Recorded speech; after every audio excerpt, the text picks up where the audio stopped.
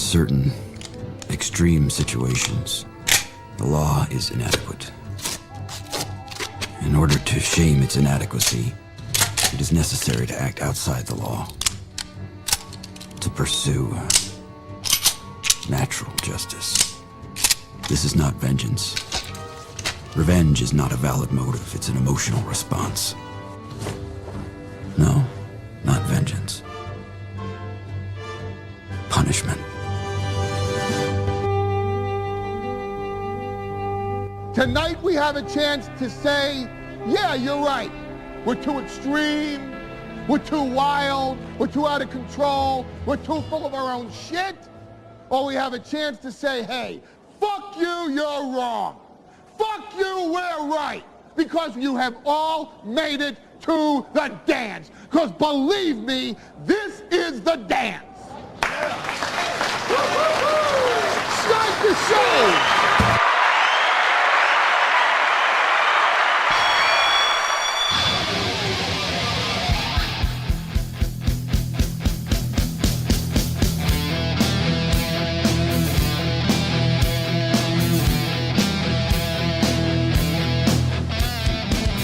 Good morning, boys and girls, and welcome to the Steel Toe Morning Show.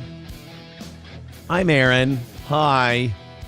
How is everybody this morning? Have you had your breakfast? Did you have yourself a grapefruit? Did you enjoy it? Was it yummy? Was it delicious? I fixed the camera, by the way. I figured out what the issue was. So we talked about this on the evening show yesterday. We had a power outage over the weekend. And when the power went out, I had to restart everything. And when I restarted everything, I had to redo the OBS settings. So I had all kinds of fucked up OBS settings. And it was causing our problems yesterday. But here we are. It's all solved. It's all better. Last night what a show last night. Thank you guys very much. For your generosity. And thank you to Katie for starting us off with 15 before the show even starts. You know what kind of confidence that shows in this program's ability and the perception of the audience to believe that today could be a really good show, that someone starts it off with 15. Now, as misguided as that may be, it still instills a lot of confidence and makes us all feel really, really, really good. Johnny is here. Welcome, buddy. Hey, how you doing? Not good. I feel like shit. No, I'm just kidding. No, I'm doing great. Today's going to be a good day. We've got a lot to talk about today. And, of course, for Chad Buzemach himself, the leaderboard. We have a view. Well, we'll get to that, too. We have a view clip today. We're really looking for one yesterday. Couldn't find it. I'm gonna find a way. I don't know why that particular sound drop you can't hear when we play the applause sound drop. I can't figure it out. Anything that goes through the board. No, because you said you can hear this one. Let me have a Diablo sandwich, a Dr. Pepper, make it fast. I'm in a goddamn hurry. You said you can hear that, right? Yeah. Yeah, that's on the board. It's or right on the. It's on the Roadcaster. Yep. Maybe it's the default Roadcaster ones, because that applause one is a default one, right? That came with the Roadcaster. So I don't know. Oh. That's the only other thing I can think of. So in retrospect. Okay, well that makes sense then. Now you know what? We've pinpointed the problem. Now we can diagnose. Well, we've diagnosed the problem. Now we can fix it. Step 2 is washing it off.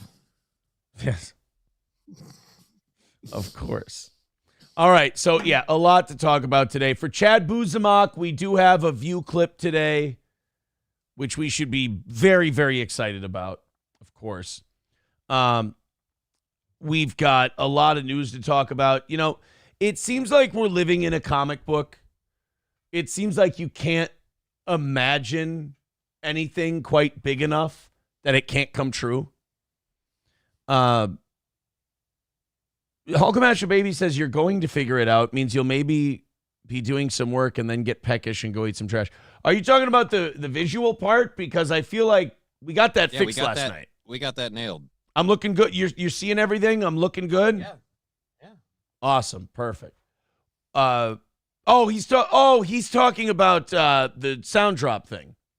No, literally all I have to do is load a different drop into the Roadcaster, and Johnny will be able to hear it. Johnny just can't hear anything that came with the Roadcast. Oh, Elza Belza says you're blurry. No, I'm not blurry. I am a little blurry. Motherfucker. I'm going to try something here. And if it works, I'm going to be fucking pissed. And it will mean that we have to open Mediaite tabs one at a time. Because Mediaite is like New York Post tabs and a bunch of other tabs where they just hog up all of your... They're one of those sites that don't let you use your ad blocker, and they just hog up all of your resources on Google. It's fucking obnoxious. But last night, the picture was great. It was fine. And now today, now it looks better to me. Motherfucker.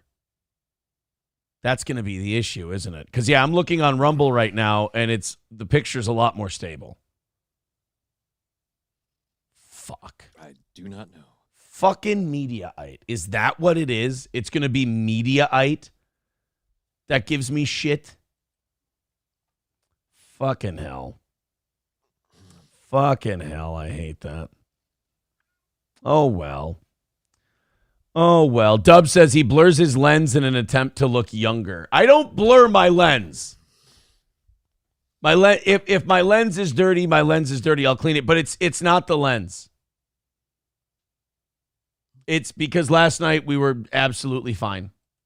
Last night we were okay. Last night we were looking great. We reset everything. It was fine. So I don't and this is a very new issue. This is a yesterday issue. So it's something about yesterday that causes there to be a problem. Fix it now. I can't fap if you're not in, crystal clear clarity. And it's not Triple N says Tech Boomer strikes again. And it's upsetting because it's not a cheap camera. Like it's not like the most super expensive, but it was like, I don't know, $175 for the camera I'm using now. It was, middle of the road for like a streaming camera. But that's annoying. That's fucking obnoxious. And it's and of course it's also I'm sure it's 100% my fault. I'm sure it's something that's remarkably fixable. And it's probably something very easy.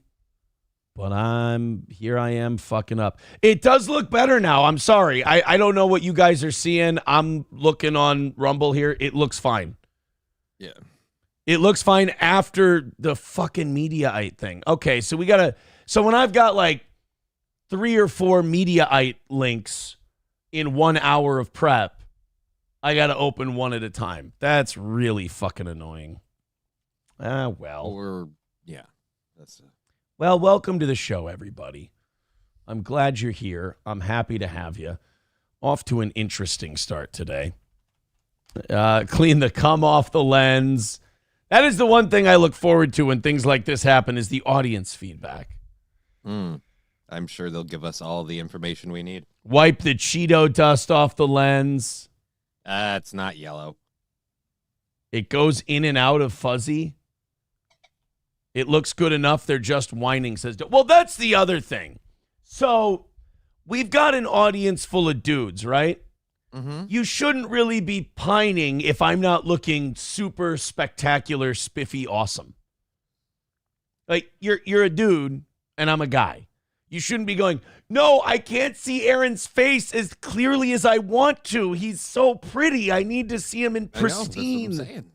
Everybody's edging, and they're like, dude, I was ready to blow a load, and I showed up, and now he's fuzzy. I can't do it. They got to go back to the Destiny and Nick video. Is that, yeah. You know what I hear had great picture. The Destiny and Nick video. I wouldn't know. I haven't watched it. Destiny and Nick Fuentes. Watching it. You know what's I don't nice? even have a price point. I'll tell you this, dude. I've seen more and more people on Twitter who share my opinion who are like, bro, this is fucking gay if you're watching this shit. You're watching gay porn. It doesn't matter who it is. Right. It doesn't matter if you're owning anybody. It doesn't matter if you're like, or you're giving was it Pete Townsend defense? Was it Pete Townsend or who said, oh, I'm just doing research. No.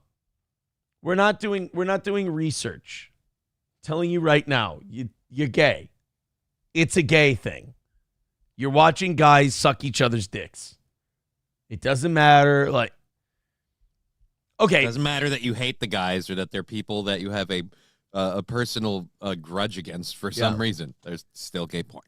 Okay. If you're watching a movie and it's about a historic event, let's say it's an action movie. Let's say you're watching an action movie. It doesn't matter who the people in the action movie are. You're still watching an action movie.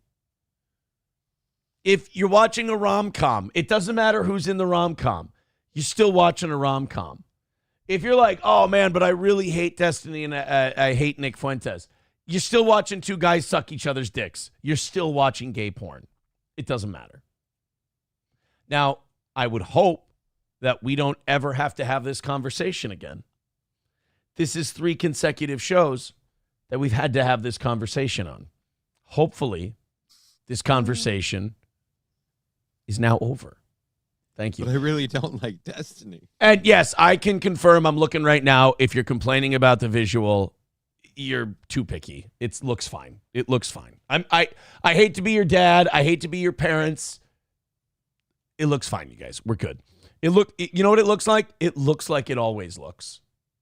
You're nitpicking at this point. Let's update the standings, shall we? The Chad Buzamak donor ratings. We have Future with $100 from last night. Thank you very much, Future. Johnny, the applause is playing. I don't want to have to say that every time. Shut up.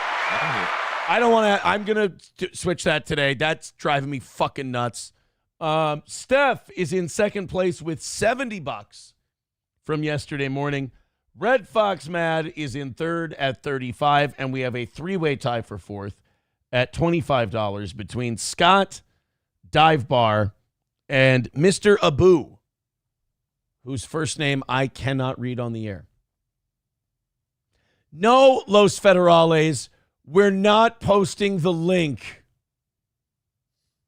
to the Destiny video. Mr. Beat says, I was up all night owning the libs. Watched that video nonstop for 8 hours. Dude, he owned those libs so hard. He's fucking crushing the libs, dude. Triple N says, the most gay porn I've seen is Lemon Party when my friend tricked me back in the day. But ever since then, I've been the one tricking people.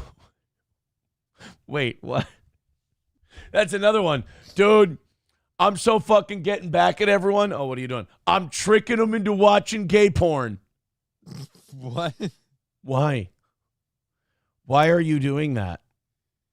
Oh, this is a good one, dude. Nobody even expects the part where he just starts sucking his friend's dick. Like, wait a minute. You've watched this before? Well, you got to scope him out first so you know what you're in for. The worst part is, like, you're looking over the guy's shoulder, making sure he sees it. So you're like, oh, man, watch this. And then all of a sudden, oh, and then you're like, yeah, dude, you're so fucking gay. But you made me watch it. Doesn't matter, bro. It's like contracting a disease with no cure. It's like, no, I'm already infected. You don't get it. I'm not gay. You're gay. I have a spoiler for all of you.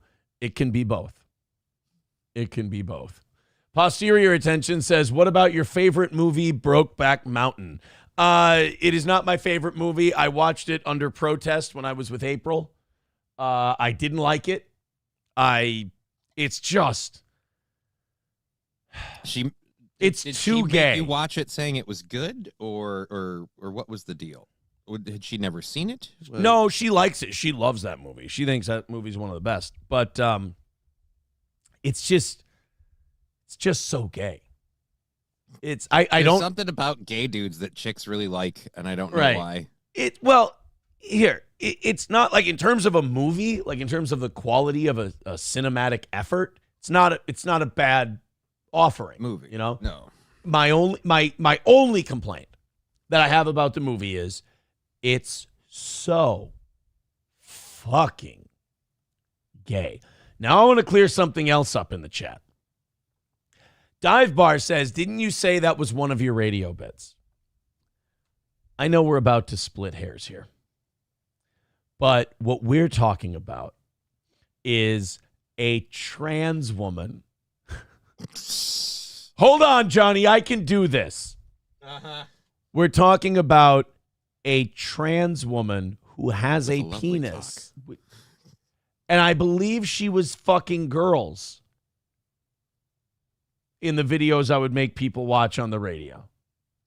I don't remember. I just remember it was the shock value of a beautiful woman with a massive. No, it was. They were either fucking girls or self-pleasuring. Those were the videos I would show people. See, that's not gay, guys. It's not gay. gay. Really like watching a chick with a dick. It's not gay at all, you guys. See, it's totally, if I could defend myself for a moment, it's not gay. It was a chick with a cock fucking a girl. That's so much better. It's totally fine. That's a victory sip, is what that is. Facts and logic, bro. Facts and logic. Coltrane with $1 says April likes Brokeback Mountain. Explains why she enjoyed watching you and Nick console docking. That didn't happen. That's not a real thing. Well, thank you guys very much for our start today. 3:30 is the number. Streamlabs, Venmo, PayPal links all in the chat. Thank you very much. Get us under 300 by the top of the hour, and we're looking good. I appreciate you guys. Thanks for the effort. And $25 to get yourself into the top 4? Sounds like a steal to me. Okay, let's get into some things today. First of all, I was looking at the stats of last night's Monday Night Football game. It's good to see that Jameis Winston's still going to Jameis Winston.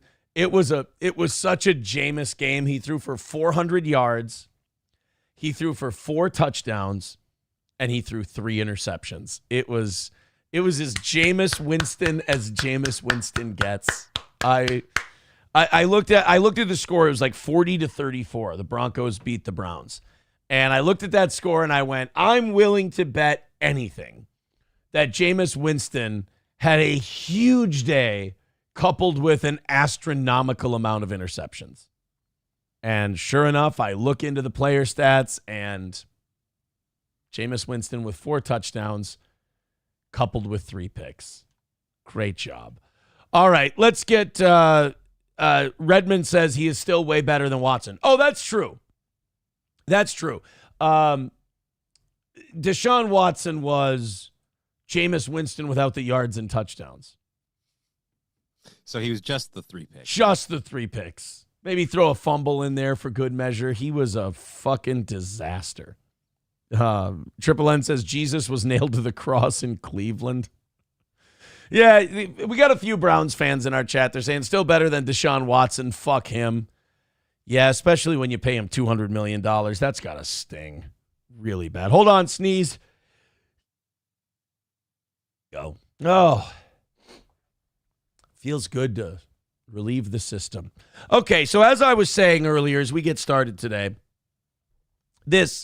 every time Donald Trump gets elected, it feels like life turns into a comic book where you can't think anything too crazy that it can't come true. Because it will. Right. You think, well, there's no way he's going to like RFK Jr. is not going to be in charge of what's in the food and water. That would never be allowed. And then he's like, fuck it, I'm putting RFK Jr. in charge of the food and the water. Shit, okay, well, that's bananas. It's not like he's going to put an anti-deep state person in charge of intelligence. And he's nominating Tulsi Gabbard to the intelligence director. Fuck. Okay. Well, he's not going to put anybody in the FBI who's like, you know what? Why don't we just expose everything and make these people do real work? And then Kash Patel gets nominated to be the head of the FBI. And you're just like, oh, my God, it's my fucking birthday. Like Donald Trump, we're going to find out with Donald Trump as president in these 4 years who's really in charge of this country at least for 4 years, because he has already done like 3 assassinatable offenses to the deep state. Right. Like RFK Jr. is enough to make the corporations want to kill him.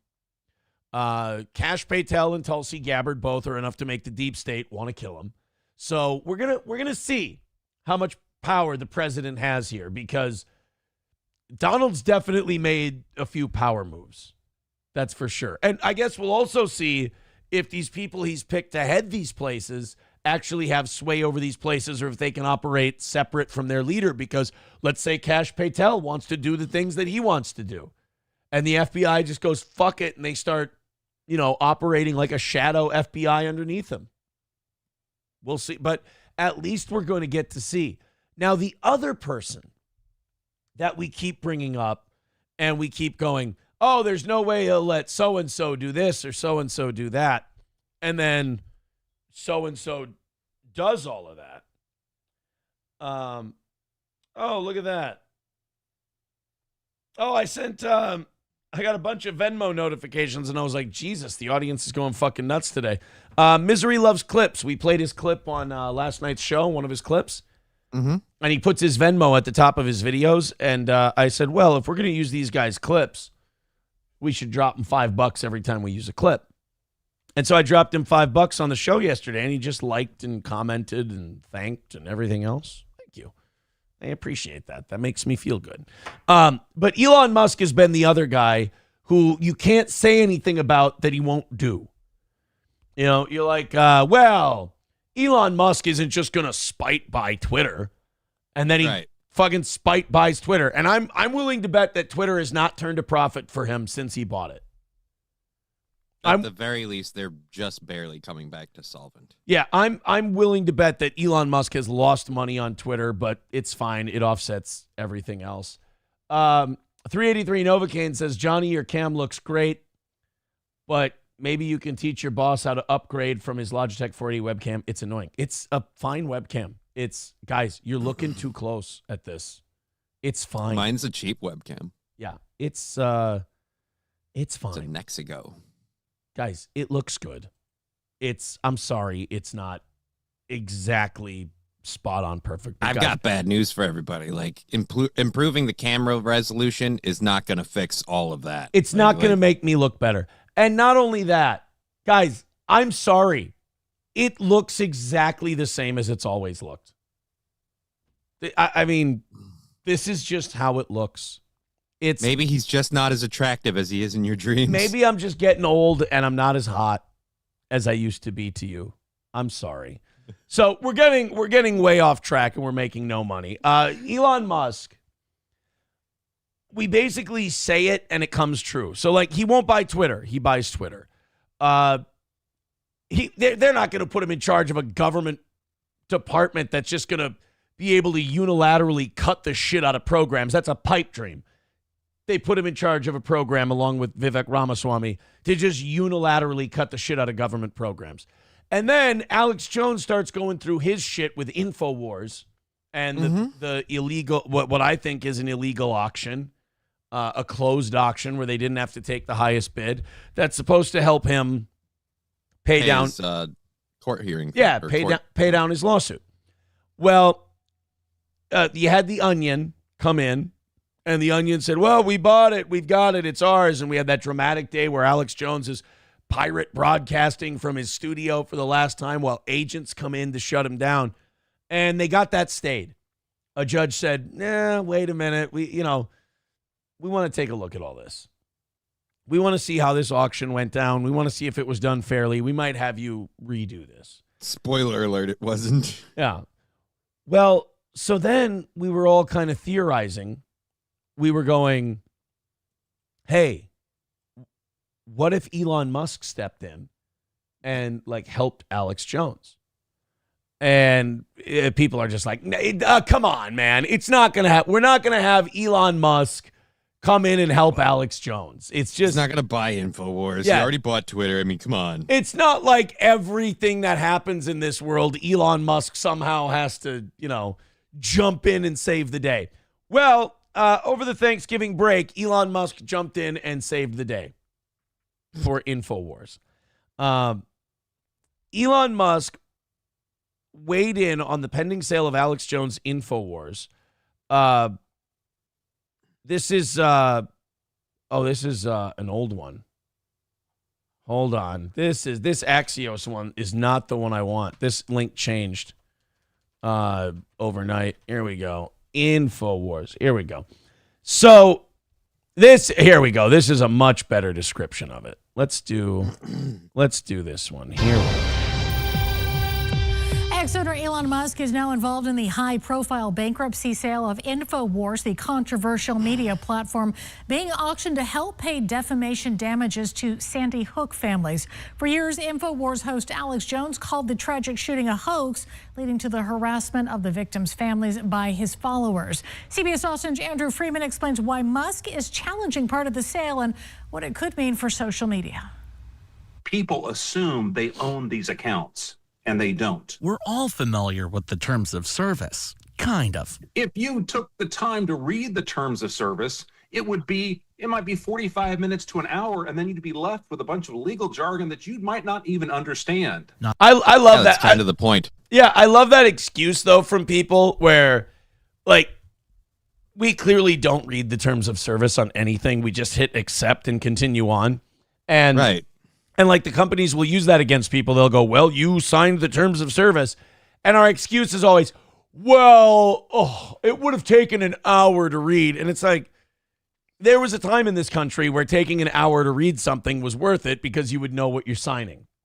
And, Right, but now you have the other problem of, it would take an hour to read, and I don't understand any of this stuff. But that's kind of a cope, too, because you're like, well, it would take an hour to read, and I wouldn't understand it anyway. Okay. You can't You're say still blindly signing something. Right, you can't say that. You can't say, well, I wouldn't understand it anyway. You don't know. You haven't read it. If you read it and you're like, I still don't understand what the fuck I'm signing, I'll sign it anyway. That's still your fault. But you've If still you're willing, I'd like you to make your mark. Yeah, you've still, we're all Occam in the Patriot, just slaves that can't read. And we're just like, I don't know how to read or write, so what do you do? I'll give you my Negro, Occam. He'll go on Twitter in my stead. He ain't overly smart, but he's strong as a bull. So even if we read it and we went, well, I don't understand it, and you still sign it, that's still our fault. But like Johnny said, that's kind of the point. They purposely make these things hard to understand. But what Elon Musk is going for here with the InfoWars thing is, hey, if you buy InfoWars, you don't get Alex Jones and InfoWars Twitter accounts. Because if you read the fine print, Elon Musk is saying, I own that. So, so you're not getting all of these social media accounts that are associated with Alex Jones. So Elon Musk is stepping in now and intervening in that way to try and help out Alex Jones. And that could be very interesting because that would mean that while The Onion owns InfoWars, like the website and everything, Elon Musk could still claim he owns InfoWars, the Twitter account, and let Alex Jones broadcast from there. It's kind of a game changer, really. So even if he sells InfoWars, he can still technically broadcast under the banner of InfoWars. And what are you going to do if you're The Onion? You're going to get in a protracted legal battle with Elon Musk? He'll tie that thing up forever. Even if he's going to lose, he can make that last as long as he wants to. He can throw unlimited amount of dollars at it. So this is interesting. Again, it's that comic book thing where, hey, I bet it's like we can speak this shit into existence. It really is like we're living in the simulation where something fucked up and crazy happens and we go, hey, it's not like Elon Musk could pop out and just solve this whole thing. And then like fucking Beetlejuice, here comes Elon Musk, saves the day in like the most unbelievable way possible. It's not like a big-titted woman is just going to fall in my lap. Big-titted women don't just fall out of the sky, you know. Professor Ben Benson with the University of Texas at Austin's McCombs School of Business says there's really much of a choice. They are offered to us without the right to negotiate them, and we sort of have to accept them as they are. That's the legal issue, he says, is at play with Elon Musk interjecting himself into the bankruptcy sale of the far-right website InfoWars, owned by the controversial conspiracy theorist. I love the fucking clips they play of Alex when they get B-roll of Alex. It's always just Alex screaming his fucking head off. It's never like Alex, pitching pussy pills to Cardi B. It's never like Alex talking calmly about the election. It's always the turn the freaking frogs gay. It's always that clip. Alex Jones. Jones has been forced to sell InfoWars to help pay the $1.5 billion he owes families of the 2012 Sandy Hook school shooting victims after being found guilty of defamation. I really hate to take a school shooting and make it so trivial, because I've seen what happens to other people when they do that. But what happens to all those stuffed animals? Do you know what I mean? No, I'm serious. Like, those are perfectly good plushies, man. that's what I'm saying. Left Like out in the rain. they have these big, what do they call those? Is it a memorial? Yeah, memorials. Yeah, or those whatever. big memorials for all the kids who got shot, and they're just littered with stuffed animals, just as far as the eye can see. And there's a part of me that's worried that they just throw them away. Probably. I hope not. That's shitty. Give them to some living kids. Here you go, guys. This is a stuffed animal we left outside for a couple weeks because somebody else died. Yeah, here you go. Here's a dead kid's plushie. It's a soggy teddy bear that says "We miss you." Bro, it's still a plush. Well, that's true. Yeah, you got to be careful what they say. But I mean, it's a free plushie. That sale includes InfoWars studio in Austin, equipment, website, and social media accounts, which Musk argues isn't InfoWars to sell. Under X's terms of service, it's clear that accounts cannot be sold and are the property of X as a social media platform. Vincent says, though, that's actually rarely enforced. If you feel like your account is going to be taken away, that violates the trust of the social platform. The precedent this case sets could expand the power of social media companies or hurt them. They would not be disappointed to see their rights to enforce their terms of service upheld. So perhaps that's a little bit of risk here, is that maybe it winds up undermining the rights of the owners of these social media assets. A good reminder for everyone, either way. While we are putting our family photos and our deepest thoughts out there into the social world, the reality is that becomes the ownership of the platform, not us. You know what? This is a really interesting loophole to allow Alex Jones to continue on with InfoWars. The second part of that warning, like, does anyone believe that stuff is ours? Like, I don't like people who are like, oh no, it's my account and like I posted, like these are my pictures. Like, yeah, but you're using, like, once it's on the internet, it's not yours anymore. This is the deepest thoughts thing too. Don't put your deepest thoughts on the internet through a social media account. Yeah. Like, but I mean, the fact that they could use it to help Alex.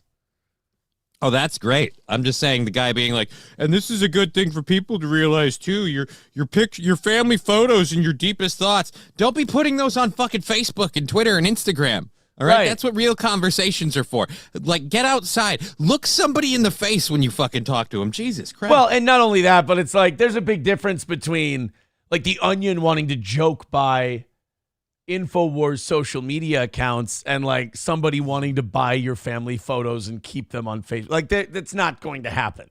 Like this is a very unique set of circumstances where there's politics involved and there's personalities involved, and this is like an international incident type of a thing. It's right. It's not like there's going to be a fight because, you know, I don't even know if Time Life is still a company anymore, but like if like Time Life wants to buy your family photos off Facebook, I don't think that's going to be something you're going to have to fight someday. This is, I mean, it could. Elon Musk, I never said you could use my family photos for these advertisements. Well, technically we own them, so yeah, like B-roll. I got bad news. None of your families are that good looking.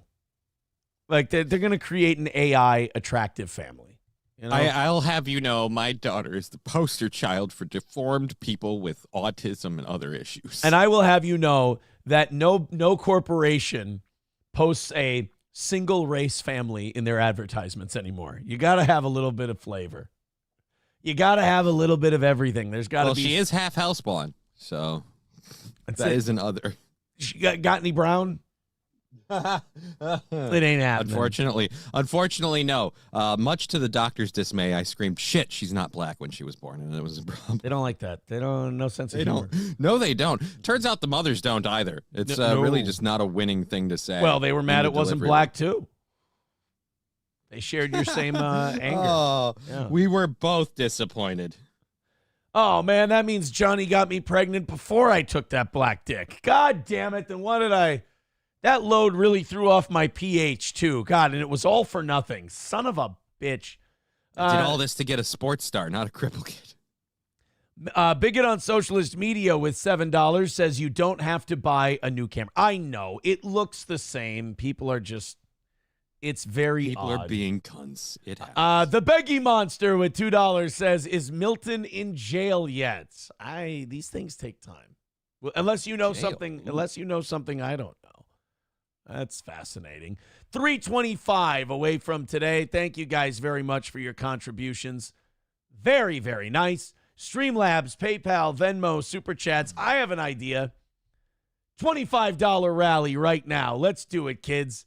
Everybody throwing in and getting up on that leaderboard there. What does the leaderboard take? We got a three-way tie for fourth at $25. So not too far. Top of the leaderboard is 100. 70 is second, and then 35 from Red Fox Mad is in third. So we got some room for you on that board. Streamlabs, PayPal, Super Chats, Rumble Rants, and Venmo. We've got more Bill Maher and Jane Fonda today. Apparently there were more. There were more clips? Oh, there were more clips. I would tell you, man, you would think Jane Fonda being older, because I think she's in her 70s now, you would think just like by osmosis, she would have picked some things up. She is still like every bit the fucking unaware retard she was in the 70s. It's really crazy. Like, I was watching these Bill Maher clips that we've got today, and it's just like, she really, like, I feel like if you're 19 and you're stupid and oblivious as to what's going on in the world politically, that's fine. Because it's somewhat excusable. Yeah. But if you're 70, you have to actively dodge knowledge. Like, you would have just picked it up by accident. You would have saw something or heard something. Jane Fonda might be the most perfect example of a person living in a bubble that I've ever seen. I'm actually impressed. Yeah. And she's still weirdly boneable.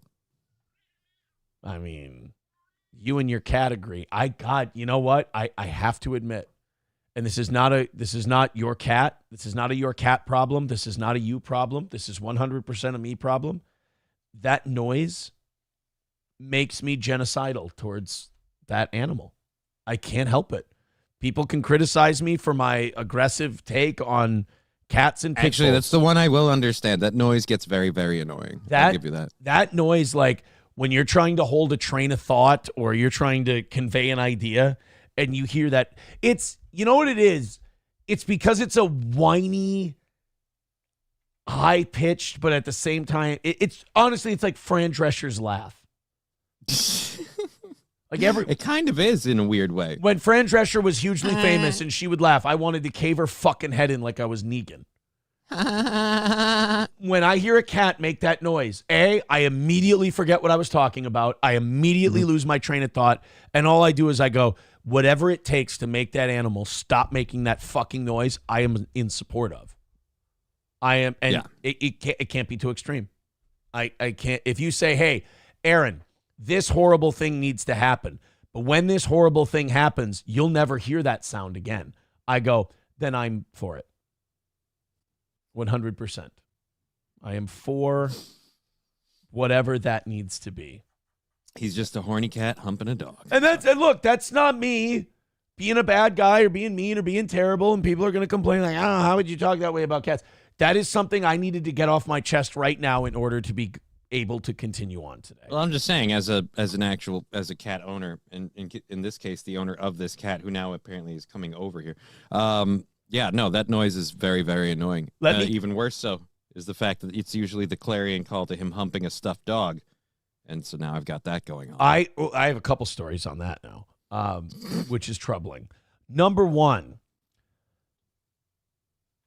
I'll give it to dog haters.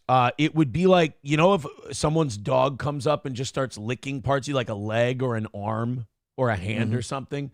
I understand if you're like, that makes me want to punch that fucking dog right in the cocksucking face, because who the fuck just comes up and starts licking somebody? I get that. Also, the dog humping thing is interesting. See, like right there, I got the twinge. Yeah, he's like right next to I me. got the tinge of it. It just hit my brain, and I went fucking anything. Like just when you reach down, there was a part of me that went, if he would just twist, if he would just apply a little bit of force, it could all be over. So my dog, Gordy, he has a stuffed dog that's about the length of him, and it's got the. You know, like when you squeeze it and it crinkles, it's got the crinkly stuffing in it. It's got like the cellophane thing in it. Yeah. Yeah. Fuck off. I swear to God, I will fucking behead you myself. It is not your cat specifically, Johnny. I am speaking to the crowd. Anyway, this, so where was I now? Oh, yeah. So Gordy has this stuffed dog. And the stuffed dog, serves one purpose. He won't fetch with it. He won't tear it apart. He won't thrash. He just humps it. He mounts it. And like, I don't want to film it because I don't want to film it to play it on the show because it's pornographic. It would be like playing the Destiny video. And I refuse to watch it. Except now this is bestiality. Gordy gets his front paws up on the shoulder of the stuffed dog. And before he even starts making contact with the dog, he's already humping his hips. Like he's already thrusting the hips, right? And what then starts happening is Gordy just aggressively starts fucking the shit out of this stuffed dog. And like to the point where Gordy's head is leaning forward, touching the ground. And SP and I are thinking, like, we're like, he's going to do a somersault. Like, he's humping this thing so fucking hard, he's going to go ass over tea kettle and flip. And there's a little tag on the top of the dog's head. And while Gordy's fucking the shit out of this dog with his front paws over the shoulders and just going to town, he's biting on that tag and ripping up like this. My dog's he fucks like Ray Donovan, bro. Dude. So the stuffed dog that the cat humps is 2 times his size. It's bigger than him. He started as a kitten. After he was neutered, he bends one of the back legs over its back, and then he aggressively humps its face. So he skull fucks the dog. Yeah. And when he started, it was a thing where he had to have anybody that was around had to be watching him, and he had to glare you in the eye and growl while he does it. He's very, very scary as a humper. It's a terrifying thing to see. He'd go for the first time he did it. He'd go for 30 minutes at a time to the point where he walked bow-legged. He couldn't walk normal afterwards. He fucked the toy so hard. He went so hard into it, he couldn't walk. He humped himself into multiple sclerosis. Well, almost into hip dysplasia, actually. My Chihuahua would bite the stuffed animal too, says Meow Meow. Yeah, they're fucking and biting. Now, somebody says the dog is taking after Aaron. Just establishing dominance and having a good time. Sex isn't for you, it's for me. It's about domination. It's my German heritage. It has to my be cat conquest. Just did it like, hey, you took my balls, but I refuse to fail. Like, I'm going to still do this thing. Klopogram says that's because the dog's following you in Slam Piece. Well, here's the thing. So Chips and Diff says, keep talking, Aaron. I'm almost there. This is the really disgusting part of what Gordy does to that dog. So he'll do that, and, like, we'll be having family time. Like, the kids will be on the couch watching their YouTube videos. SP and I will be on our phones because the kids watch just retarded shit. And Gordy, in the middle of everyone, will just start just going to town on that dog. And we're all just like, oh, my God. And the kids start laughing. The kids start laughing. And you're like, guys, this isn't for you to laugh at. You're not supposed to know what he's doing. But they go to public school. So they all start laughing. And Gordy will leave this dog. And his Chihuahua, like, slug dick will be out of its sheath and just hanging. And it's the most disgusting thing. And he'll want to, like, come up by people. Like, he'll want to jump up on the furniture. Like, no. And we just have to yell at him, like, get down. No, Gordy, no. Post-coital snuggle. It's like, hey, no, come on, buddy. No, buddy. And put that rocket away before you run over here. It's so troubling, but at the same time, you're watching because you're like, I want to see if he flips over this time. Like, I want to see if he fucks this thing so hard he somersaults. See, I never watch. I'm always like, can I just get away? Can it stop, please? It's disgusting, but it's like, what's that line?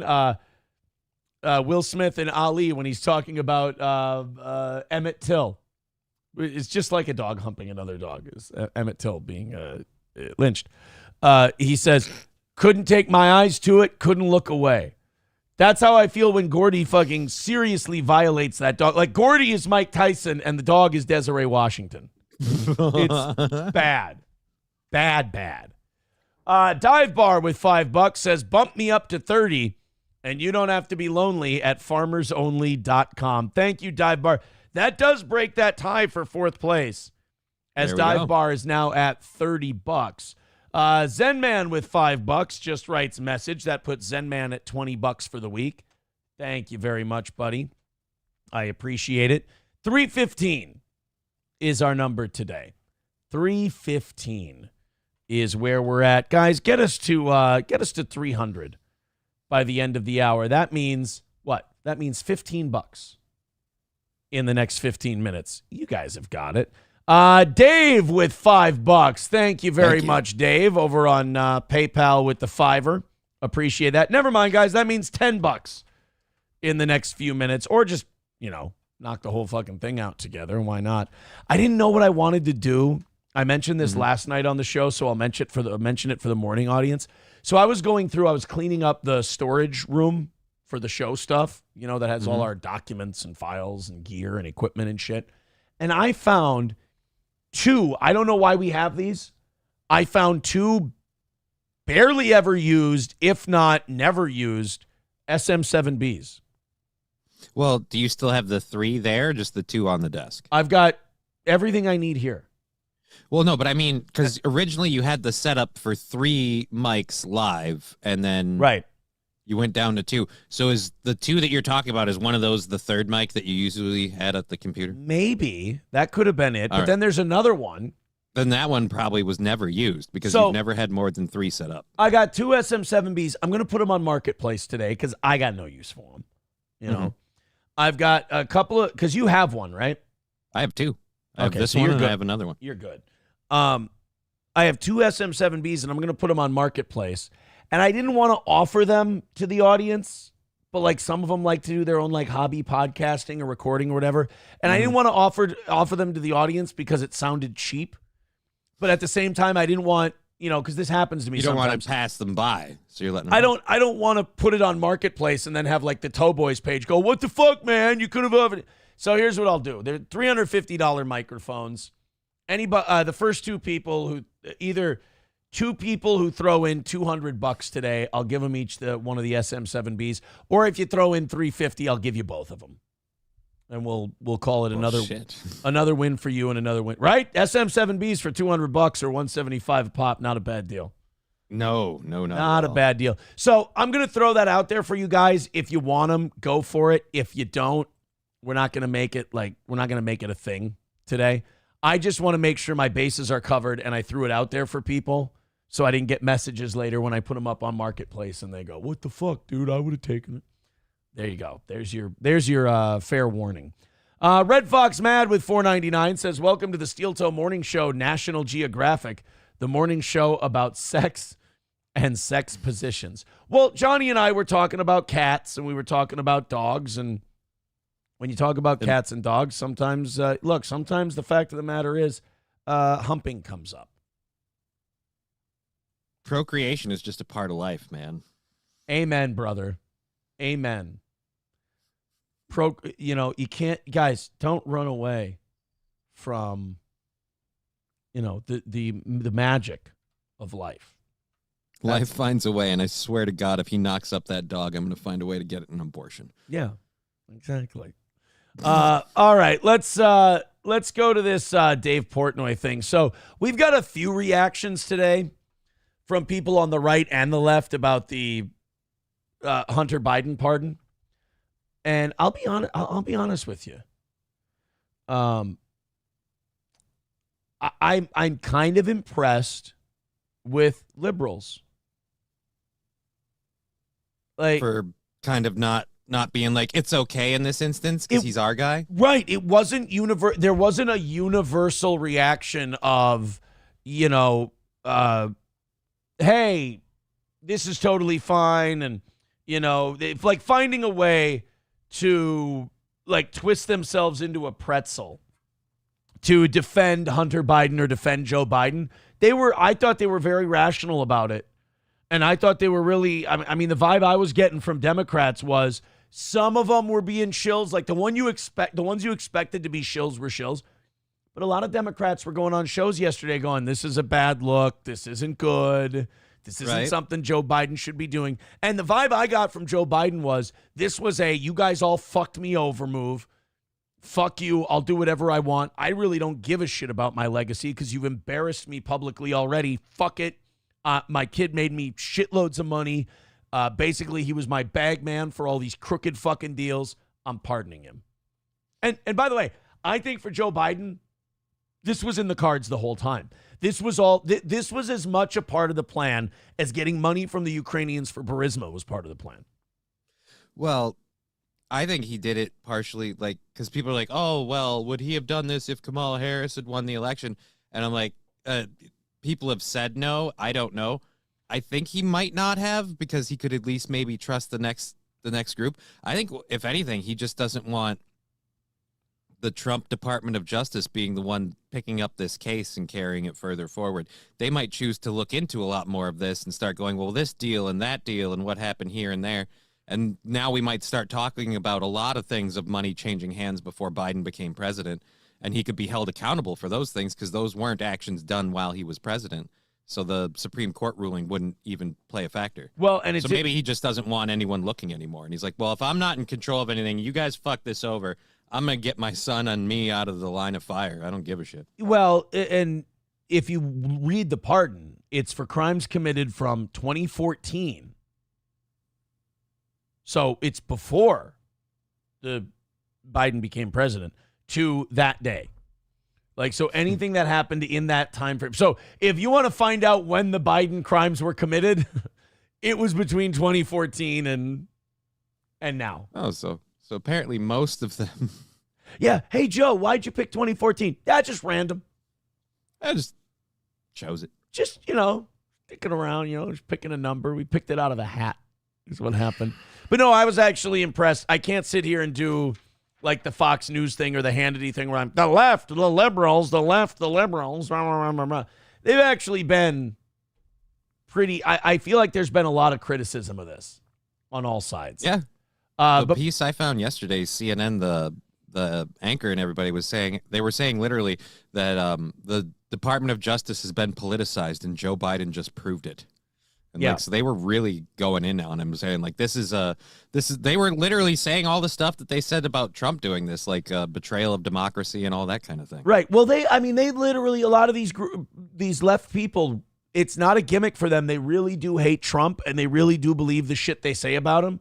So it really, to those people, it does matter if you're being a hypocrite. And Joe Biden, now they have to either back Joe Biden's play and be a good Democrat and be a good team member, or they have to stand up for their principles. And I'm surprised that a lot of people actually stood up for their principles yesterday. Red Fox Mad with $4.99 says, are you sure you want to sell the extra mics? It might be smarter to hold on to them. I have. For what? I have more than I have an extra one here that I'm hanging on to that I don't need. I literally found these two in the storage room. They're 300. They retail at $375 a pop, and they're just they're sitting there inside my fucking, I guess you could call it closet or storage room. It's more likely they'll become obsolete before you have need of them. Yeah. I mean, Jesus Christ, if I can turn two microphones that are sitting into my storage room into a really fucking super badass bike for Christmas for my daughter, I'll do that. I'll go ahead and do that. That's fine. So what are you going to get her, like a 500cc, or are you thinking just a Harley? A Harley. Yeah. Just a regular hog. Yeah, a loud one. 305 is the number for this morning. Keep it going, guys.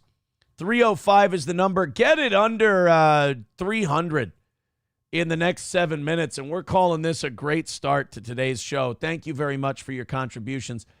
Keep them coming in. We appreciate it. So let's go. So our first response we have to the Hunter Biden deal is Dave Portnoy. And Okay. Dave Portnoy is an interesting one because he's a sports guy. Like, he started Barstool Sports. I don't know his political takes. Is he? He's a conservative guy. Okay. But Dave's also like a total degenerate. And like you would imagine him lifestyle-wise as kind of a liberal dude. But he's I'd pretty say he's a middle, then, like kind of middle of the road. He's got a little of both. I mean, he seems like the kind of guy, I'm not saying he has, he seems like the kind of guy who's paid for an abortion or two in his day. You know, he gives off that vibe to me.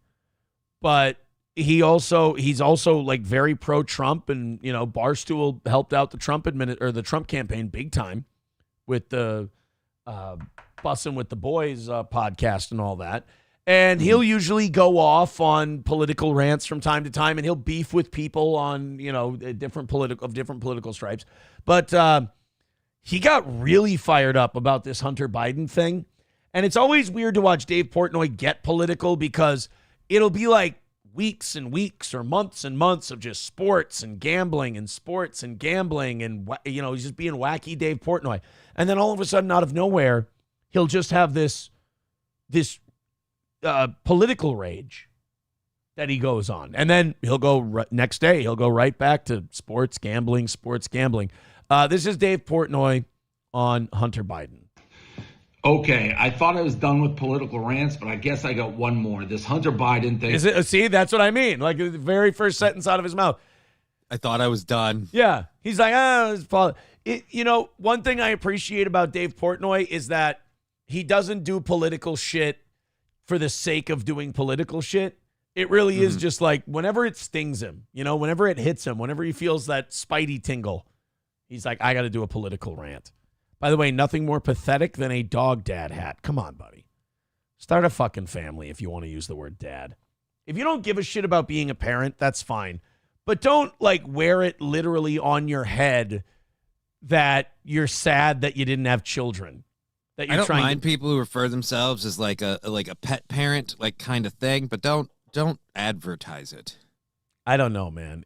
Keep it to yourself. If I talk to you, be like, well, I'm a cat dad or a dog dad. And then like I'll still keep it to myself. I'll twinge in the back of my mind, but I'll be like, I can understand it as a personal feeling. Like when you're taking care of an animal and you've never had a kid, you could be like, this is just like being a parent. And I don't really want to waste the time to correct your worldview, so I'll just let you have that. But yeah, don't put it on a shirt, a hat, fucking bumper sticker. When I see a car that's like, proud to be a dog dad or a dog mom, I'm like, I could just not hit the brakes. Yeah, I'll like hit look. the gas. I'll let you have it when I'm in front of you. You can have that. Yeah. That's fine, whatever. But rest assured, when you're gone, I'm shitting on you for that. Because like, and that's why I just don't want to see it on a shirt or a hat or anything else. Yeah, that's like, okay. It would be like if in 1802 a plantation owner went slave mom, slave dad. No, you're not. You're an owner. You own that slave. You own that dog. You own that cat. You're not its dad. You're not its mom. Like, okay, if you have a child and you're a mom or a dad, and that child starves to death, you're going to prison. You're stealing my joke now. If your dog or your cat, if your dog or cat starves to death, you go to the garbage can. That's it. Yeah. It's a big difference. So That's owner and mom or dad, sorry. Did I make the joke better? No. Oh, shit. It's worded differently, but it's the same joke. It's fine. Oh, you go to the garbage can in your joke too? No, actually, my joke's a little darker in some ways. Oh, okay. Well, I was trying to keep it fun. Yeah, no, it is fun. I just, yeah. I like to keep animal and baby neglect fun. You know, I don't like for it to go to a dark place. I don't want it to be a downer subject when we talk about letting an animal or a child just wither away to nothing over a period of days and weeks. Right. I figured that the subject matter is dark enough. My joke needs to have a little levity to it, you know? It's how I feel. Experience of age and wisdom. It's how I feel about Holocaust humor as well, you know? I have a rule about Holocaust humor. No matter what you do, put a beach ball in there. And just, you know? And I don't mean like a literal beach ball. You don't have to be like, weren't those Jews skinny? They could barely keep a beach ball in the air. I mean, the beach ball represents like fun and silliness, you know? Okay. Carefree. Because now I'm trying to picture just like like how do you get to 6 million when you'd have to do 12 and then there's a beach ball. And wait a minute, what? And then in the middle of that rant, you have to suck Destiny's dick. All right, why you got to go gay on me all the time? It's a Nick Fuentes. But anyway, no, you know, I don't know if you know this or not, but the Holocaust is seen as like a downer. What? And so if you're going to talk about it and you're going to address it, you know, little fun. I thought all those camps were like, exclusive private party resorts where everyone just. Well, they were exclusive and they were private, but you know, and we're let's just say the accommodations 1 star. Okay, let's go to Dave Portnoy here on the Hunter Biden thing. It's in the news. Everyone's talking about it. Joe Biden and the Democrats after probably saying no less than 9,482 times unequivocally. It's probably closer to 350,000. Do you know how many times you'd have to say no every day to get to 9 million? Never mind. That Joe Biden would not pardon Hunter Biden if Trump was elected. The president would not pardon or commute the sentence for his son, Hunter. I just want to make sure that is not going to change over the next 6 months. The president's saying he would not. It's still a no. It's still a no. It will always be a no. It's still a no. It will be a no. It is a no, and I don't have anything else to add. Will he pardon his son? No. Wow, I have a question for you now. Do you think that they answered that way because they didn't think Trump would win? Or do you think they were just lying and they were planning to pardon him no matter what happened in the election? I think they wouldn't have pardoned him if Trump hadn't won. And not just Trump, mind you. If Trump hadn't won and they hadn't seen just a surge of Republicans getting elected, they, like I said, if they thought they still had control of the Department of Justice and all the parts of government, they could just kind of either pardon him or commute his sentence with Kamala after Biden's out of office, or I don't know what, like, because going at it with Kamala, like Kamala could have pardoned him with Joe Biden's reasoning. And while people might go, oh, that's crooked, that's dirty, that's corrupt or whatever, at least it wouldn't have been Joe Biden pardoning his son. Maybe. Because somebody would have had to do the pardon because he had already pled guilty to crimes. Right. So Joe wasn't going to leave his son hanging high and dry. So I think there would have been a pardon no matter who won. But I think it became more urgent, like you said. Yeah, when Trump because they had to get it done before Trump's people got in there in case Trump's people, I don't know if they could, but or have the ability to do anything to take things further. They don't want that. He'd have to go through the jury system. Nobody's above the law, blah, blah, blah. What's he do? Of course he pardons them. Of course he does. Not only that, it's like for 11 years. So anything he could have possibly done in the history of time, he is pardoned for. Now, I'll start by saying... You know what that means, by the way? Crack party at Hunter's. Like he's got a clean slate. He's free to go again. Another win for the Hunter. If I could do that for a loved one, a family member, I would probably do the same thing. I wouldn't lie about it. I'd be like, yeah, I'm going to protect my own. No shit. If Trump gets elected and they're going to make Hunter Biden go to court and investigate him, all this, yeah, I'm going to protect him. But the Democrats, Biden, they didn't do that. They're like, no, what are we, crazy? Now, this is the point of this rant. And I've been saying it over and over and over. And why the Democrats got slaughtered in the election. Because they think they're morally superior. Yes, that's a fuck. I was just thinking the same thing. I was like, I wonder if he's going to take it to this place. And we've talked about it ad nauseum on this show, is that if you want to know what the Democrats are going to do next, look at what they're accusing their opponents of doing. Look at what they're accusing. Look what they say Trump is going to do, and you're going to see them do it, or they've already done it. He's going to use the Justice Department to go after his political opponents. Oh, you mean like try them for multiple felonies that are just ticky-tack calls and that you could charge anybody with? You mean calling a governor and saying, hey, you think you can find me 16,000 votes, which is a common saying. Hey, can we find these votes? Or, the news, like CNN and MSNBC, talk about it all the time on election night. They're like, will she be able to find, 20,000 votes in Clark County or whatever? They do that all the time. It's a common phrase. Yep. But when it's Trump, it's, oh my God, it's a felony. So if you want to see what they're going to do, look at what they're accusing other people of doing.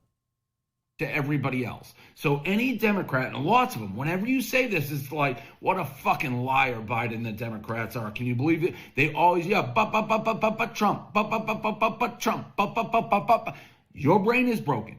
Your brain is broken. You Now, I have to call timeout on that one. I don't think you can look into a camera and go, and then accuse other people of having a broken brain. I think after this last election, all of our brains are a little broken and could use some healing. I feel like the dog dad hat is a sure sign of a broken brain. Yeah, I don't know, man. I think you got to keep yourself pretty clean if you're going to accuse others of having a broken brain, in fairness. You don't get it. Because here's the thing. What the Democrats have done for, 12 years, have taken this moral high ground that we're the righteous party, the truth, honesty, integrity, and Trump is a threat to democracy. He's Hitler and he's a Nazi and this and that. And then the Democrats, whether it's the primary or this, time and again, they're worse than anything Trump's ever done. So if you're like, it's not that. It's the lecturing. It's the Democrats, this engine, just lying straight to our face, pretending they're the moral, righteous authority, and thinking the American people are so stupid that we don't see through it. It's a spot on rant. He's absolutely right. The big thing about the Democrats is that whether they believe it or not, they think they're better. And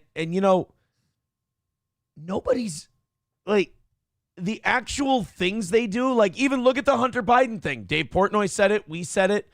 Yeah, you know what? If it was my family member, I'd probably do it too. Right.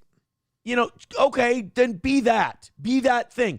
Nobody's going to be upset with you for being a crooked, nobody's going to be shocked and surprised that you were a crooked politician that did a favor for a family member. We expect that. It's actually less crooked if you're upfront about it. Yeah. Clinton did it. Obama did it. Bush did it. Trump did it. Everybody does it. It's part of having power. So when you have the Democrats going like, the mistake was not pardoning Hunter Biden. The mistake was denying you were ever going to do it in the first place. The mistake was going, oh, no, we'll never pardon Hunter Biden. We'll never. Shut the fuck up and don't answer. Just sit there and go, I don't know. It's not something. Go. Hey, there's no plan at this time. Yeah, that's the best you could do. Or it's not something we really have discussed. This country has bigger problems, and Hunter Biden's currently going through his legal motions and whatever. And then when you pardon the guy, people won't go, wow, you fucking hypocrite. You accuse all these people of, and don't accuse other people of dirty, corrupt, crooked shit if you're planning on doing dirty, corrupt, crooked shit. There's a lot of things the American people are willing to forgive, and one of the things we're willing to forgive is political corruption because we've just come to expect it over the years. But one thing we do that does kind of annoy the shit out of us is preachy hypocrisy. When you sit there and lecture us, and then you go and do the fucking thing anyway. So I guess my advice is to the Democrats, just be fucking scumbags. No, dude, you don't understand. Hunter Biden was vilified. It was a witch hunt. It was politicized. Like, everything about it was just the government and people in the government going after him because of his last name and his political affiliations. I mean, so that's unforgivable, man. I mean, the Department of Justice singled this person out solely because of who his dad was and all of those political affiliations. And we can't have a government with a Department of Justice that acts on a political bias and pursues and penalizes a person for political reasons. So that's why Joe Biden had to step in, because this using the Department of Justice as a political weapon is something that can't be allowed. It's terrible. Yeah, you just can't allow it. I mean, that politicizing the legal integrity of this country is just something. The worst part is the if Donald Trump meme came true already. If it was Donald Trump, they would have rounded him up and convicted him guilty. Already did. Yeah, it's not even a hypothetical anymore. And that's really, whether it's Trump's appointments or it's the left's hypocrisy, they're doing the shit before we can, exaggerate it. Right? The thing is happening before we can exaggerate that thing. They're staying ahead of us. It became true. We said it so many times. If Trump did it, it would be like, all right, so how about we just actually do that now? We pardon somebody for a crime, and then we just keep, going after Trump. I have two pieces of bad news before we continue on to our next topic.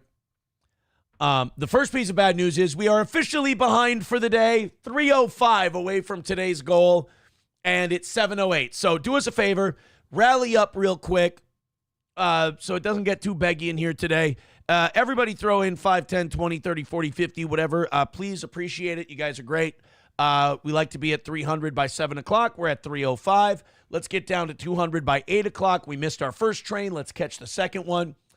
Rally up. We're keeping track this week. Thank you guys very much. Let's knock out this morning's goal. Man, let's make this morning's goal as easy as last night's goal was. We didn't even have a 5-minute segment yesterday. It was just nice and easy. Loved it. Go ahead and throw in a few bucks to the old toe, whether it's we love Streamlabs, PayPal, and Venmo. The percentages on there are basically zero. Rumble, YouTube, those are great too. Whatever works for you guys.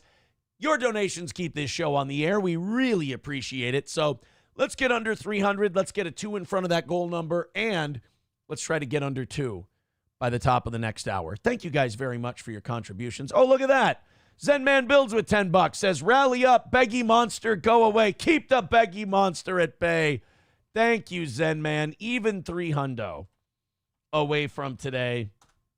Thanks a bunch. So what's the other bad news? You said two base. All right, well, and by the way, Zen Man's at 30. The other piece of bad news, that means Zen Man's on the leaderboard. I think nice, congratulations. 30 will get you into 4th place. No, 30 will get you... Where's Red Fox? Oh, no, Red Fox Matt is in 3rd at 45. 30 will get you a tie for the 4th spot. The other piece of bad news is Mr. Approachable has a clip. Oh, okay. And, well, here it is. Here's Mr. Approachable's clip. I haven't seen it yet. Oh, hey, it's muted.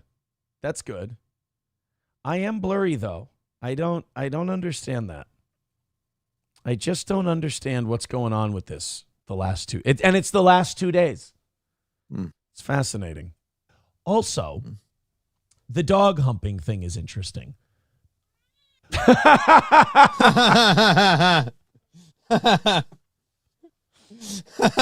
the dog humping thing is interesting. You know what? I have to tell you guys, you know what the blurriness is? That's on an internet connection thing. That's on a bandwidth thing. That's on a me using up too much of my memory or something thing. I don't know. Because, again, over here it looks great. Yeah, I'm looking at it on our thing, and it looks fine. This is definitely... The reason I can't fix it is because I can't see it. Mm-hmm. It's something between what I'm sending out here and what YouTube's getting. That's the issue. Sorry about that, guys. There's nothing I can do. But thank you, Approachable, for another great clip. It's nothing I can do. Look, I say words. The more words you speak throughout the day, the higher chance you have of something like that happening. I don't have the time or the patience for it, but if we could just take a lot of these video clips and slam them together, an out of context drop would be hilarious. Thanks. I'm just throwing it out there, I can't tell you how incredibly helpful something like that is, just you saying that. I know, right? Just a good idea, guy. It helps me so much. All right, I'm going to give you a choice here.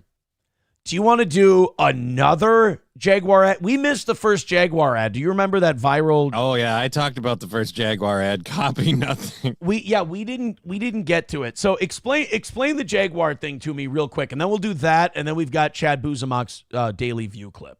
It was like a weird LGBT trans fever dream thing. I don't know that there were any trans people involved, but you couldn't really make out anything. It was just weirdly dressed people behaving oddly, and it was very, very clearly aimed at a particular group because the rest of us are like, what the fuck is this? And the whole ad campaign was titled Copy Nothing. So they're being different, and they're breaking tradition with everything, I guess, at Jaguar. So it's a remarkably woke, not well received ad, I should say. Do you know what I'm? You know what I just was wondering while you were talking about that, and it's sad that society's gotten to this place, and I'm totally blaming society for my own projection here, but I was thinking while you were talking about that, it's like, why hasn't there been an ad yet where they've done, like, you know, the Robert Palmer Addicted to Love video where you got the chicks playing the guitars with the, you know, aggressive makeup on? I'm thinking to myself, why hasn't some company done that with trans women yet? Like, I'm just waiting for it. Not that I want it. I don't, look, this is not, but I'm just, I want it to happen soon so that we can just get it over with, because that sort of social sort of Damocles kind of hanging over my head. I'm like, the Robert Palmer video is getting redone with trans people for a commercial at some point. Well, we weren't there yet, but let's just say we took a big leap forward with this ad. So the Jaguar ad got us closer? The Jaguar ad got us closer. It was immediately received by the internet and deemed woke bullshit, and Jaguar stock declined sharply after the ad came out. So I want to see, I've got a lot of parodies on... Of the ad? Yeah, I've got a lot of people trolling the ad. And like, oh, I fixed it with AI. They might have taken it down. Really? Because they've got a second one now. Yep. Oh, here we go. I've got it. I've got it. All right. So Jaguar is, correct me if I'm wrong, Johnny, an automobile. Yeah. Yeah, car company. So the ad you're about to watch, and this is the setup. I don't want people to go, Aaron, the story's a week old. We have an update to it. I just want to play the original because we never covered it on the show. And people may not have seen it. Jaguar is an automobile.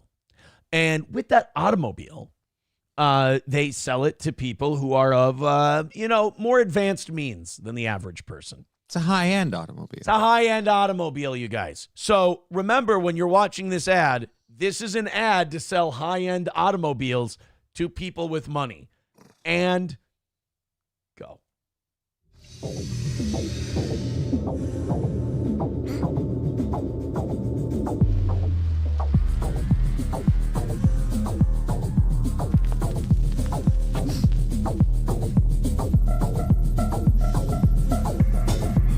Oh, God. What in the name of Jonathan Winters is going on here? Like I said, some sort of weird trans fever dream. So I can't tell what anything is. It's just a bunch. Here's what it looks like. It looks like a cross between the Rocky Horror Picture Show and The Cell. Yeah, actually, that is a remarkably brilliant analogy. Yeah. I'm totally expecting Vincent D'Onofrio to start hooking a guy's guts up to an accordion or a piano and just start cranking it. Well, Tim Curry joins these guys and they all say, let's do the time warp again. Yes, exactly. I'm waiting for Riff Raff and Vincent D'Onofrio to get together and fucking do a scene where they cut a horse into 16 sections.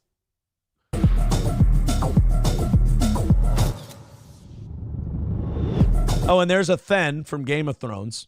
So they've got one of those too. I was going to say it's one of the architect people from Fringe. I'm expecting to eat something covered in pepper. Oh. I'm expecting this guy to tell us your soul is mine. Dude, but seriously, get him to be Shang Tsung in the new movies, because I don't like the one they got. This guy will be better. Scarier. So I will say this. That ad did copy nothing. I've never seen anything like that. Look, if nothing else, it was an original. That Jaguar original ad. Horror show. That's for sure. Mussolini Diff, becoming a member for 30 months, says Jaguar only wanted their version of Teletubbies. That's fair. Puerto Rican prostate puncher says it's fucking autofocus, you retards. I don't have autofocus on. Should I turn it on? Should I turn autofocus on? I don't know. Here, I'm turning it on. That. I don't have that issue. Maybe I have. I'm turning on autofocus. There. I always thought autofocus made the picture jumpy, but right. I could be wrong. Hell, I've been wrong before. So let's go in. So Jaguar now released that ad. And people jumped all over it because, call me old-fashioned, but I do believe that a car ad should, and look, controversial take alert, I believe it should have the car in it. Right. I've been in advertising for a long time. I've been in sales of advertising. I've pitched advertising campaigns. And, you know, I've done a lot of beer ads, okay? And I would say that the beer company would like at least some mention or display of the beer and a description of said beer involved in their advertising. Now, again, call me old-fashioned. I don't know why you'd want that. Yeah, call me old-fashioned, but they wouldn't want a bunch of people with tucked dicks walking around on a pink moon as part of their ad. Again, you're just out of touch. You're just being a boomer. Perhaps you're right. And perhaps this is just another sign that the world has passed me by on shit like this. Trucker 18-wheeler with $4.99 over on YouTube says, this is with AI. Yeah, I saw a few of these. So people apparently redid the Jaguar ad using AI. And by the way, that takes us down to $2.95. Hey, guys, I have a great idea. Let's rally up right now, and let's get this thing close to 200 by the top of the hour. I appreciate you guys. Thanks for chipping in today. Let's keep it going and call it another win for the toe. Here we go. This is what Trucker 18-wheeler sent us.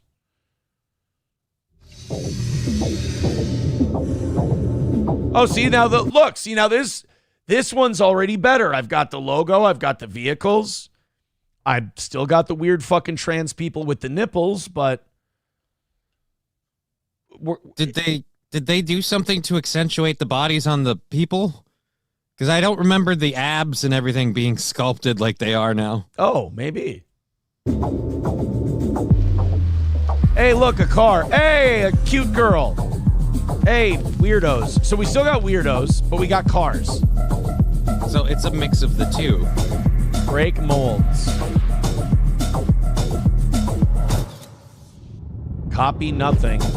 Jaguar. Jaguar Electric. This is already a better ad. It's a better ad, but can we still take... It still sucks. Yeah, can we still take the freakazoids out of it? Was my favorite Animaniacs. Freakazoids? Dude, Freakazoid was the best. Los Federales, you cannot put...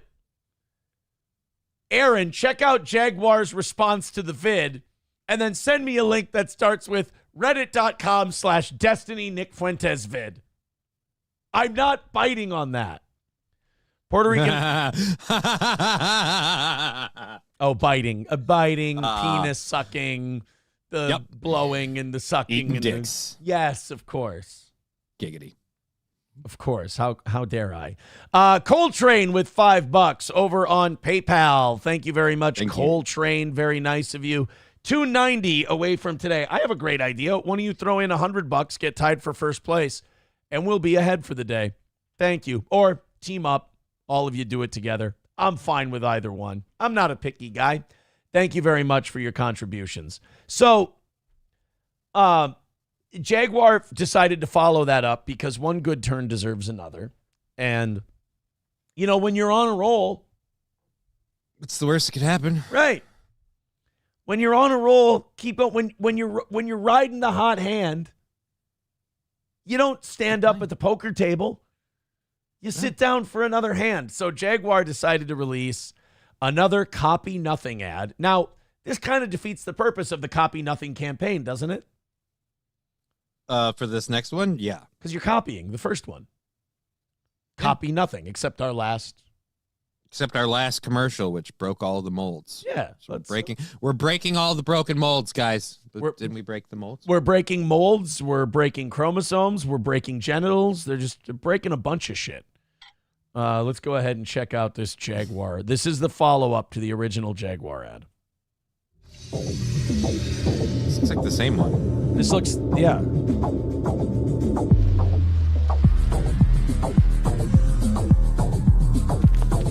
No, this is... Yeah, I'm waiting. This is the same one. So when Jaguar... I'm sorry. You know what? I got to scroll down. Here we go. Oh, the Copy Nothing ad. Is just this the... It's all pictures. It's pictures of their car. Say hello to the beginning of Jaguar's all-new copy nothing era. What do you think? Oh, so this is the new concept that they released. So now they released a print ad. Oh, shit, the cars is... now I see why they didn't put the car in there. And the worst part is Ew. the copy nothing car is a weird generic copy of other cars. That inside thing is, again, because it's a concept car, so that's not legit. Oh, that's fucking ugly, dude. And like I said, this kind of looks, from the back, that looks like a TT coupe. Like the fucking sloped back thing.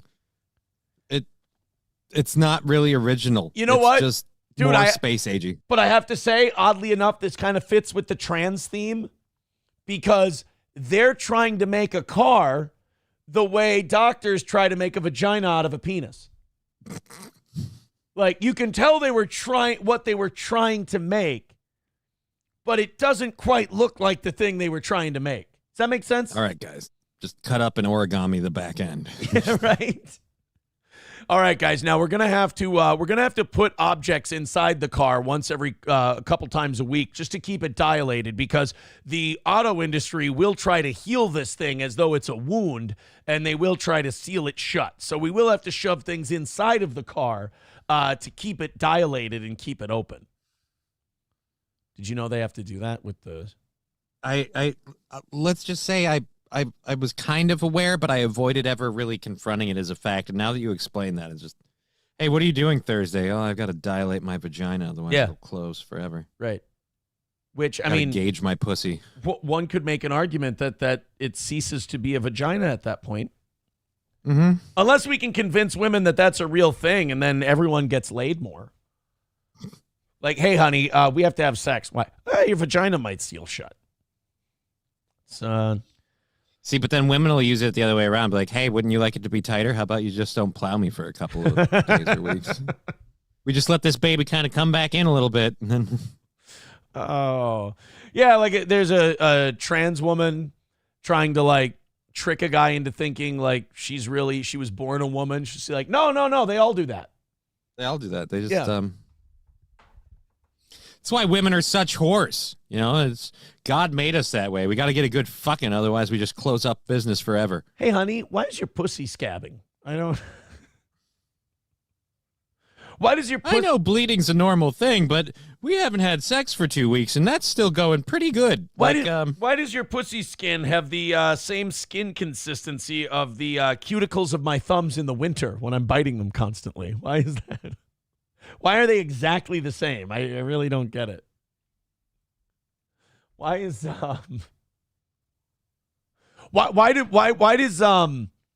why does your pussy look like Doctor Strange stopped doing this? Why is it every time we have sex, it reminds me of biology class on dissection day minus the formaldehyde? What the heck? Why is it that just before you start dilating your pussy, I hear on your left? Oh man! Oh honey, you dilated your pussy, and then out came Ant-Man. It was really strange. He was in a different universe. Holy crap! What are these, cock rings? No, they're pussy gauges. I just shove them in my cunt. I got them from a weird emo kid. He had them in his ears, and he gave me a deal on them. It was it was really nice. Honey, I understand you have to keep your pussy open, but why are we using African lip plates? Doesn't that seem a little extreme? Dude, I've been stretching my earlobes for like 10 years. Look how big. Fuck that. I got a bigger gauge in my cunt. Dude, I've been gauging my ears so much now, they look like a trans woman's pussy, bro. What? It's a weird brag. Thank you very much to Whitney's Tits for gifting a membership. Speaking of women.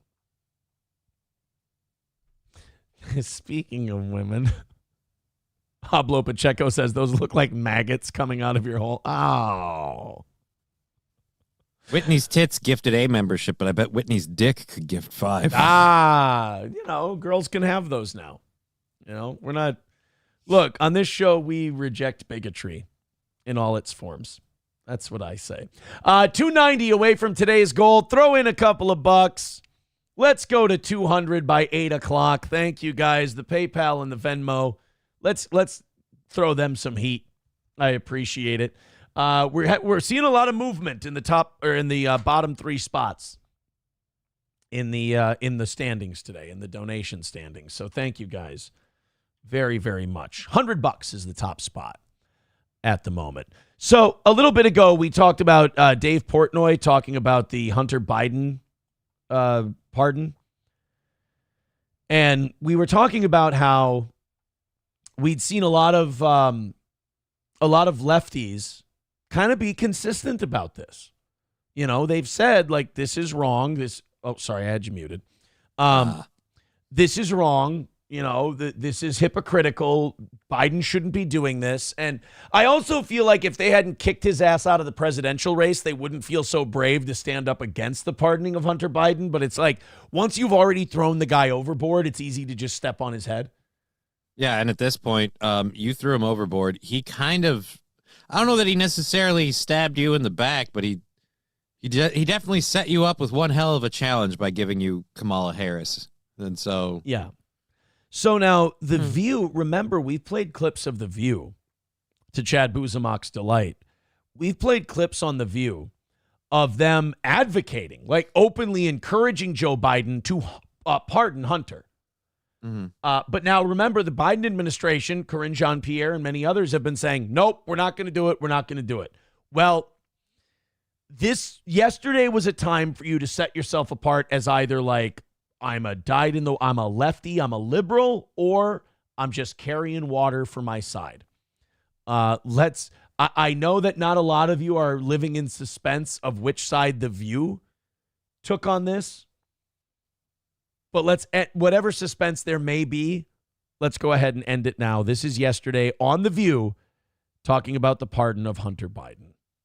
I know that you know who's been asking, you know, are you going to pardon the January 6th folks? Actually, probably not. But you know what? You know how we said earlier today, it's like we're living in a comic book. There's nothing you can think of that's too crazy that it won't happen. Whoopi, you might want to take it easy on that. Probably not, because, and this is another problem I have with The View chicks and radical lefties in general, is that they set themselves up for their own heartbreak. Like, we don't do it to them. It's oddly, I've compared Trump derangement syndrome on a much smaller scale to steel toe derangement syndrome. These people who have these derangement syndromes built on other personalities, they do the same thing. They create a fan fiction thing in their head. And then when that person doesn't do the fan fiction thing they've created in their head, they get angry and upset and emotional, and you're like, bro, I never told you this was happening. You did. But you didn't live to the narrative that I wrote for you. Like, right. Yeah, you don't control the universe, asshole. To which we say, learn the difference between we have a problem and you have a problem. So Whoopi Goldberg now creates this narrative where she's like, people are saying that Trump's going to pardon the January 6 protesters. Probably not. Bitch, don't say probably not. This is the same guy that put Tulsi Gabbard, Elon Musk, Vivek Ramaswamy, Kash Patel, and Robert F. fucking Kennedy Jr. and tried to get Matt Gaetz into his cabinet. If you think this has a happy ending, you haven't been paying attention. Especially after the whole thing with Hunter now. Like, people on the right are going to be like, hey, like, they'll be like, oh, that's corrupt. He's pardoning the January 6th people. Yeah, that'd be like, I don't know, writing a blank check for all of your son's broken laws. Right. I mean, this is another thing where the lefties are going to have to be careful, because you've got to save your anger. You've got to save your righteous indignation for when Trump pardons the January 6ers. And if you're going to back the Hunter Biden thing, then you got to shut the fuck up about the January 6th shit, because those January 6ers broke way less laws than Hunter Biden did. So, and those January 6ers, they've been in jail for what they've done. Yeah, they've served time for their crime. So it is a lot less egregious to pardon January 6ers than it is to for Joe Biden to pardon his son. So The View here has kind of fucked themselves, or, you know, set people like us up to really have a field day when The View starts bitching about him pardoning January 6ers for what they're about to do here with the Hunter Biden thing. It's fun to watch people be hypocritical in real time and just totally run with it. But I kind of feel like I look at the list of folks that you know who pardoned during the first. It's so fucking, I'm sorry, it will bother me every time. It is so goddamn childish that she will not say Donald Trump. In my opinion, you shouldn't be on a show if you can't say the president of the United States name. But if I say it 3 times, child, he'll appear before me. You know, let me say this. I bet you know what name Whoopi Goldberg has probably said on The View? What's that? Harvey Weinstein. I mean it. Like, she's probably said Harvey Weinstein's name multiple times on that show, but she will not say Donald Trump's name. Well, I mean, there's evil and then there's evil. We can't mention you know whose name because that's like Voldemort, but at least Harvey Weinstein just victimized people. I mean, she's probably said Kim Jong-un's name. She's probably said Vladimir Putin's name numerous times on that show. But she will not say Donald Trump's name. First term, he granted 237 acts of clemency, 143 pardons, and 94 commutations, including Michael Flynn, Roger Stone, Paul Manafort. Good, dude. First of all, Michael Flynn, if you look into what happened with Michael Flynn, he should have been fucking pardoned. Michael Flynn is a general, a war hero, genuine good guy. Johnny, do you know what Michael Flynn got charged for? No. He got charged for lying to the FBI. But he was lying to the FBI in the days running up to Trump's first term because they were talking to him about the fucking Russia investigation that turned out to be a hoax anyway.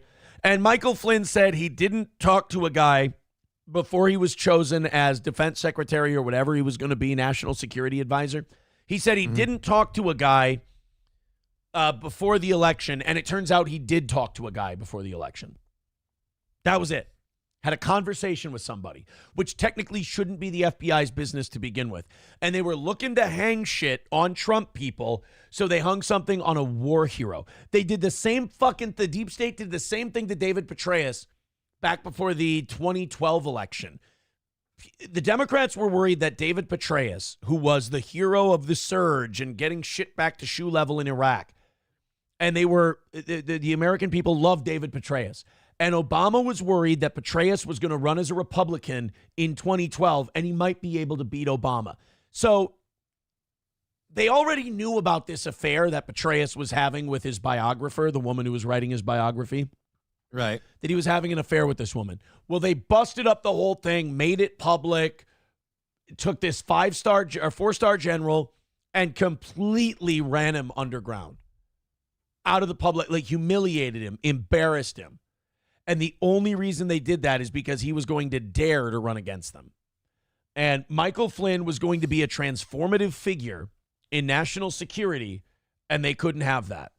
And so they tacked a shitty nothing charge onto Michael Flynn and knocked him out of his role as national security advisor so they could throw in one of their fucking deep state stooges like Mattis or Kelly or McMaster or one of those guys. God, it's so fucking dirty. So anyway. And then it would be like those guys coming out now and saying Donald Trump is a tyrant and a dictator and we can't let him get back in. That would be horrible if those guys came out and did that, wouldn't it? Yeah. Be really something. Really a real turncoat, dog shit, fuckhead move. So here's Whoopi complaining about Trump's pardons. And they're going to work themselves. This is what I love about these women is they don't get it. They're going to work themselves up into a lather and say, oh, it's fucking terrible that Trump pardoned all these people. And then they're going to go and they're going to use it as a justification for supporting Joe Biden's pardoning of Hunter Biden. And you just go, hold on a minute, wait. But I thought you said that these pardons that Trump made were dirty and dog shit and corrupt. But you're going to excuse those now because you just because it's your guy. Right. So everything you just told me before this is all bullshit. God damn, man, if you're going to lie to me, at least be better at it than this. Charles Kushner, Steve Bannon, George Papadopoulos, Albert Pirro, and Lil Wayne. Everybody. I forgot about Lil Wayne. Yeah. And Lil Wayne. So Well, there's the war crime. Pardoning Lil Wayne. Wayne. Yeah.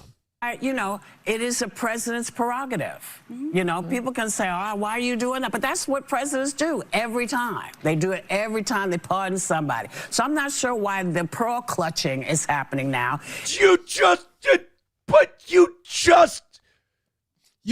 clutched your pearls about January 6ers, saying, I don't think he's going to do that, but they pardon people all the time. But like Michael Flynn, she just clutched her pearls about Michael Flynn, Paul Manafort, all these other people.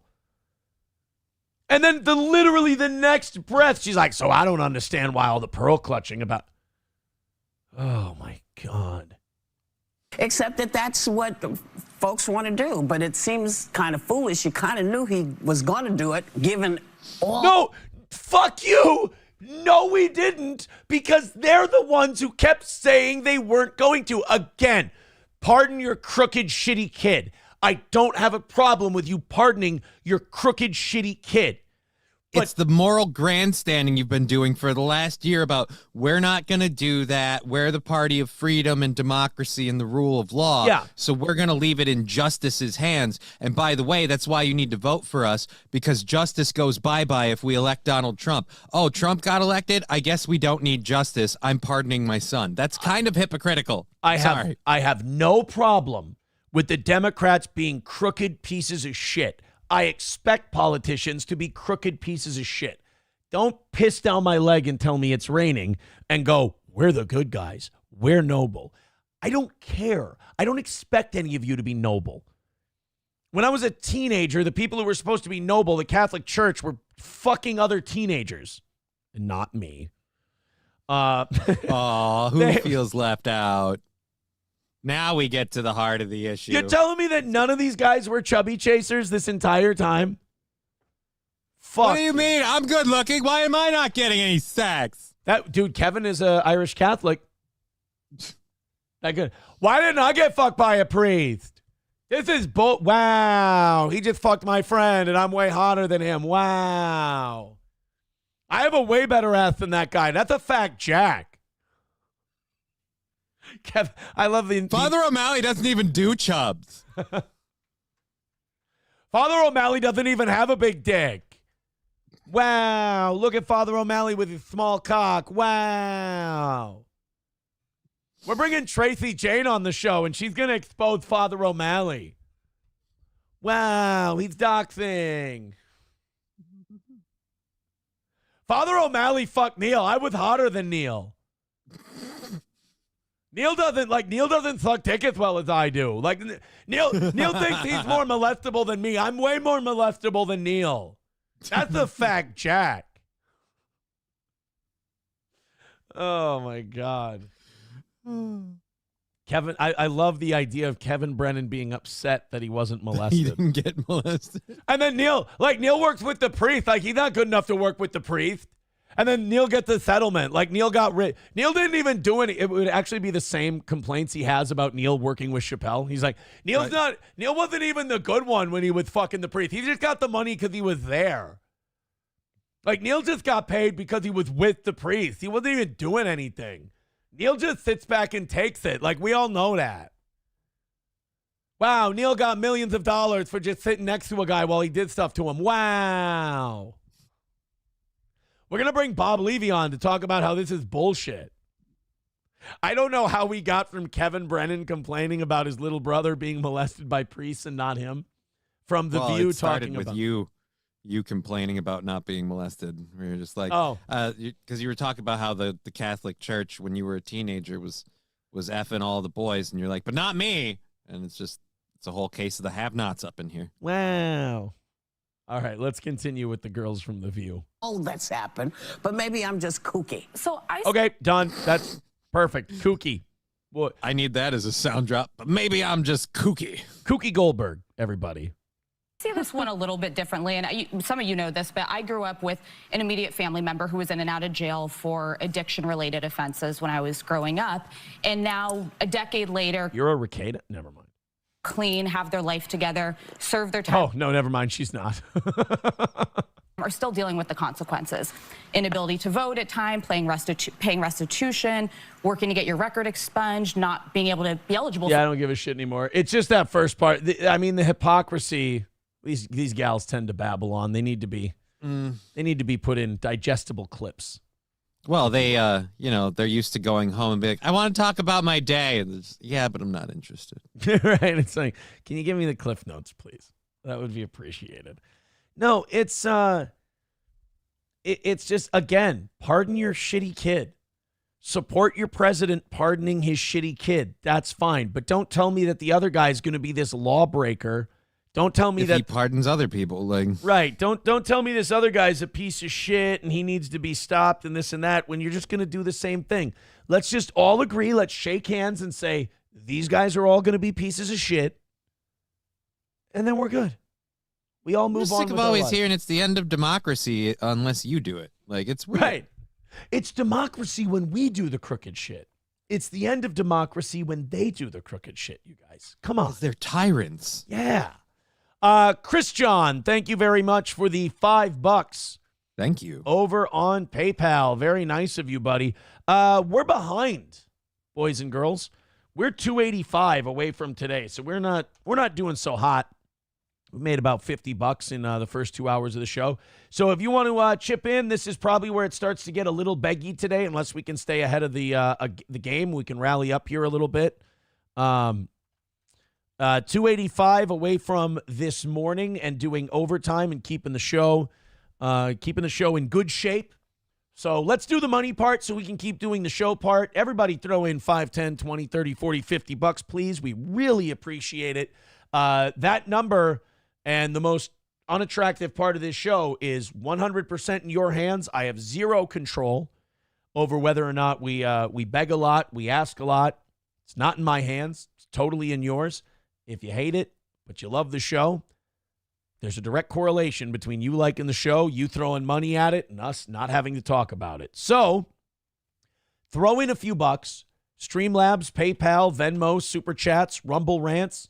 Let's go on that rally. Let's get under $200 in the next 15 minutes. And let's get on our way to another win for the toe. So I will say that I'll give you an update. My legs are not shaking yet today.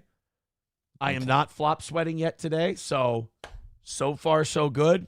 I do know that if we're at 285 in about 15 minutes, probably going to start, it's going to get a little twitchy up in this motherfucker. So let's start knocking that out. I think a handful of 20s ought to soothe any problems we're having right now big time.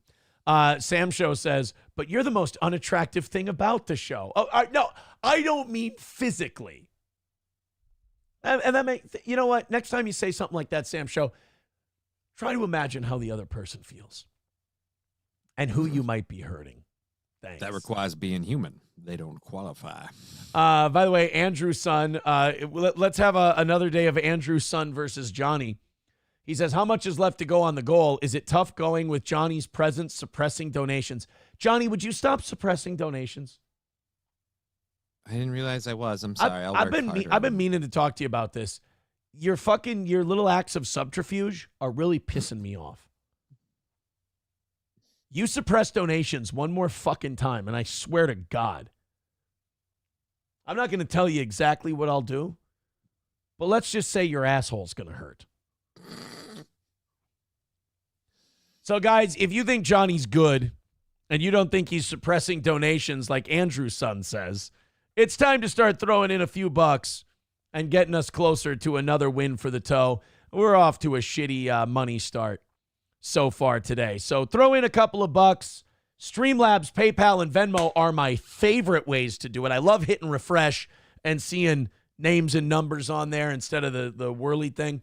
But, of course, Rumble, YouTube, all of that's fine as well. Throw in a few bucks. Let's get this thing knocked out, and let's keep this begging shit to a minimum. All right, we got more Bill. Bill Maher. We got Bill talking to Jane Fonda. We did the clip yesterday where Jane Fonda could not believe that the far left was taking positions that were considered a little crazy, a little out there, a little wacky. Jane Fonda had never heard of this. Her belief was not what they do. Yeah, her belief was the media just tells us that. And then Bill Maher started giving her examples, and I got the vibe that in the middle of that clip, Bill Maher started to like go. He started to have this realization where he's like, "Oh fuck, she's retarded," and so he kind of just stopped. Like he was trying to explain it to her, and then he was like, "Oh shit! Like she's not picking up any of this shit. Like I'm just gonna stop for a little while." By the way, Zen Man builds with $20. Thank you guys. We get a few more of those. We're right back on track. Thank you, Zen Man. That puts him at $50. I think that puts him in third place today for the week. Nice. Zen Man builds says, Johnny, how much did you make off the black market turkeys? Didn't make any off the black market. There were no black market turkeys. I didn't make any money, which is why we need to hit that goal, people. Oh, there we go. This is how I get paid. I didn't sell. This whole turkey rumor has put me behind the 8 ball. Everybody's like, you got all that hot turkey money coming in. No, there's no turkey money. Yeah, people think you're swimming in high profit margin turkey sales. And I'm in high poultry profits, and I don't have them. That's what Andrew's son's talking about. You suppressing donations. Everyone thinks you're a turkey millionaire. Yeah, and we've got to. I need to clarify right now. There was no turkey money. There never was, and so we need to make that buckage, my friends. Front Porch Conservative with $9.99 says rally just to prove that Johnny is not suppressing the donos. What the female deer? Oh, the donos. I thought he. Okay. I didn't know what that meant. Thank you very much, Front Porch Conservative. Very kind of you. 260 away from. There you go, guys. Just $60 away from getting this thing down to 200 and putting us in good shape for the morning. Keep it going. I mean, you could just go all the way down to 0, and then we don't need to worry about this. Streamlabs, PayPal, Venmo, Super Chats, Rumble Rants. Thank you very much. Let's see if we can get. Johnny a win in the battle against Andrew's son this morning. So I dug a little deeper into this Bill Maher, Jane Fonda interview yesterday because I just had a hunch. I'm like, this is like, there's more gold here. Because Jane Fonda, and we talked about this earlier, Jane Fonda is as oblivious to politics as she was in her 20s. And you don't see that. Like, that never happens. I think Jane Fonda might get a Lifetime Achievement Award in terms of being in a bubble, being in your own bubble. It's amazing because like you can be in your 70s and you can be left or you can be right and you can be politically biased and you can just spin things to the way you want to believe. But to not know that certain shit is going on. And by the way, I don't think she's putting on an act. She's not that good of an actress. I mean, she was the 4th best actor in On Golden Pond.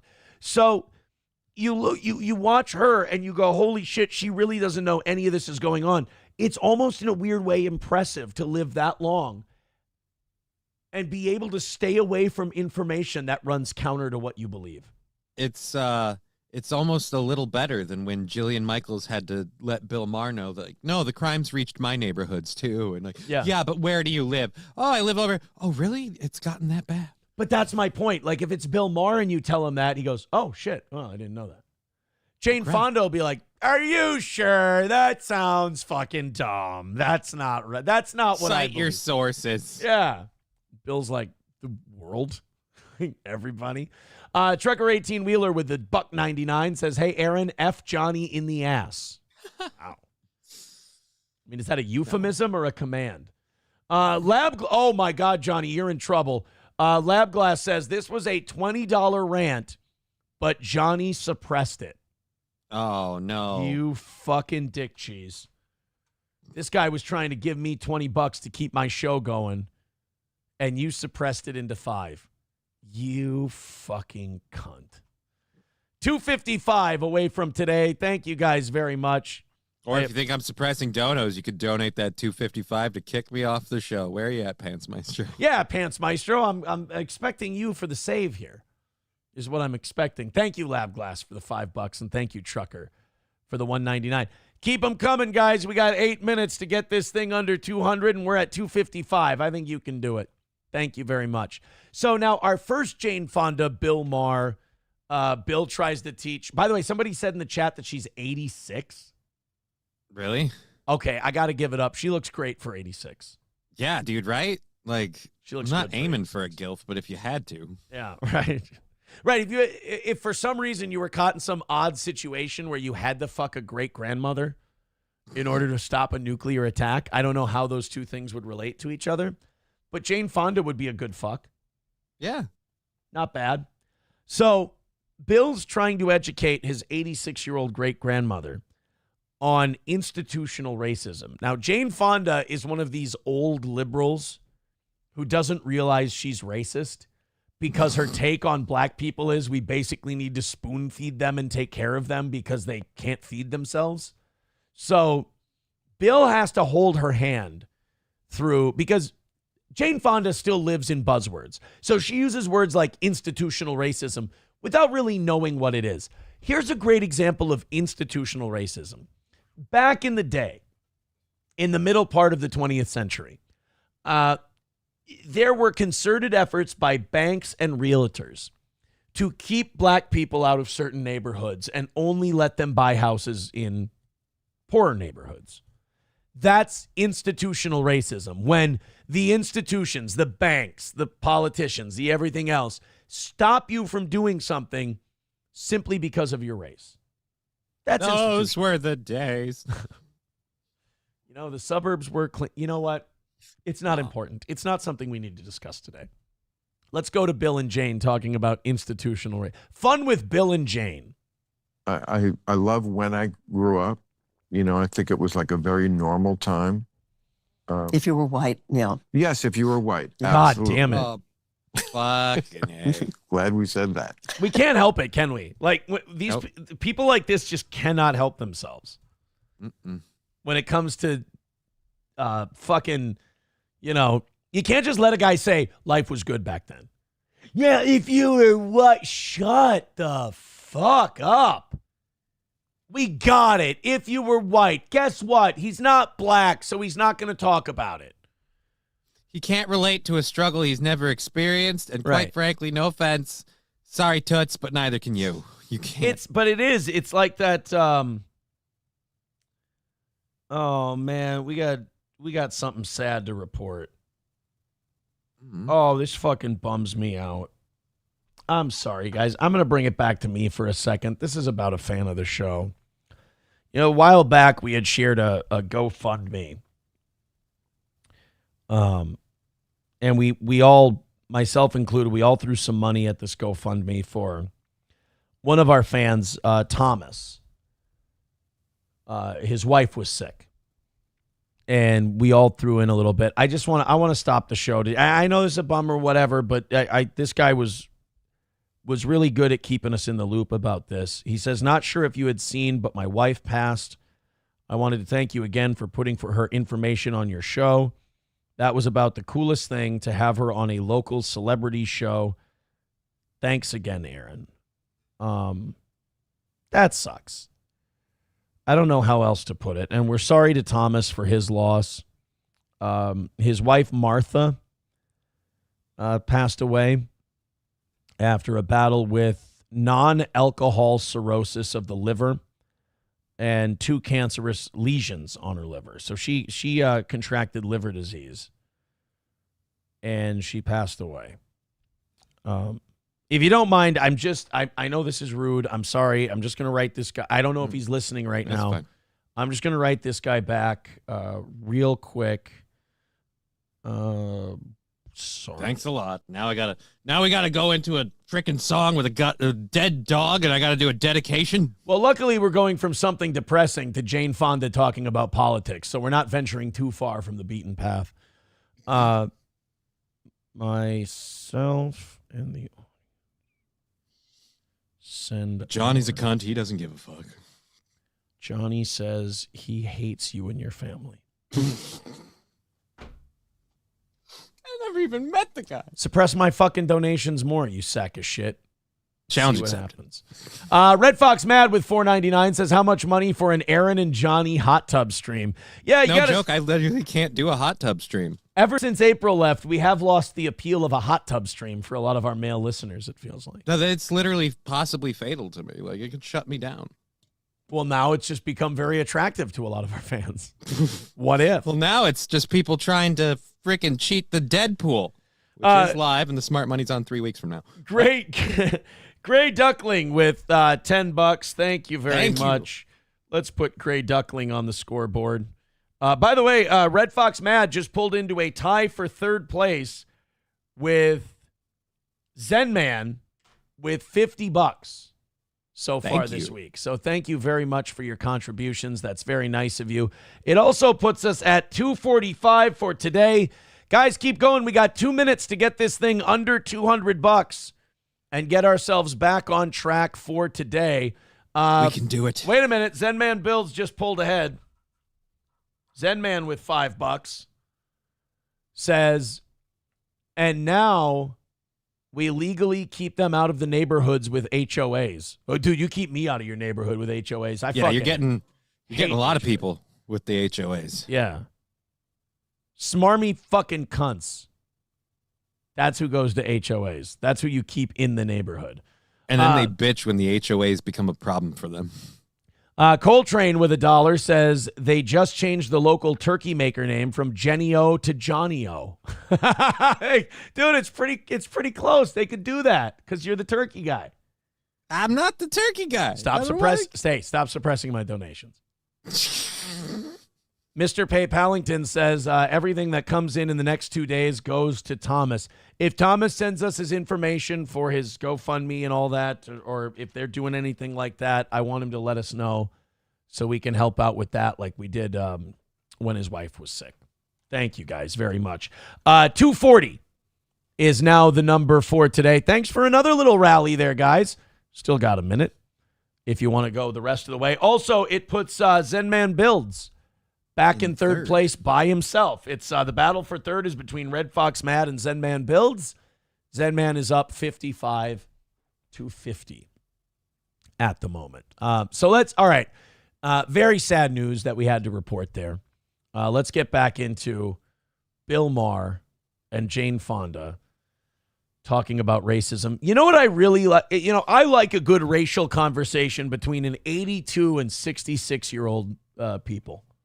White people. Yeah, and both of them white and very well off. They will be able to relate to the plight of the poor black man so well. Absolutely. Nobody better to discuss race than two white people who are a combined 150 years old. This is the way to do it, guys. This is the way America moves forward. I mean, I can't help that, nor could you, when we were born and how we were, I think the color of our skins. Yeah, I mean, you know what? I have to say this about Jane Fonda. Like, I've noticed now, everything that comes out of her mouth is not even a thought. It's a platitude. Yeah. Like, she doesn't have thoughts. She doesn't have positions. She has slogans. Like, the two things that have come out of her mouth so far were, if you're white and our skin color. Those are not takes. Those are not positions. Those are not thoughts. Those are just platitudes. She, literally, it's like this chick has no brain in her fucking head and just gets fed, shit dumped into her brain and just kicks it out. Spits out buzzwords, yeah. Yeah. Maybe that's why she's such a good actress. She's a blank slate in real life, so, she's like Ron Burgundy. She reads whatever's on the teleprompter, and she gives it full-throated meaning. I think you're onto something there. I really do, because, maybe that's... I think people have said that before. The thing that makes these actors so good at what they do and so shitty at deep thoughts and politics is because they're very good at just opening up their skulls, letting people dump shit into their brain, and then regurgitating it out of their mouths. Meanwhile, and meaning everything they say. Right. Meanwhile, that's horrible for political conversation because they fall apart at a follow-up question. They fall apart when you go, what do you mean by that? They're not good at improv. No. Chris Farley, probably great at political takes. Matt Damon, not so much. Problem with race, I always feel, is you and I personally didn't do it, but our race did it. And continues. And we benefited from it. And still do. Yeah. Great. I couldn't shoot it. Oh, God. I couldn't shoot a three as well as Dirk Nowitzki. Wah. Who fucking cares? And still do it. Again, Jane Fonda opens her mouth, a fucking platitude comes out. No thoughts, no contribution, nothing. Just a guilty white platitude.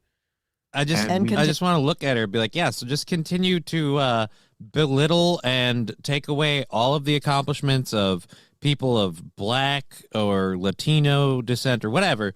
Just all of those other people, like, no, they didn't open businesses. They haven't become entrepreneurs. They aren't politicians, scientists, astronauts, business moguls, Diddy. Like, yeah, again, nobody in other communities have been benefiting. It's only the white people. It's all the racism. Yep, just a color. Did it. And continues. And we benefited from it. And still do, yeah. Yeah. But less than before. I feel one problem liberals have is they don't feel like they can acknowledge progress. Okay, let's do a prediction because I have not watched this far into the clip because I can't stand her. Johnny, is Jane Fonda going to acknowledge racial progress, or is she going to make an excuse for what Bill Maher said? I think she's going to make an excuse for what Bill Maher is saying, and it's just going to be, again, like a catchword or a buzz thing. I believe that what you just said is the safe bet. We've established the line. Because it somehow makes them less good. They just have to always, there's more work to be done, and there always is more work to be done. We're humans on Earth. There always will be. But it's pretty serious for people of color. You did it. Johnny nailed it. Attaboy. Boy, I tell you what, if he could stop suppressing donations the way he makes great points, this show would be perfect. We'd be on Easy Street. Guys, donate to the show so Johnny can stop suppressing my donos. I would appreciate fuck Donnie. that. Yeah, and fuck Donnie, too. But, wow, she went right with it. She's like, well, yeah, but it's pretty serious for people of color. You're not their fucking mom. It's pretty serious for Chinese and Asian people right now, but nobody gives a shit about actual slaves and actual racism that's actually happening right now. Everybody wants to talk about what we did in this country 200 years ago and act like it ended yesterday. She could absolutely, go on a show, and you could get her to apologize to every race individually. You could put her on a show. White people. They don't. Right. Yeah. No. White people aren't a race; they're a vermin. So you could get you like, hey, could you apologize to Jewish people? And she would do that. Hey, could you apologize to Polynesians? Hey, could you apologize to American Samoa? Hey, could you apologize to Cambodians? Hey, could you? And you could get her to keep doing it over and over because she might have an unending reserve of white guilt. I believe. So Bill's trying to get her to admit that we've made progress on race relations, but Jane Fonda's white guilt will not allow her to do that. What is? The ability to live a middle-class life, the ability to accumulate wealth, the ability to own a home. Oh, fuck you, cunt. They know are nothing of those things. From doing those things. They're not. This bitch hasn't stepped outside since 1967, I don't think. Dude, I don't know if you know this. They're doing that to everybody in the middle class. There ain't a skin color thing involved. There's a freaking, it's an economic class warfare thing. And no offense, you're on the team that's been doing the suppressing. So, because you are, this is one thing I hate about wealthy people. Well, they're having a lot of trouble with this, and they're having a lot of trouble with that. And yes, and you know a lot about this. How? Well, and that's the key here, is that we have gotten a lot closer to racial equality in this country because the 1% found out that they can fuck working class white people just as much as they can fuck working class black and Latino people. And they're pushing us down to their level. See, if you bring us down, now we're all equal. Here's the hustle they used to have. If we only sell these houses to middle class and upper middle class white people with money, we can jack up the prices of homes and make sure that black and Latinos can't move in. Okay, good.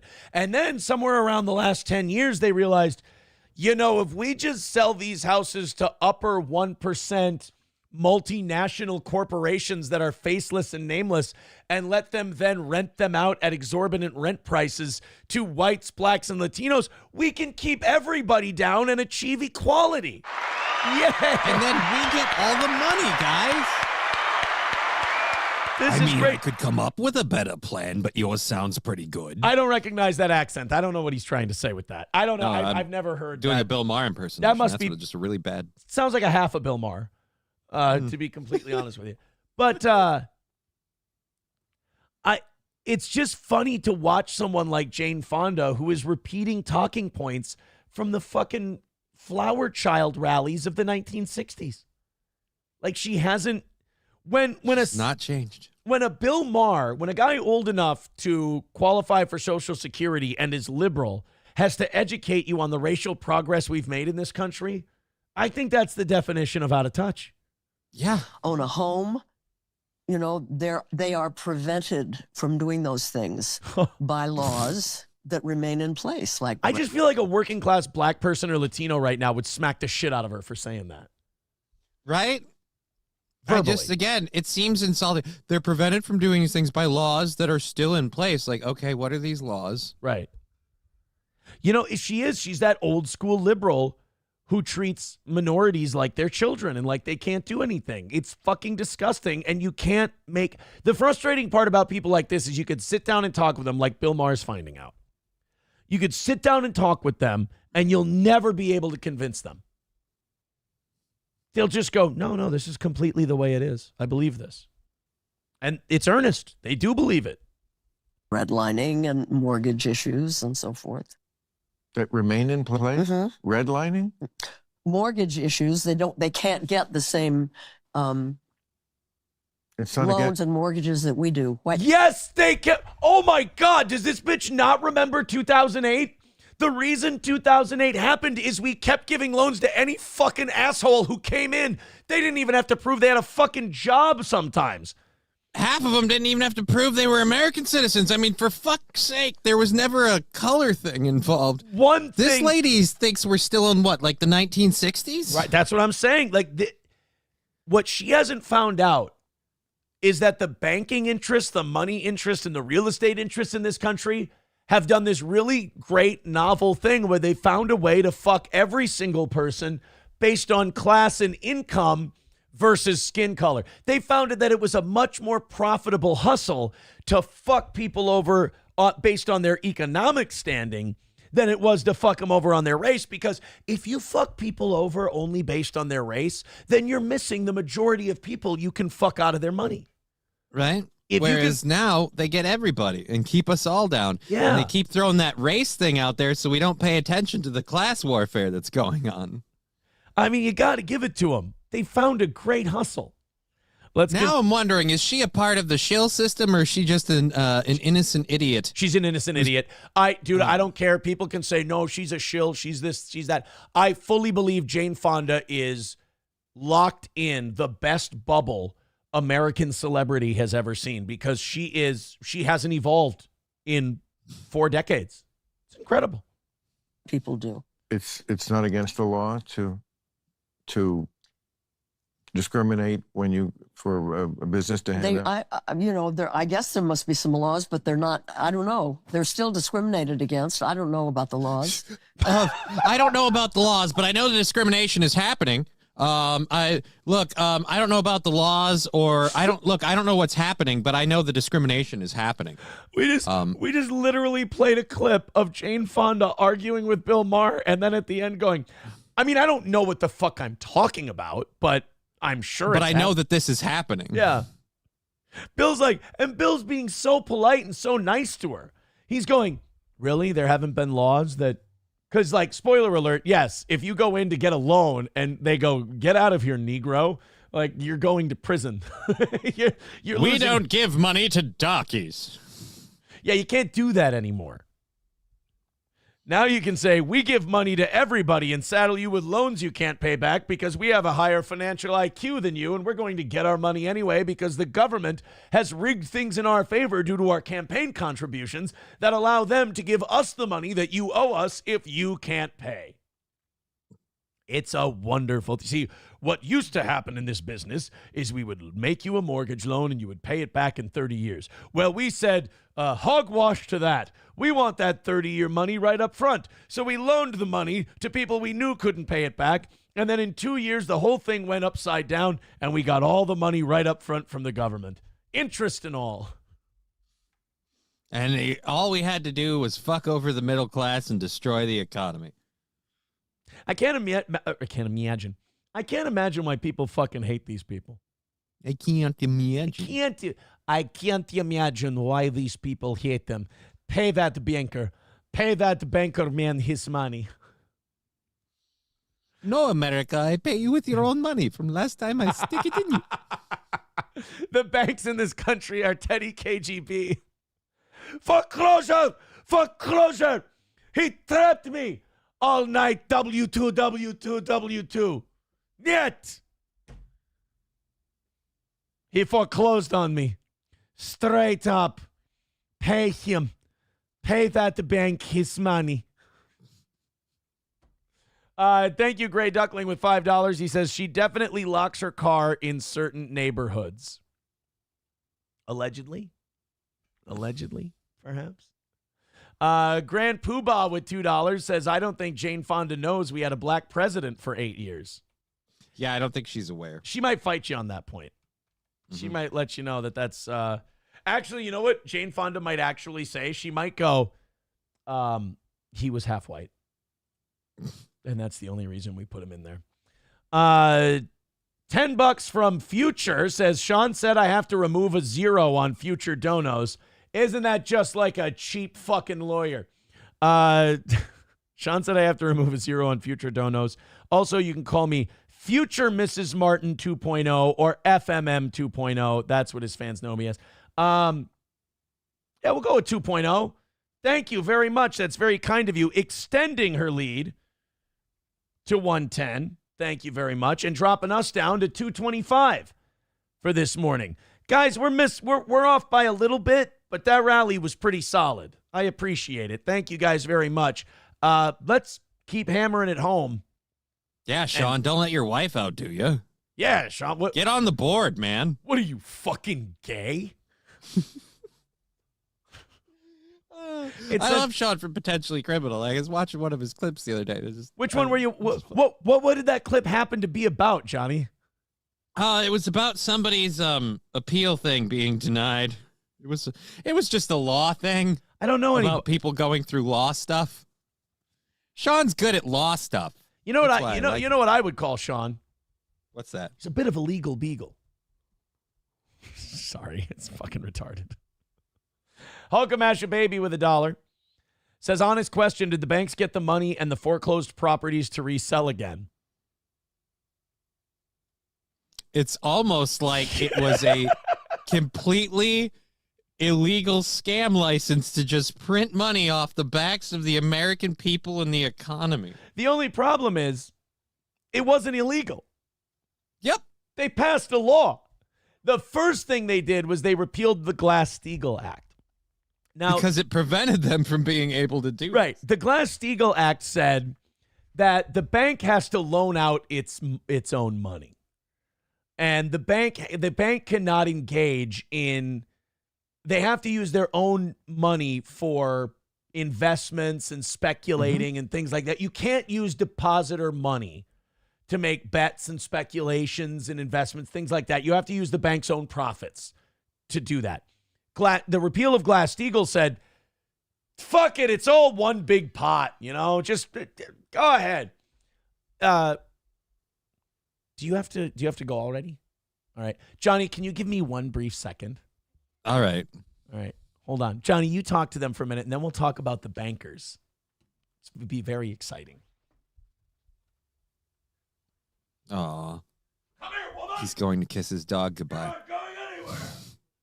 Gordy has to go to work. That's my butthole. Honestly, though. That's a no-go area. Oh, sorry about that. Yep, thumb in the butt. I knew it. It's been documented. It's proven. It's 100% official. Where is that drop? It's official. It's been admitted by Im Holte once and for all. We know for a fact. I'm a thumb in the butt guy. So there's no doubt anymore. Sorry, I was molested. Yeah. But there was an telling them. There was an attempt on my asshole. Yeah, well, it's like I said, it's a well-documented fact. I'm a thumb in the butt guy. This is more than a thumb. This is I can only compare it to a badger's claws. To put it in anime terms, he just got the fist of the South Star. Yeah, you don't know. I have no idea. You don't know. I get it. I don't. Here's something I don't like about society. So I was at a diner and there was a black. No. Here's something I don't like about society. We need to put the fucking anime dorks back in their place, because there's this thing where, like, if you say you've never watched anime, like myself, that's somehow weird. Like, well, it's inaccurate, but yeah, I get you. No, fuck off with, like, it's weird if you're like, dude, anime, I don't get it because I'm 37 years old and it's fucking cartoons and no thank you. And, like, now it's like, oh man, did you hear this guy? He doesn't watch anime. It's like, no. We're not flipping it where I'm the weird one. No, I'm not flipping you a weird one. You don't realize there is anime that you watch. It's just, it's not what you consider anime. So it's like, meh. You like the Batman thing. You like the animated Batman stuff. That's not anime. That is anime. That's not only is it animation. anime, it's been inspired by actual anime for the ways that things have done. It's not straight up. You see anime and it automatically has to be a show with a chick with giant tits and all this other stuff. Here's what anime is, right?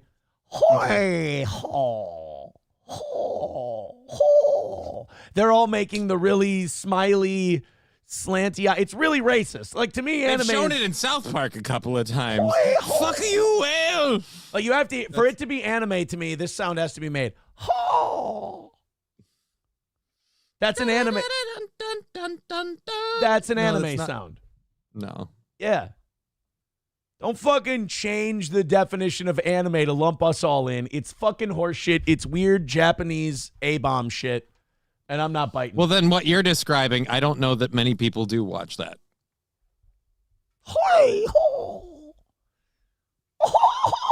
There has to be a weird giggle with slanty eyes and smiles. That's anime to me. I just finished Attack on Titan, and yeah, I have to say there was none of that in there. And weird, like, fucking harp music and shit. That's got to be in there. Again, this is one of those things where I don't know if you realize this, but you're intensely against something that, so far as I know, I don't think actually exists. I saw... Look, I don't like this thing, and I'm not going to be involved with it, and it's unexcusable. Where did you find that? When I was a teenager, let me tell you my anime experience. When I was a teenager, my neighbor was watching some cartoon, and there was this little girl. Shut up.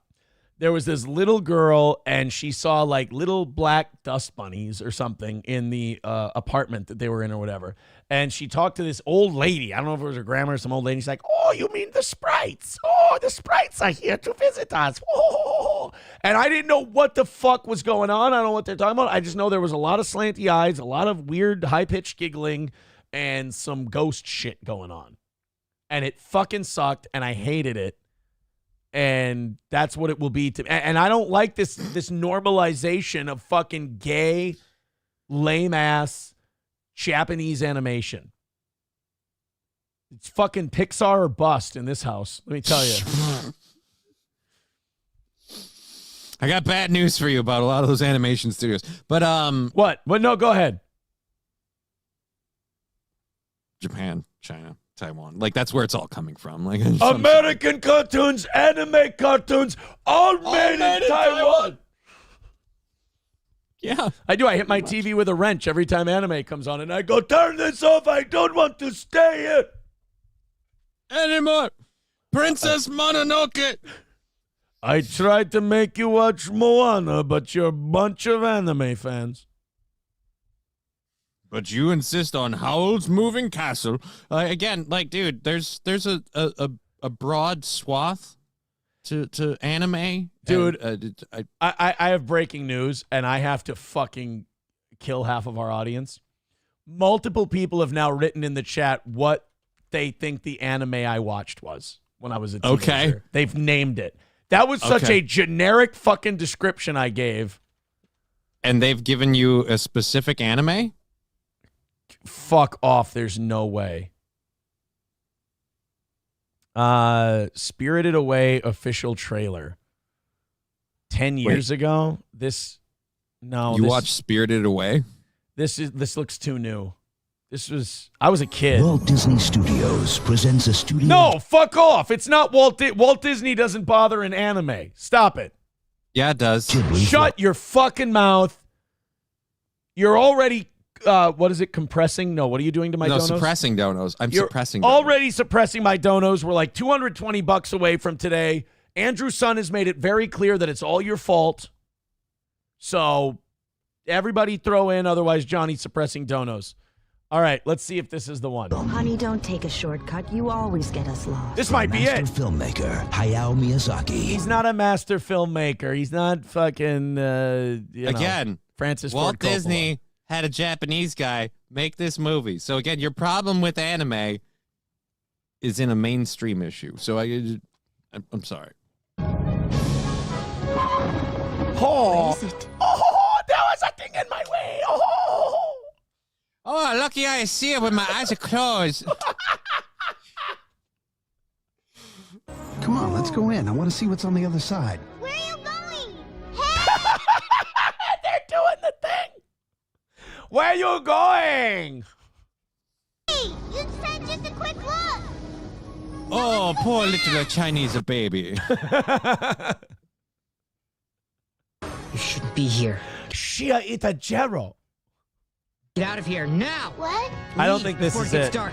You've got to get across the river. Go. I'll distract them. That Asian boy clearly born in America. Judging by the accent. Actually, that's how they draw Asian. I'm dreaming. I don't think this. Called Big Eye Small Mouth. This isn't it. Don't be afraid. I'm Master Haku. No. I just want to help This you. is fucking gay, bro. I'm Master Haku. There's no Master Haku. We live in the 21st century. You're a yogi at best. At best, you're a yogi. No. Ah! Put my hand through him. In worlds seen and unseen. Nah, this isn't it, guys. This is not what I saw when I was a boy. This was different. And now I just watched that for no fucking reason. How you doing? You okay? It's stupid. Like, why do any of you watch that? Especially if you're a grown You assume man. that they're all the same thing. Why do any of you guys read a book? I read this one book and it sucked. Why would you read that book? It's not even the same book, but I bet it sucks. It uses the same thing. Words on a page. Dude, if I don't get to hate anime, I lose a big chunk of my social critiques. Like, if I don't get to think everybody who watches anime is a complete gay F slur.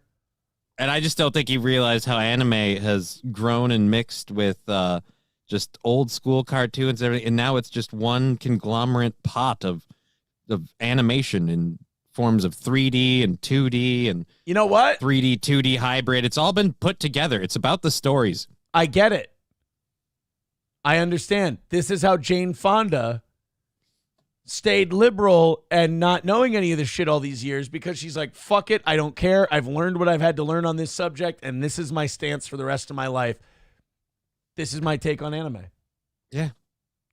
You are the Jane Fonda of anime. Somehow slightly more offensive, though, when I see it. This is all so crazy. If we can keep this bit going just a little bit farther, you guys should send in like donos for him to read that way. I bet we can get him to shit his pants. It just looks like you're passing one. It is so funny that the ghosts are here. Oh, do you remember the ghosts? Next, you're going to tell me Ghostbusters is anime. Shut the fuck up. No, that's live action. Oh, they are sprites. They are in the building. He looked like a Slimer. Zenman Builds with another $5. Thank you very much, buddy. I appreciate it. Zenman Builds now opening up a $10 lead over Red Fox Mad for third place. And he's getting close to Steph. Second. Steph's in second place with 70. And Zenman Build is nipping at her heels. Guys, we are 220 away from today's goal. We're a long ways away. We like to be at about 100 by 9 o'clock, but we're not there. Danger Bear Wolf Turtle with $4.99 says it was Avatar: The Last Airbender. The sprites were from the spirit world. I liked the first series. No. This is at least 20 years ago. Well, Avatar is like the first series, like was on Nickelodeon. That came out a long time ago. So, but I feel like this was a video from like the public library. Okay. That was at so my then you neighbor's could have been house. watching like 80s anime, and that's the other thing too. Anime is one of those things where it evolved over time. Like if we're talking like old school 80s anime and we're talking like Akira and Ghost in the Shell and stuff like that, you can get some awfully trippy shit pretty quick. Chips and Diff with a great point. He says, send in famous quotes for Asian Aaron to read. Is it Asian Aaron or should we call him Anime Aaron specifically? I like Anime Aaron. Anime Asian Aaron sounds racist. All right. Anime Aaron is a caricature. Streamlabs, PayPal, Super Chats, Venmo, Rumble Rants, etc. Throw in your money and throw in famous quotes, and we'll have Anime Aaron do them. All right. Somebody says, my neighbor Totoro is what I saw. All right. I'll give it a shot. I'll give anime another shot. My neighbor. Keep in mind, we're looking for the one that you developed your hatred with. Yeah, we're trying to find the original horror show. The original, my hatred of. Yeah, no, this isn't it. I don't know this big fat cunt. That.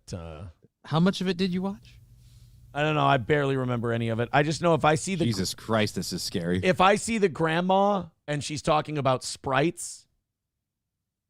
Then and they're in this rickety house, like Japanese house, then I know it's legit. Dude, this is what I think anime is. This is perfect. There's some big fat creature character and there's a girl going, that's anime, bro. Everybody, I hate that everyone's just sending you confirmation bias. You're getting an opinion. No, this is 100% what anime is. Dude, I didn't know Patrick Melton did anime work. Look, that's Anime Aaron face. Oh, Monster's so funny when he breathes a stinky breath in my face. Oh. See? I'm doing all this work to try and clear Anime's name and explain how it's more than just this stuff. And people This is keep anime. sending you this stuff. This is what anime is, forever and always. Oh, Monster face, so funny. There you go. My neighbor Totoro. I'm just saying, watch the preview for the original Heavy Metal or whatever, and tell me that's anime. any though. different. What, Heavy Metal? No, that was anime. Yeah, but so is Heavy Metal. Oh, I hate that funny. Neat VT with 199 says you should look up Ghost Stories dub. It's funny as fuck. Approachable with $1 says Aaron in your anime voice. Oh, Shanghai, Hong Kong, Ik Fu Yang.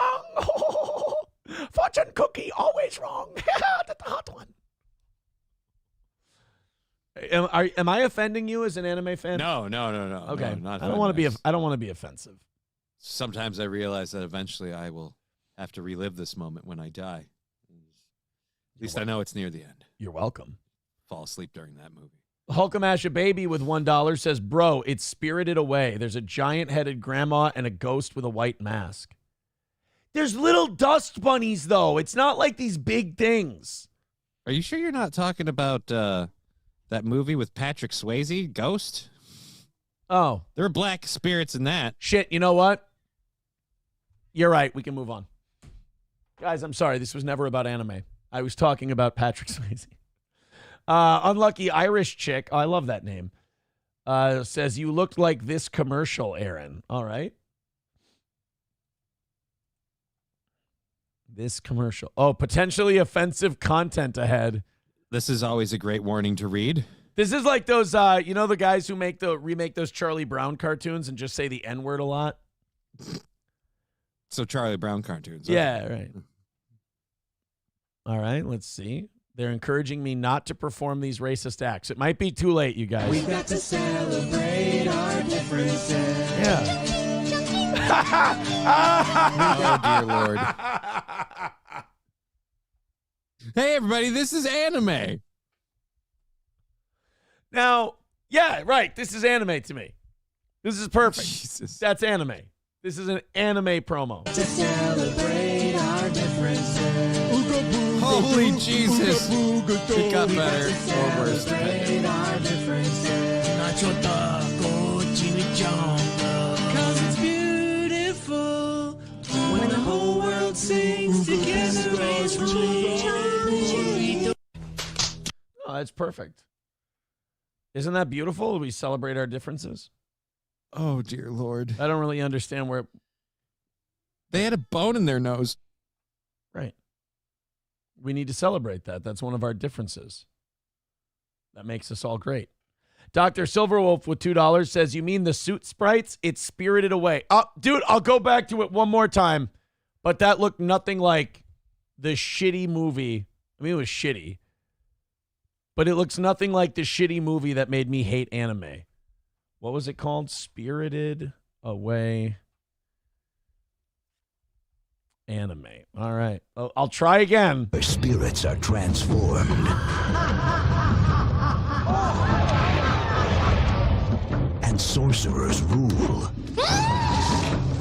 The witch Ibaba controls you by stealing your name. If you completely forget it, you'll never find your way home. Nope, that's not the grandma. To me now. The grandma was like a super, I almost said C-H-I-N-K.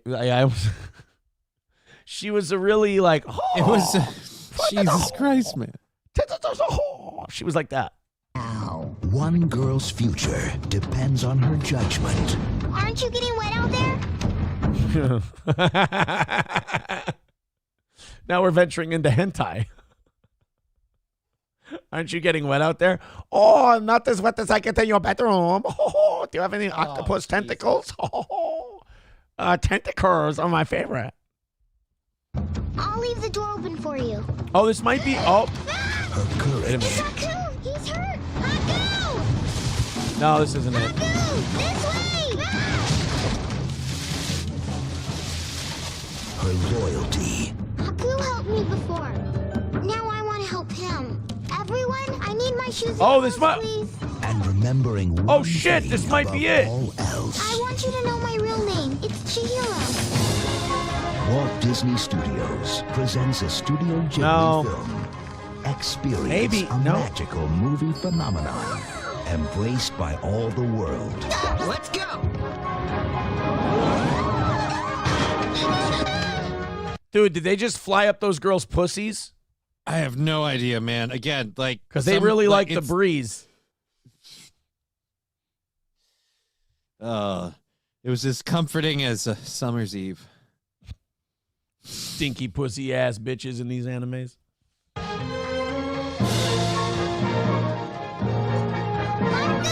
My favorite part of this movie is when she shows us how them tits fight. Oh, so now we're fucking ripping off Never-Ending Story? Fucking get your own fucking storylines or we'll drop a third one. Dare to be Spirited Away.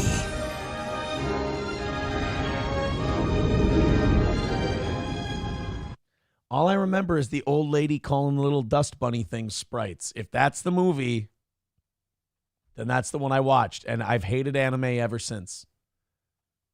I think that's more than fair. Grand Poobah with $2 says, God damn it, Aaron, you're doing a bad Chinese impression for what is Japanese animation. If you're going to be racist, at least do it right. Oh, okay. Oh, anime are very dishonorable. Oh, the sprites are very dishonorable. My daughter fry away with crazy boy who fry up a skirt of a girl pussy. Is that better? I mean, technically, yes. Technically, yes, that's better. But in Arguably. being better... Yeah. What have we really done? Yeah, what have we improved? Right. I hear you. Your criticisms are valid. Just want you to know that. You're not crazy. Zenman, I know I'm not. Zenman builds with another $5. Thank you, Grand Poobah, by the way. Zenman builds now 5 away. $5. I'm going to have to redo this paper here. I'm keeping track. He's $5 away from second place. Look at Zenman. And he sent a link. Let's see what it is. If I get demonetized for playing fucking anime, I'm going to be pissed. Turtle Steel Shell with a clip. What's he got? It's funny as fuck. Approachable with $1 says, Aaron, in your anime voice. Oh, Shanghai, Hong Kong, Ik Fu Yang. Oh, fortune cookie, always wrong. That's the hot one.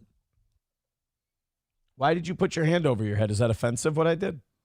I mean, some might see it that way. Some are saying that it could be offensive. Yeah, fuck those people. Zen Man builds. Let's see what link he sent us. See, this is anime. Right? Like, this is anime, 100%. If you like this, if you like anime, this is what you like. I mean, it can be anime.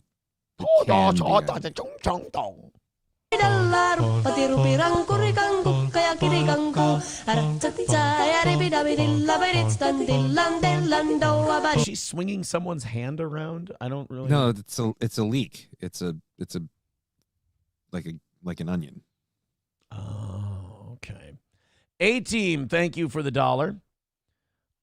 Let's go down there. What is this? Are people just sending me anime now? Oh, this is the one. We already played this one. My Neighbor Totoro. Thank you very much. 383 Novocaine says, anime Aaron. I am Master Salty Cracker. Never win for the toll. That also means that I play the Salty Cracker game. So I had to, if you don't think these take a toll on me, you're dead. You did wrong. Thank you very much. Oh, my goodness. Stephanie with another $50, now taking the lead at 120. Thank you, Steph. Thank you, Steph, for the $50 over on PayPal. I tell you, Anime Talk has really put us on a rally over here. We're on our fucking way thanks to Anime Talk, Johnny. Mm-hmm. Oh boy. That puts us 160 away from today's goal. Here they come. Fake. I promise it's not fake. Stephanie's the real. Don't you dare call Stephanie fake. She's the realest of the real. She's the number one in donos so far this week. She's fucking killing it. We're 160 away. Also, hey, that puts us back on track. We got 20 minutes to get to 100 by the end of the hour. Mm-hmm. Keep it up, guys. As they say, righteous bucks. We can do this. Appreciate the contributions. Can I move on from anime now? I think so. You're the one who's stuck on it. I'm just trying to make a point. I feel like the point's been made. Some would even argue that maybe, and this doesn't happen often on this show, but some would say that maybe the point's been belabored. When have we ever done that? I don't know. These people are full of shit, but I want to get their opinions out there. Red Fox Mad with $4.99. Oh, Red Fox Mad is back.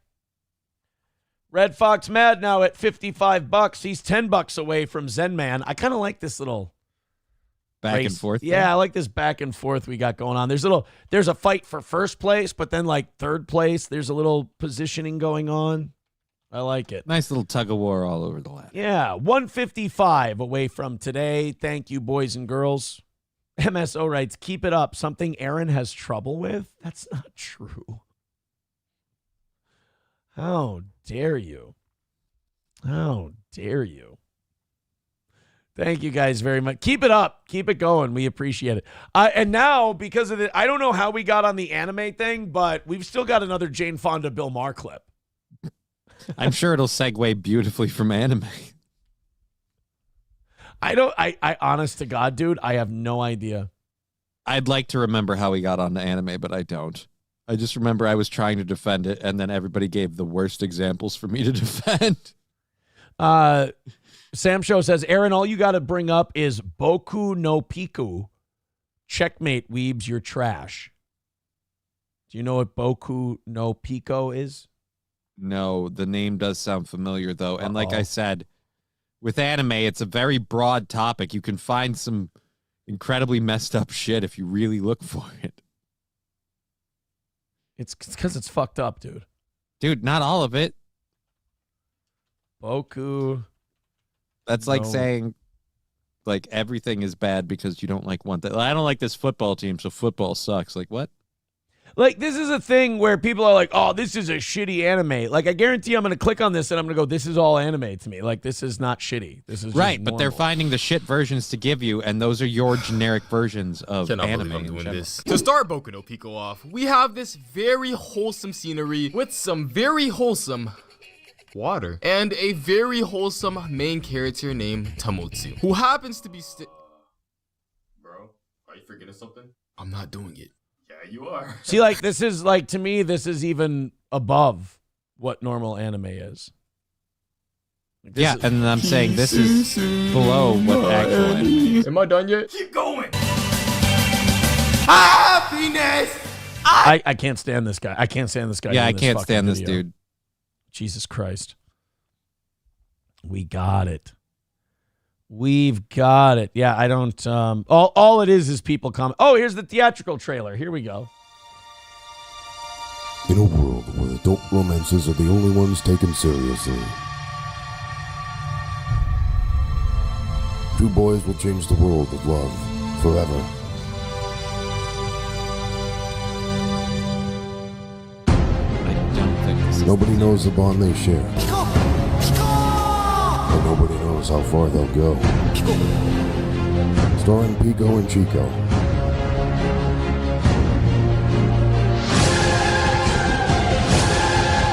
See, look, that's what anime is right there. She made the anime face. Oh, I'm so happy that you're here with me. See? So I don't know why people hold that out as a shitty anime. That looks exactly like anime to me. Yeah, again, it's a shitty anime. And you're going, yeah, it's exactly like anime is to me. Like, yeah, you've demonized the bad part. You know, it's like people who would hate all country music because they say don't like one artist, like say maybe Eric Church. Why would like, you dude, I love dislike- Eric Church. Bro, why would you dislike Eric Church? Well, I'm just saying, it's just like saying using Eric Church as a reason to dislike all country music is a thing. Like it's saying I hate all country music because I dislike Eric Church. And it's like, oh, well, Eric Church is just an example of bad country music. There's more than just Eric Church. Wait a And minute, you're wait a like, minute. No. Wait, are all you saying, music is Eric are you Church. saying that this is an example of bad? Because I don't understand what you're talking about. Like, this I'm sounds saying like... regardless of whether you find this good or bad, it's wrong to base the entire genre off of the I don't know artist. how anyone could hear this and think it's bad. Come on, let's go, baby. That's part of your problem. That looks fantastic. It sounds fantastic. How is Step this bad? one is recognizing the problem. Step two is solving. I'm not made like that. This town's built like a cage, and he's I not can see made like that. maybe in the jazz. Town's built like a cage. In the jasmine of your eye. I'm a Roman candle, baby. Do you have a But I'm like a Roman candle. the lightning in this thunderbird shiver metal? Don't let me explain Till about the metal you comes exploding. alive. That's like a Roman candle. On the road will give these horses wings to fly. It's a metaphor. And my true north is anywhere I can leave it all Bro, behind. let's go on a journey. You know what we should do? Let's point this thing west into the chest of the still beating heart of the night. Johnny, do you remember our night out in St. Joe? Don't do this. This sounds like it's going to get incredibly gay. Do you remember our And- night out in St. Joe where I would sing this song to you? You were singing it to everybody that would listen. Like, I have to point out, you can't say you were singing it to me. There was literally nobody in that town that didn't hear you singing that song at that That's point. because that town's built like a cage. And I'm not made like that. So I put lightning in this thunderbird till the metal came alive. The rhythm of the road gave my horses wings to fly. Metaphor.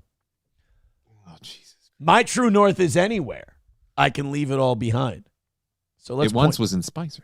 Let's point. Fine. You win. Well, we've all got ammunition now. Fucker. Fine. All right, we got Jay Fish with $2. Thank you. Puerto Rican prostate This vintage puncher. Anime, don't listen to these tards. You saw Hamtaro. Okay. I don't. Check out Hamtaro. A-Team with $1 says, I sent you pictures of what you're talking about on Facebook. Okay. Hey, you guys, that rally put us 145 away from today's goal. You guys are getting there. Thank you very much. Hey, in the next 13 minutes, I think we can do $45. and keep this thing on track. I appreciate you We'll guys. find out. All right, let's continue on here. This is more anime people are sending in. Sweet Jesus. What the is this? fuck are these You appeared in the- mutants? These are the children born after Hiroshima. Again, this is another Miyazaki thing. Like, everybody's really leaning on Miyazaki for this. Well, he's the anime guy. dim light of the forest. There's only one. Or so I thought.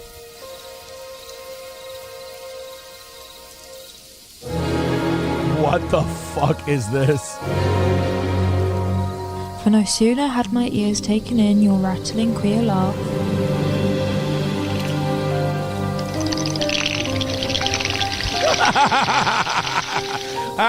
Anybody who watches this shit is fucking gay. This is stupid. Watch something. Watch Landman. Then I glimpsed you again, now closer, walking by my feet.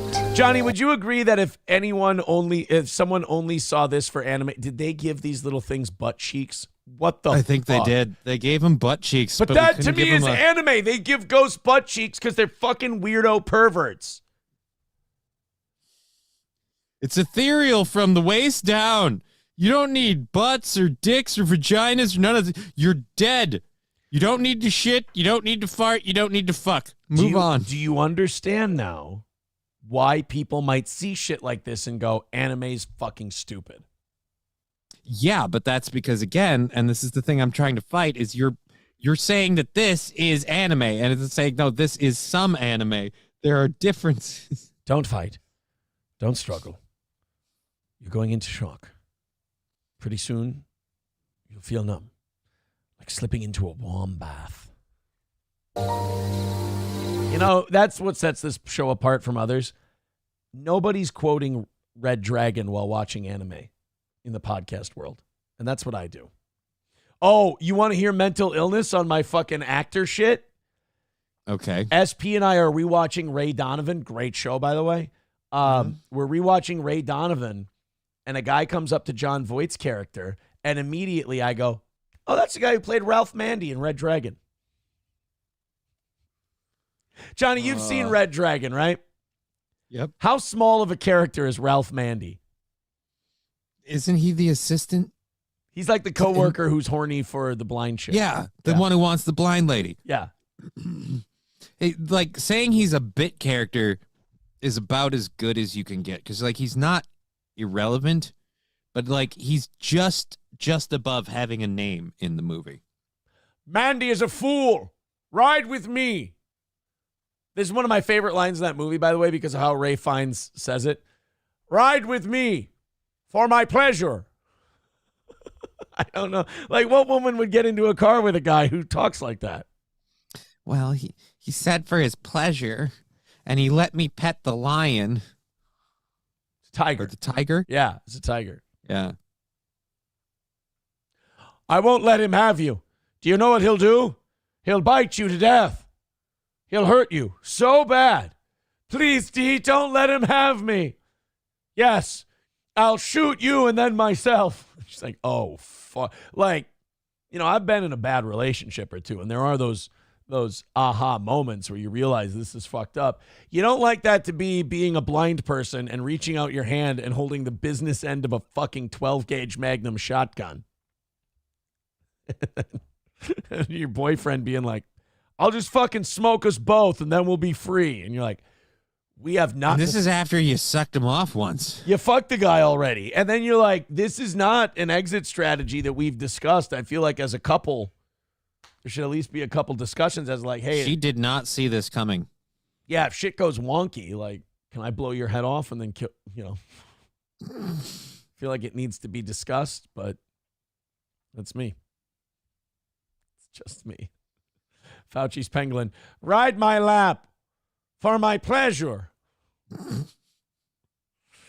All right, let's continue on. So more people. I think we've already played this one, the Celebrate Our Differences thing. Yep, we did that.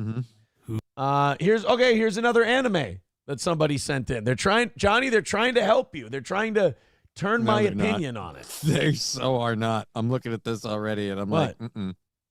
This looks like anime to me. It's a Finnish fan dub for the starters, so that.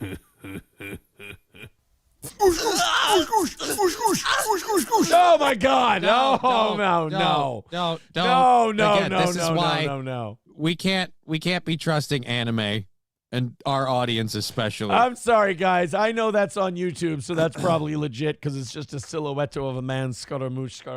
But I'm gonna tap out on that one, if that's all right with you. Johnny, okay to tap? Permission to tap out? Sir? Yeah. I think we've done as much damage as we need to with this bit. Once again, our audience proving, why not just be incredibly blunt and just throw it at you? All right, guys. Here's the deal. 145 away from today's goal, which means you guys are just $45 in 6 minutes away from keeping us on track for today's goal. You guys have been great. Keep throwing them in. Streamlabs, PayPal, Venmo, Super Chats, all the links are at the top of the page. Thanks a million, guys. You're the best. Just a little bit further to go until we call it another win for the toe today. All right, so I feel like with making fun of Jane Fonda and doing the anime thing, it's been a lot of fun. Mm-hmm. It is coming to an end, though, because we have one last Jane Fonda clip, and it's Jane and Bill. Now, we've watched Jane talk about leftist propaganda and them going too far on social issues. Then we've watched Jane Fonda think that we still have mortgage, red line laws for black people. She didn't know those were gone. Now, you're going to love this. Jane Fonda is going to talk to us about climate change. And if you thought Jane Fonda was ignorant as all fuck on everything else she's talked about, if you thought, what did we say Jane Fonda was? Like every word that came out of her mouth was just a talking point? Yeah, it's a buzzword. Just a buzzword machine. Oh, get ready for this. Because Bill Maher's kind of passionate about climate change also. Yep. So something he cares about. If you piss Bill Maher off about climate change, you're a fucking doofus as far as You've I'm done concerned. something special. Yeah, let's watch Jane Fonda talk to us about climate change. This will be good. We're facing a climate crisis. Oh, that's And we, according to science, I believe in paying attention. That is such a childish thing to say.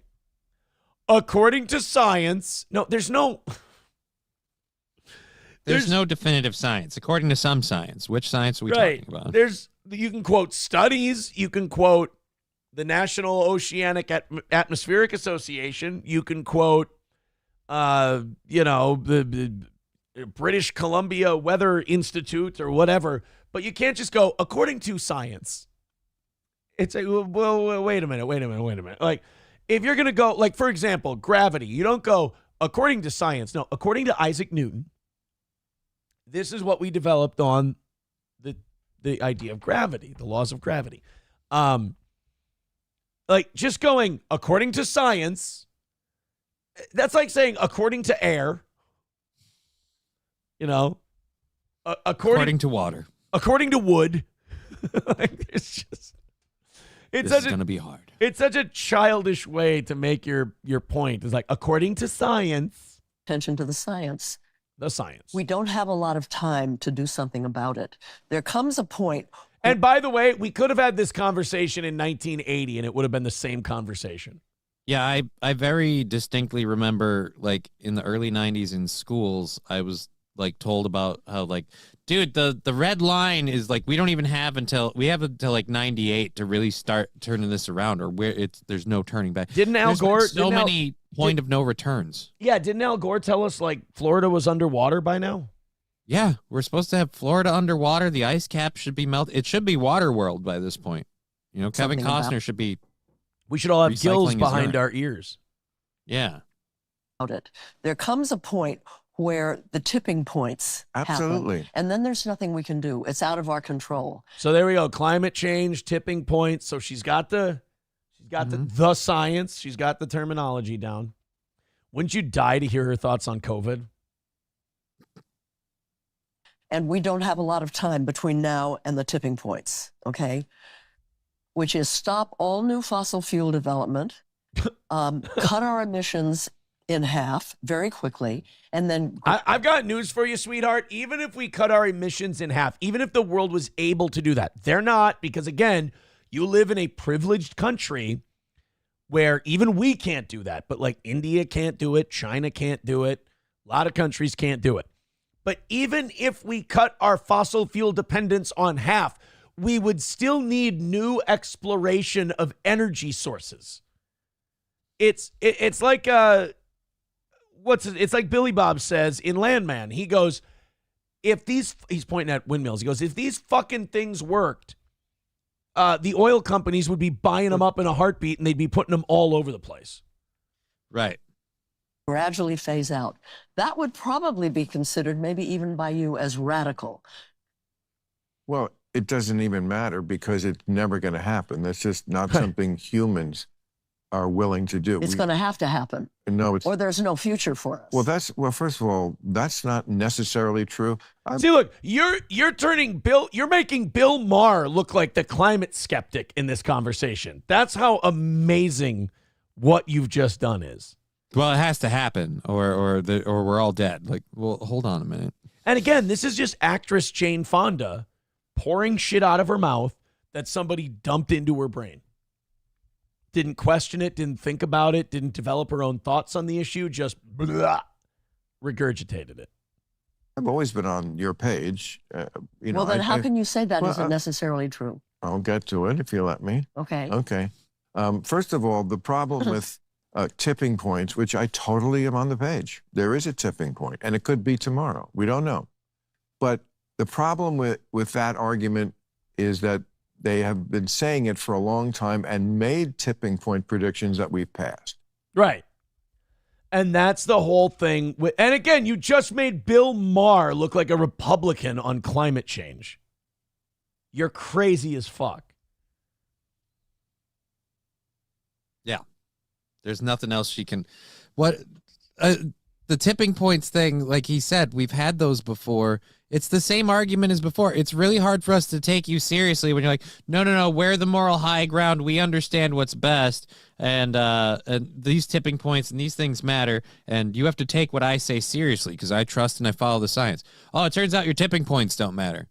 Yeah, but you still have to believe me because I'm the science. Like, no, you were wrong. I'll say this. Jane Fonda is, we're picking on her. I don't think she's a rarity in Hollywood by any means. I don't think she's the only one who's this fucking crazy. But she happened to be talking to another super liberal guy in that clip. And the super liberal guy was like, all right. Hold on, you fucking commie. Take it easy. We're getting a little... We're getting a little realize nutty. this is a bit nuts, lady. I'm sorry. Anders with $2. Thank you very much, Anders. He put a link in there. Let's see it. We're past the anime thing, so if it's anime, I'm going to skip. Okay, it's Dragon Ball Z. Thank you very much. You can go now. Aaron's box says, Aaron, what is up with Staska backstabbing you? I don't know. Staska hasn't been a steel toe guy for like 2 years. Like there's been like 2 anniversary parties where he's like creepily sat across the street and taken pictures. I don't know. What do you mean about Staska? It's kind of a weird name to bring up. He was a weird guy though. Like he used to come to comedy shows with his dad. Yeah. And you could tell there was some kind of like, there was concern by his dad. Like he had to go out with him. Otherwise Staska would get himself in trouble. Like he was a weird guy. He always wanted to hang out socially after shows, and we would. And we'd watch him get way too fucking drunk and like dance with fat girls and shit. And he meant well, but I think what happened to Staska, I feel bad. It's hard for me not to feel a little responsible. Like, I don't think Staska has a lot going on in his life. And then we brought him into this internet world, and then like he wanted to find a place to belong. So I feel like, he's just, that's, some people get wrapped up in internet world and to them, it seems better than the real world. And so they just go that route. But I don't know what you mean by what do I think? I don't think he backstabbed me. I just think he stopped being a fan of the show. And by the way, years ago, he stopped being a fan of the show. But I'll tell you this.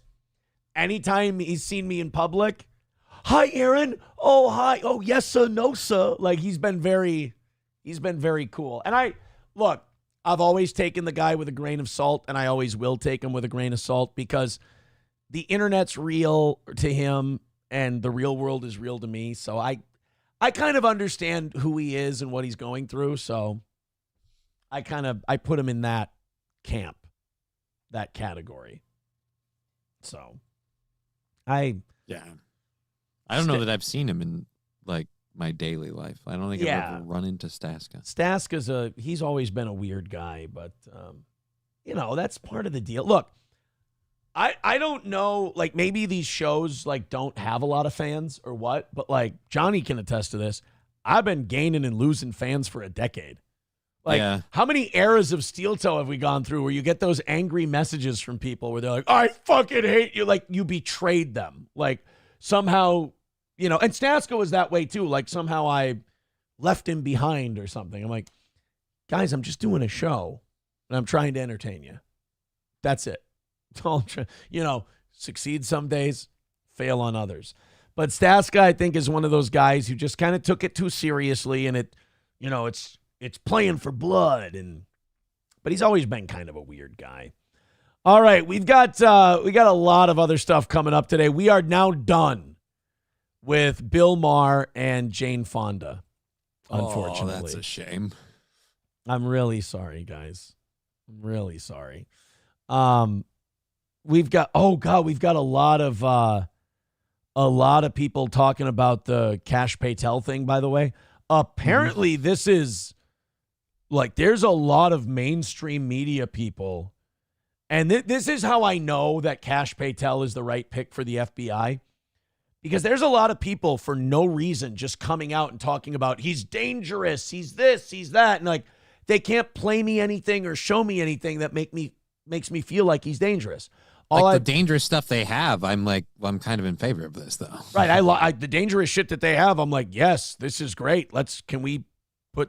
Can this dangerous shit be put out there, please? That would be wonderful. Oh, and by the way, we peaked up over 1,000 people today. 436 was our high on Rumble today. 580 our high on YouTube. So 1,000 today. Thank you guys very much. 145 away from today's goal. Thanks again. Let's knock it out. Fucking rally it up. We're a few 20s away from another win for the toe. Thanks, guys. Throw them in. One of the people who came out against Cash Patel, Johnny, I want you to read that name. John Bolton. Now, this is a guy who's going to make me feel even better about Cash Patel heading up the FBI.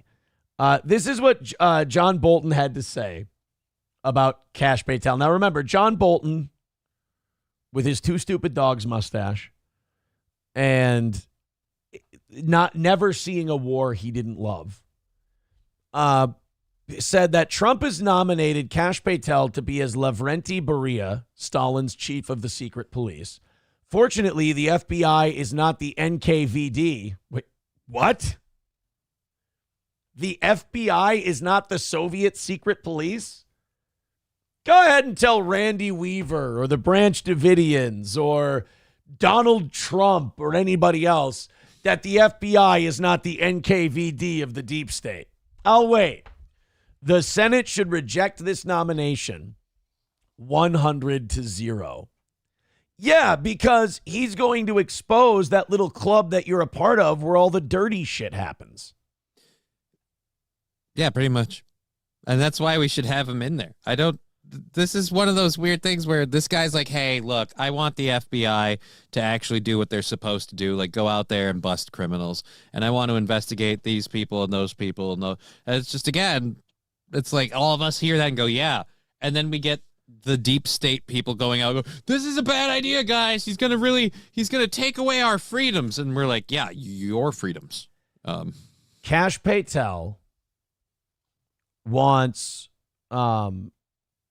the Federal Bureau of Investigations to do investigating. He wants them to go solve crimes, not manipulate the inner workings of the administration. So thank you, Stream Deck, for updating. So when a guy like John Bolton says, I don't want Kash Patel, I'll tell you what it makes me want. Kash Patel. Kash Patel. So they should reject him 100-0. I know he's talked about releasing all the stuff on Kennedy, right? Yep. Let's fucking go. But does the FBI have stuff on Kennedy? I thought that was all CIA. FBI and CIA both have shit on Kennedy. Well, the FBI under J. Edgar Hoover, they did the initial investigation into the Kennedy assassination. They're the ones who said, it was 3 shots, 1 shooter, wrap it up. And then the Warren Commission just confirmed that. It was basically a rubber stamp on what J. Edgar Hoover said. There was no looking into it. And so, yeah, that's all the FBI. So you are going to have, the FBI is going to have plenty to discuss on the Kennedy assassination. Boy, Aaron's box obsessed with drama today. Oh boy, Aaron's box is a gossipy little girl. Staska said his child's mother hung out with April and has plenty of dirt on you. Mm-hmm. Staska, consider the source. Consider the source. I'll say this. I think it was 3 years ago at the anniversary party. Staska brought a chick who was like trying to fuck everybody. So I don't think so. I don't think they have any dirt on April. And Staska and I were never like hanging out buddies. Like a couple of comedy shows, he came out with us, got fucking shit-faced and danced with fat girls. that was Staska. So no, I'm sorry, Aaron's box. You have to consider the source. Patrick Melton is desperate. The walls are closing in. It bears repeating. He lies about everything regarding me because he's desperate. So this is another exaggerated lie. I'm sorry, Aaron's box. I wish I had something for you there. I just don't. But it is really funny to watch these guys scramble.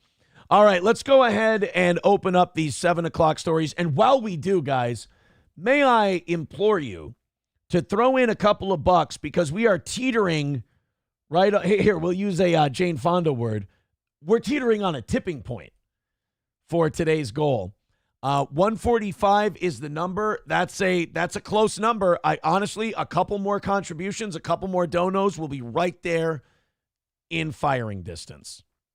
Aaron's box says, giving you a heads up. You're welcome. There's no heads up. The guy doesn't know anything. You guys got to be ready. This guy says he's got dirt. Right. It's the sad. He says he does. I feel empathy towards Staska because, again, he's just a guy. He wanted me to be his internet daddy or his show dad. And maybe I shouldn't have brought him out with us after a couple shows, but we just found him silly and funny to watch. And it was all right to hang out with. Yeah, he was making an ass of himself, and we thought it was funny. Maybe we shouldn't have done that. But I think he wants somebody to notice him. And this really isn't the show for that. Melton's show is perfect for it because Melton's desperate for that kind of following. And he attracts that kind of person who needs an insulated community. That, because you go outside of it to like Kiwi Farms or just Twitter or the internet in general, they all think that guy's a perverted PDF file.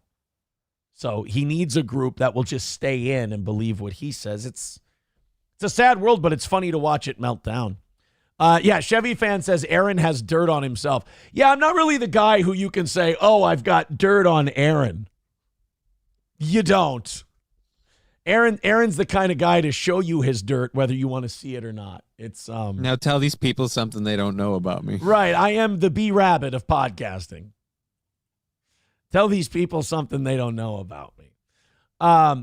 All I know is when your dad has to come out with you to babysit you because, you don't do so well in the social scene.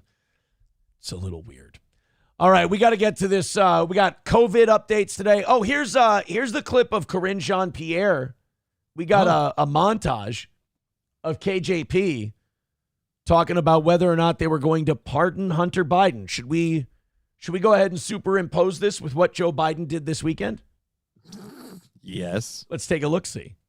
Second one, would the president pardon or commute his son if he's convicted? So I've answered this question before. It was asked of me not too long ago, a couple of weeks ago, and I was very clear, and I said no. Okay, there's one. Now, look, that's just one example. That could be out of context, right? Mm-hmm.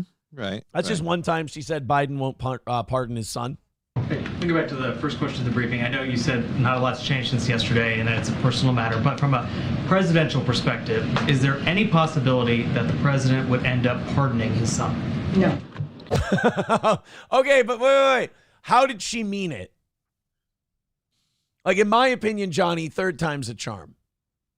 I mean, you can't think he's going to pardon his son. I mean, she came out and said he's not going to do it with such conviction. Right. You'd look like a real asshole if you got smarmy with people. Be like, I've addressed this multiple times. I've talked about this a lot. We've covered this over and over, and I've said it before, and nothing's changed. No.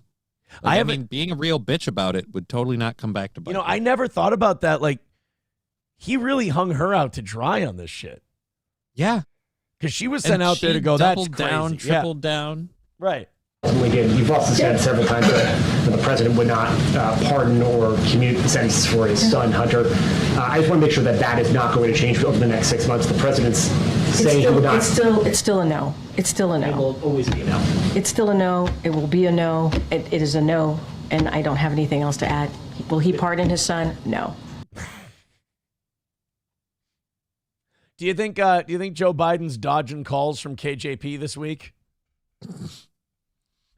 No, she doesn't have the balls to stand up to Joe Biden. She's been a frickin' water-carrying DEI hire from the minute we put her in there.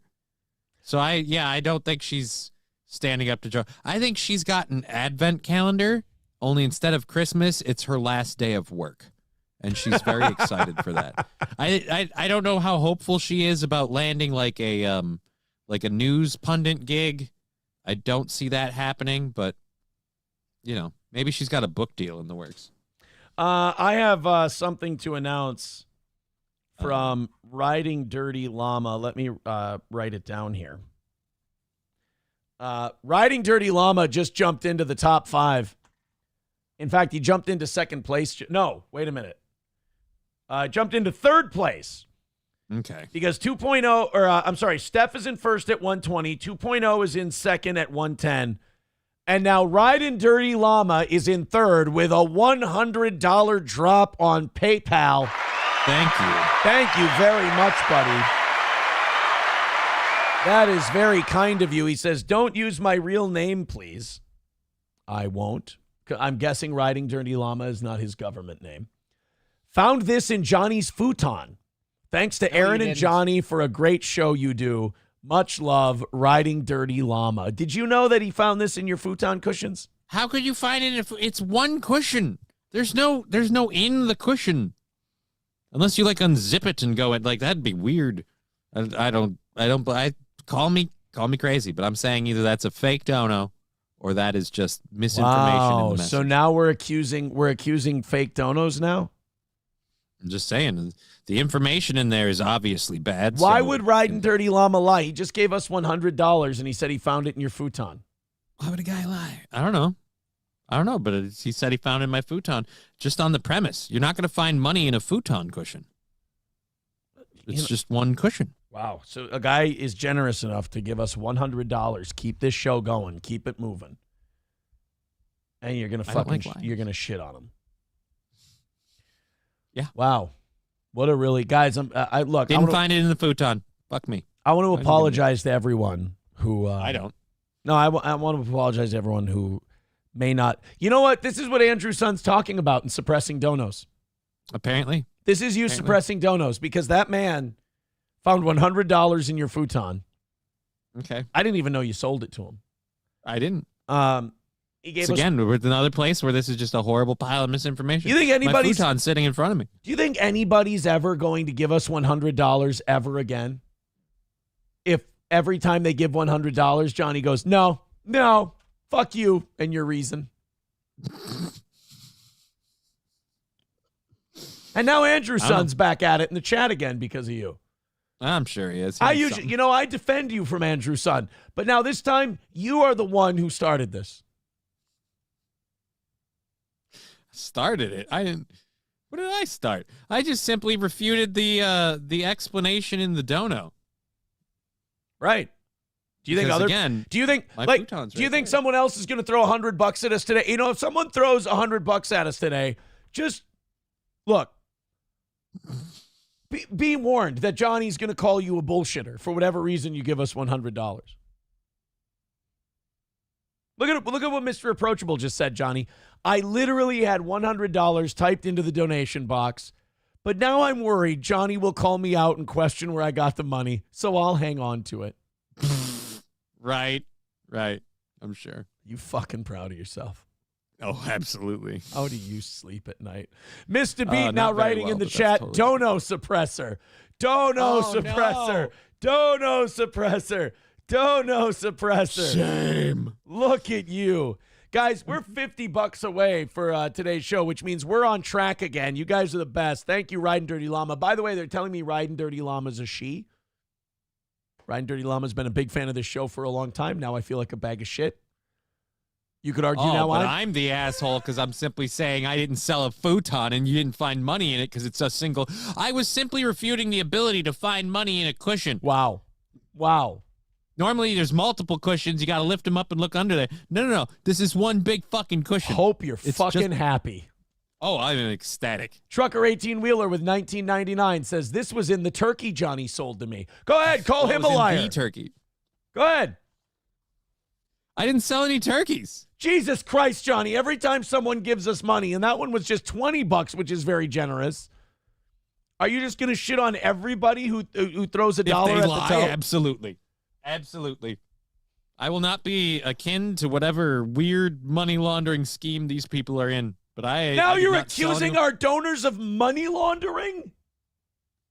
They're accusing me of selling them turkeys. But it's not a federal crime. If I'm selling black market turkeys with money in them, yeah, that's very questionable. I still don't think that's a crime. I don't know. I'm not willing to risk it over a Roomba. We're $35 away from today's goal. You really think we're going to knock that out with every time someone gives money to us? You're going to go and just shit all over them? By the way, where's Trucker 18-wheeler? Trucker, how much have you put in this week? Oh, there we. Oh, you know what? I got it. That's 45 for Trucker.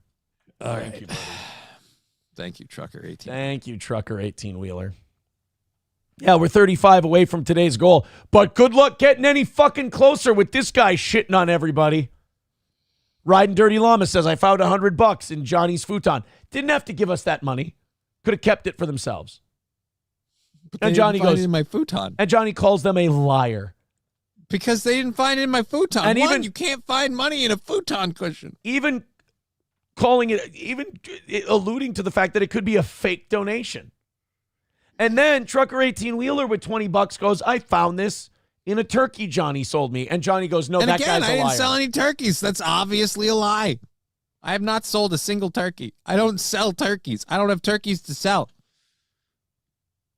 Andrew's son says, wow, Johnny is trying to get Aaron's supporters locked up. Yeah, not only are you calling their donations bullshit, but you're also now trying to throw them in prison. Just call me the Biden Justice Department. Hendy with $2. Guys, I'm sorry. If any of this is offending you, I sincerely apologize. $2 from Hendy. He says, on Friday, can we watch the leaked video of Destiny blowing the fat dude's penis? No. Trucker now 18. Who's insulting their dono? Here, Trucker 18. I just answered a question. I still think Hendy's a great guy. Great guy. Trucker 18-wheeler with $9.99 says, Johnny, it was from that plane you flew over my house. I can't fly a plane, so... Wow, he's a fucking liar, too, apparently. Yeah, apparently my crippled ass has a handicap plane, and... What'd you do? What'd you do this weekend? Go to the Corey Adams School of Yes and?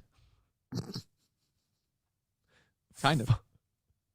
Man, you called the donators a liar. Your wife, the chief hands your wife a crisply folded flag. The fuck's the matter with you? I can't even spit the line out. Jesus, Johnny's got me so worked up. All right, Johnny. We're $25 away from today's goal. Would you like to discourage people from donating this program any further? Yeah, don't donate this program and then lie about me. It's wrong, and I have to sneeze. Approachable because again, the lies. Approachable with $1 says, Johnny, here's your $1 back, you son of a bitch.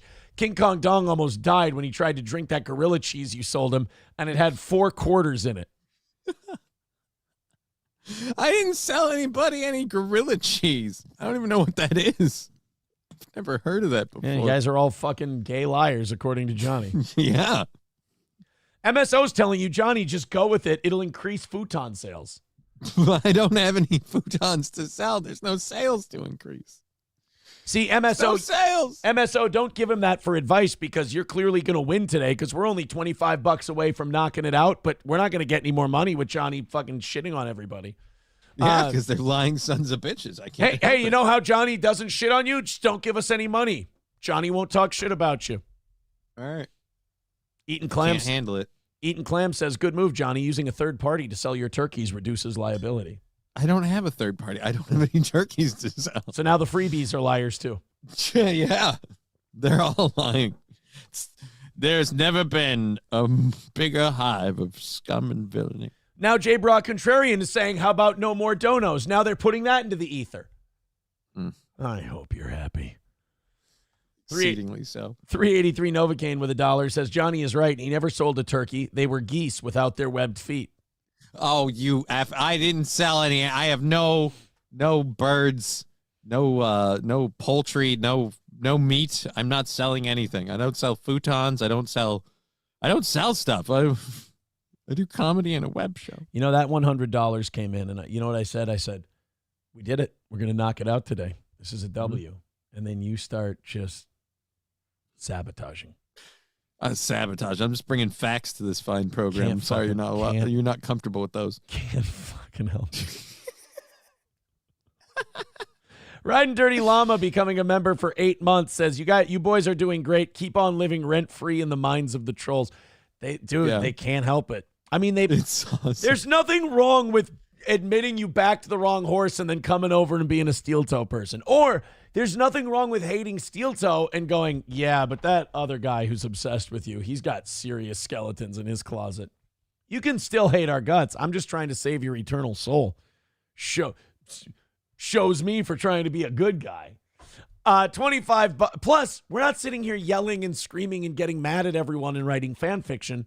We're laughing over here. Come have a good time with us. Andrew's son says, God forbid Johnny roll with a bit for the benefit of the show. Yeah, you fucking cunt. Yeah, well, you know what? I don't sell futons, so too bad. Now, Papa Shab saying Johnny's in the spiral ham game now. Johnny comment. Where would I get a spiraled ham? Where am I going to keep these things? I don't have refrigerated storage. Dive Bar says Johnny is the mole. Oh, shit. Fuck, Johnny's the mole. Approachable says, Aaron, I don't want you to fire Johnny for this donation stuff, but he should be punished. You should make him come over and watch the Destiny video with you. I'm not watching. Why do I feel like that was just shoehorning Darren into watching the Destiny video? Not watching the Destiny video. It's gay pornography. That's not my thing. And you don't own the libs by watching them suck each other's dicks. And I have a saying, Aaron gets you to see a chick with a penis once. Shame on you. If he does it twice, it's your fault. MSO says, I want a spiral ham. Put me down for one. I don't have any. That's the thing. I don't want to disappoint people. This is my problem. People are going to be disappointed. Families are going to go hungry because they'll be like, Johnny, where's the spiral ham we were promised? I didn't promise you a ham. All right. Hey, coming up next, I've got a virus leaking from the Wuhan lab. Stop me if you've heard this before, in the month of December. But before that, I am going to pee out this energy drink and this Yeti full of, it was a Yeti full of water. And now it's a keyboard full of water. The show is going to be doing just great. Give me 1 second here. Right as rain. Space bars forever broken. Right as rain. There we go. Okay, we're all set. I'm going to go make urines. You guys are going to knock out the last 25. Johnny and you guys are going to settle whatever ugliness you have going on between you. And then we're going to talk about some really fun shit. All right, be back in a second. Johnny, I have a challenge for you. Okay, what's that? Do you think you can handle reads?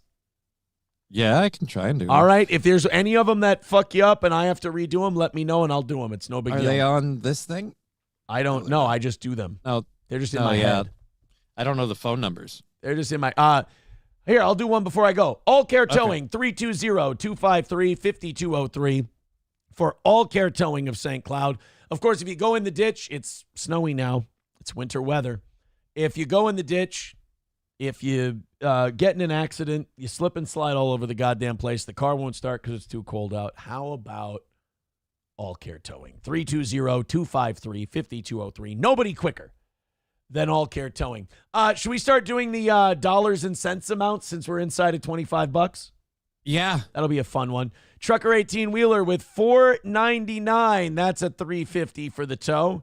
That puts us at $21.50 left in today's goal. He says, I was going to trade Johnny's favorite car for the futon, but he'll call me a liar. Man, well, if you do it, I can't call you a liar. So now I can say you're lying about doing it. Well, you got Midland Armory, midlandarmory.com, and you've got Stoney's. I'm going to go pee. Yep. I'm dying over here. Thank you guys very much for your generosity. If you're looking for parts and gear, optics, all of that stuff, knives, you can go to our friends at Midland Armory. They can sell and ship to any NFL dealer in the United States. So if you see something you like, order it off their website, midlandarmory.com. They have the knowledge that you need. If you have questions, you can ask them. They can help you find the part you're looking for, the knives and the optics you might want. All of that available at great prices, and they have a financing program now at midlandarmory.com. And our other big sponsor, Stoney's in Rockville. They, I believe they're celebrating their 30th anniversary this year. Like, this is their 30th year in business. They have amazing Bloody Marys. Check out the sports, football games, baseball games, all of those. They always have them on the big TVs there. So this Sunday, head on out there. Patios, I believe, is closed down, which is a shame. But you can still go inside and have an amazing Bloody Mary, one of their awesome pizzas, hang out with Cheetos and the gang. A great time at Stoney's. I love hanging out there. I need to go back there. I haven't been there for a while. So, yes, Stoney's in Rockville, our sponsor. Thank you very much. Well, those are horrible reads done by the cripple. Let's go get... Hey, buddy. Yeah? I have really bad news. It turns out I'm going to need a couple more minutes. All right. This turned into a spin-around situation. Yeah, I'm amazed you came back here to report that. I don't want to leave you hanging. So you might have to move out. You guys might have to talk about some stuff and hang out for a minute. Might not just be reads. All right. Yeah, no, I just got done with the reads. I'll get back to it. You might want to return. There. We'll talk about diseases. All right. He totally has monkeypox. Totally has monkeypox. This is what happens when you let her peg you the night before. I always tell him, no. Because that decompression is going to happen in real time while you're on the air. I guess. I don't know. I'm pulling this like he did the dildo right out of his head. Oh, the baldo. Let's go grab, since we're going to be waiting a bit, let's get the chats up here so we can keep up with everybody, because I have been a good boy and not having the chats on the screen because someone doesn't like it when I do that. Stoney's, where inflation works backwards, 20 gets you 50. I mean, is that a bad deal? Oh, wait, this is... Okay, yeah, no, I was going to say, is that... I thought my chat bar had scrolled up really high. Alrighty, so they're putting the... Oh, yeah, no. I don't want to click on that ad. So, shirts coming off. Well, Spinneroonie sounds like something Destiny does. $2 from Anders. Daniel Penny greeted with chance of guilty. Oh, boy. That's gross. That is gross. I'm going to click on that, Anders. I don't think... Dude, we have that in here? Because I actually have a sheet up here. If it's a story we were going to talk about. Don't necessarily want to do that. 13-year-old. No, so that's... that might be new. Oh my God! Closing arguments begin. Okay, so there is a video on this. I kind of want to play the video, but I can't pull up the video because I'm in this little window. That's what sucks about this whole setup. Is I'm stuck in this little box. I'm stuck in a box. What am I supposed to do? I can't fucking pull the, which is bullshit. We have one. Daniel Penny is a fucking military veteran who responded to a situation of a person threatening the lives of other people. We know for a fact that Jordan Neely was alive and well. Well, not well. Jordan Neely was alive and in the recovery position when Daniel Penny left the whole thing. And then we have an hour unaccounted for between he's alive when Penny left, he's DOA at the hospital, and nobody wants to talk about what happened in between. It's apparently Penny's fault. What the fuck are you telling me? Oh, and dude, I swear to God, I had a couple weeks ago, we had a clip of a lady being like, why isn't anybody doing anything when there's like a girl getting like harassed by some dude? She's like, look at all these guys just sitting there. Like, yeah, they're sitting there. Because the last one who didn't sit there was Daniel Penny. And after we find out that he got railroaded, again, chance of guilty. Wow. Wait, I've got the Daniel Penny thing too. Are we talking about Daniel Penny already? They're talking about it. I haven't gotten into much. I haven't played any videos. Oh, man. Yeah, but you just nailed something that a lot of people were writing about yesterday. And that is that, if Daniel Penny doesn't win this, win his defense, that it's basically going to kill the idea of the Good Samaritan. Oh, yeah.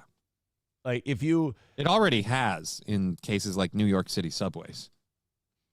Yeah, because like it seems like one of these stories happens once a generation.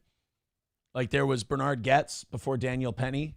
He caught a bunch of shit, although he killed people, like shot people. But the Daniel Penny thing, it's like he didn't even kill the guy. Like, it's kind of like the George Floyd thing all over. There was a coroner's report with the George Floyd thing where they were like, yeah, this guy didn't die from a knee on the neck. Like he had kind of eaten a shitload of fentanyl, and he had some other drugs in his system too, I think. Meth and marijuana. And then also he had a deadly heart condition. And he had just got So the one thing you shouldn't be adding to that, fentanyl meth. All right, then. So then that totally gets ignored, and they convict Chauvin of this murder due to the fact that he couldn't get a fair trial because they went fucking convict him or we'll riot. And then this Daniel Penny thing, why did it take until now for us to find out that there was a coroner's report that said this guy didn't die from what Daniel Penny did to him? Not even coroner's report, body cam footage of literally people being like, yeah, we don't disagree with what he did. He was threatening our lives. And then you have other people like the cops going, look, we could give him mouth-to-mouth resuscitation, but he's clearly a drug addict and he's been vomiting and we don't want to get sick. Yeah, the cops didn't perform life-saving rescue breathing for the guy because they're like, he's a fucking dirty pig and we don't want to fucking get sick to save this piece of shit's life. So I don't know. There's never been a better situation of dismiss the trial. Like, I don't even think there should be a trial. No. They should dismiss there the charges. Shouldn't. But here we are. Anders with $2. Yeah, because he put that. He put that link in there. Yeah, that. So I clicked on it and I checked your sheet and I saw you had the penny thing, but yours was a different thing. So I was just looking at this. I didn't put it. Like I said, I didn't put anything up on the screen because can't. Red Fox Mad with $4.99. Thank you very much, buddy. He says Johnny works at Von Hansen's meat market, beating his meat. Yes, and I just do this show for fun. By the way, that brings today's goal to 1650 away from today. Thank you guys very much. 1650. You guys can do it a couple bucks at a time. Thank you very much. $16.50 away. Keep it coming. We appreciate it. Also, on the Daniel Penny thing, I don't know. I think I kind of agree with you. I don't know how much Good Samaritan there was left in New York City, but this will definitely kill it. Because I've done stories where it has. There's literally I did a story a couple of weeks or months ago where a lady posted a video, like a TikTok or whatever, and she's complaining about this video. There's a lady being, I think, verbally accosted by a couple of dudes or a dude, and she points out like 5 or 6 guys that are just sitting there not doing anything while this is happening. And she's like, oh, wow, why are you guys just sitting there? Why don't you do something? And it's like, because we've all seen what happens to Daniel Penny, so that's why. Yeah. And like, even if he gets acquitted, nobody's going to want to go through this process. Right. Just to, restrain some crackhead who's bothering people on the train. Just here's the solution. Get out of New York, get out of California, go somewhere better. I mean, I'll be honest with you, even Minnesota is better. People look at Minnesota from outside Minnesota, they're like, wow, what a fucking liberal state and this and that. If you live outside of Minneapolis, I don't know. The taxes are high. Yeah. But it's not bad. It's not great. I mean, they could be a lot better, but like it's not this liberal shithole where there's no law and order or anything like that. Minnesota's hanging in there, in my opinion. I don't even think people like Minneapolis, you go there, you get stabbed. Nah. Compared to, and I know I'm doing that thing where like, yeah, compared to other shithole big cities, Minneapolis has a lot of work to do. They need to bring down crime, but like, I don't know. I don't think we're past the point of no return yet. How far away is Chicago? About 6-hour drive. All right, so yeah, we're about 6 hours away from no turning back. We're 6. Yeah, if you want to see what no turning back looks like, take a 6-hour drive south, and you'll find it. By the way, that person who brought up Von Hansen's meat market, yeah, that makes me really want to go get a half pound of meat and cheese trail mix today. Have you ever had that? Meat and cheese trail mix? Meat and cheese trail mix.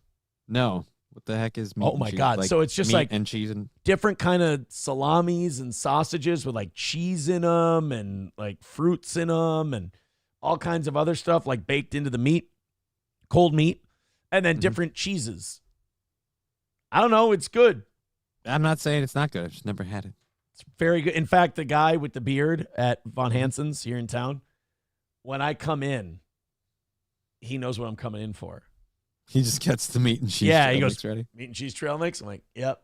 Because April and I used to go in there and we would get like a steak to share. And then we get some sides. And I'd always get a half pound of meat and cheese trail mix.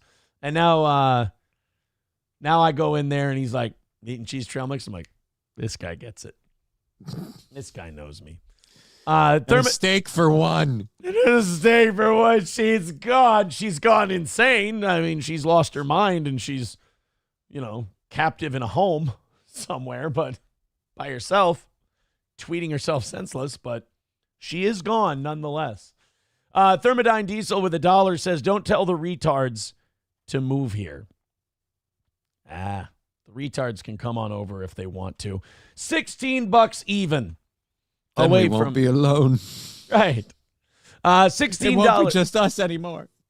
16 even from today's goal. Let's go ahead and knock it out and call it another win for the toe. I appreciate it, you guys. Hey, all that wrangling about, Fauci trying to silence everyone who was saying that COVID came from that lab in Wuhan? Mm-hmm. There's a long shot, and I know we've said that we're living in comic book world with this new Trump administration. There's a few long shot people who are thinking that, hey, we're going to get Fauci out of all this. Like Fauci, okay. we're gonna get this guy. For the record, I don't think we are. I'm a believe it when I see it kind of person. Yeah, I don't think we're getting Fauci. However, I will say that with the comic book world we've been living in, if it does happen, I'm not going to be shocked anymore. There was a time where if you would have told me we're investigating Fauci and we're going to go after him, I would have been shocked. Kash Patel, Elon Musk, Robert F. Kennedy Jr., I wouldn't be shocked now if they go after Fauci. But here's the deal. So let's say you go after Fauci. There's no guarantee that he's committed a crime. Right? He's a filthy liar and he's a fucking manipulator. But he was given a job where he had leeway to do that. Like he served at the pleasure of the president. Trump could have fired him at any time. You really can't make Fauci guilty without kind of making Trump guilty. Because Trump could have cut this asshole loose, and he never did. And And it's not like that's revisionist history, by the way, because I remember people, myself included, were screaming for Trump to fire him back then. Yeah, because this was the same guy that effed up the AIDS in the 80s or whatever. Like, he had a track record of not being the guy to go to. Well, and then you had Redfield, the CDC director. That guy seemed like he was on top of it from the beginning. And then they cut him out. Yeah. Because he was on top of it, he's like, this came from the Wuhan lab. The mask thing isn't going to work. The social distancing doesn't seem to be effective.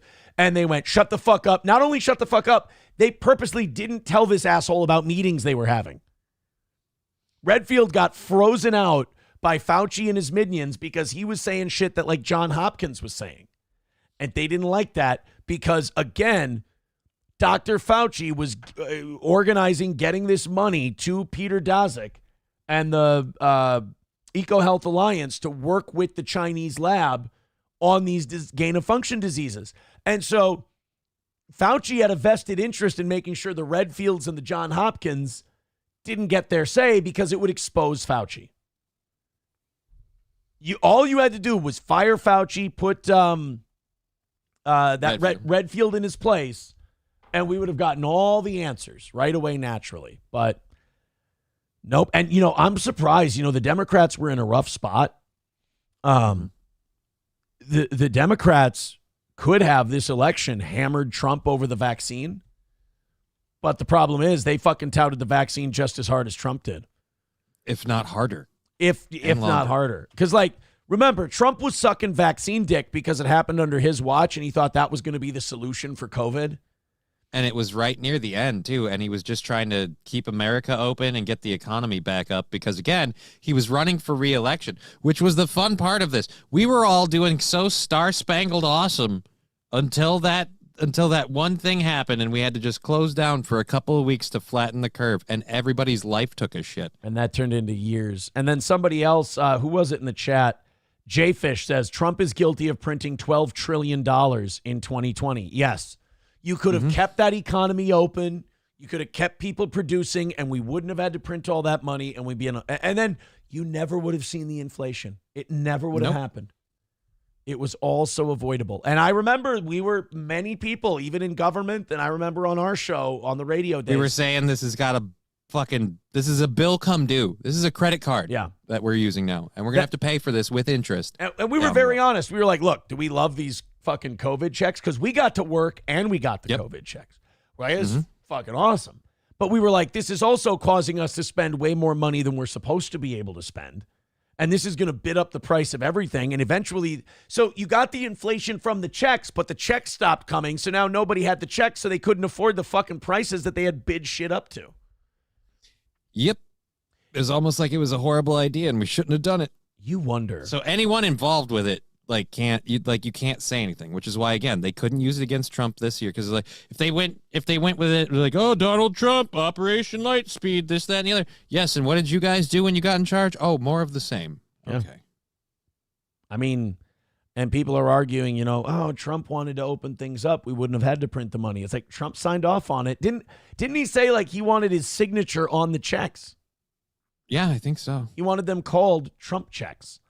I also agree with Bapa Shab. He says they will never indict him. He's part of a club. He made a lot of wealthy people even more wealthy, all types, left, right, and center on the phony political spectrum. He's right. And, all the truths that have come out that have proven Fauci wrong, he doesn't give a fuck. They all came out too late. So, the House COVID committee did a 2-year investigation into COVID. And everything they found out is everything that was called a conspiracy theory before and is something that we can't do anything about now. Their major findings, the National Institute of Health, Fauci's organization, funded gain-of-function research at the Wuhan lab. That's not a rumor anymore. That's not a conspiracy theory. That's a fact. That's a fact. That's a fact, Jack.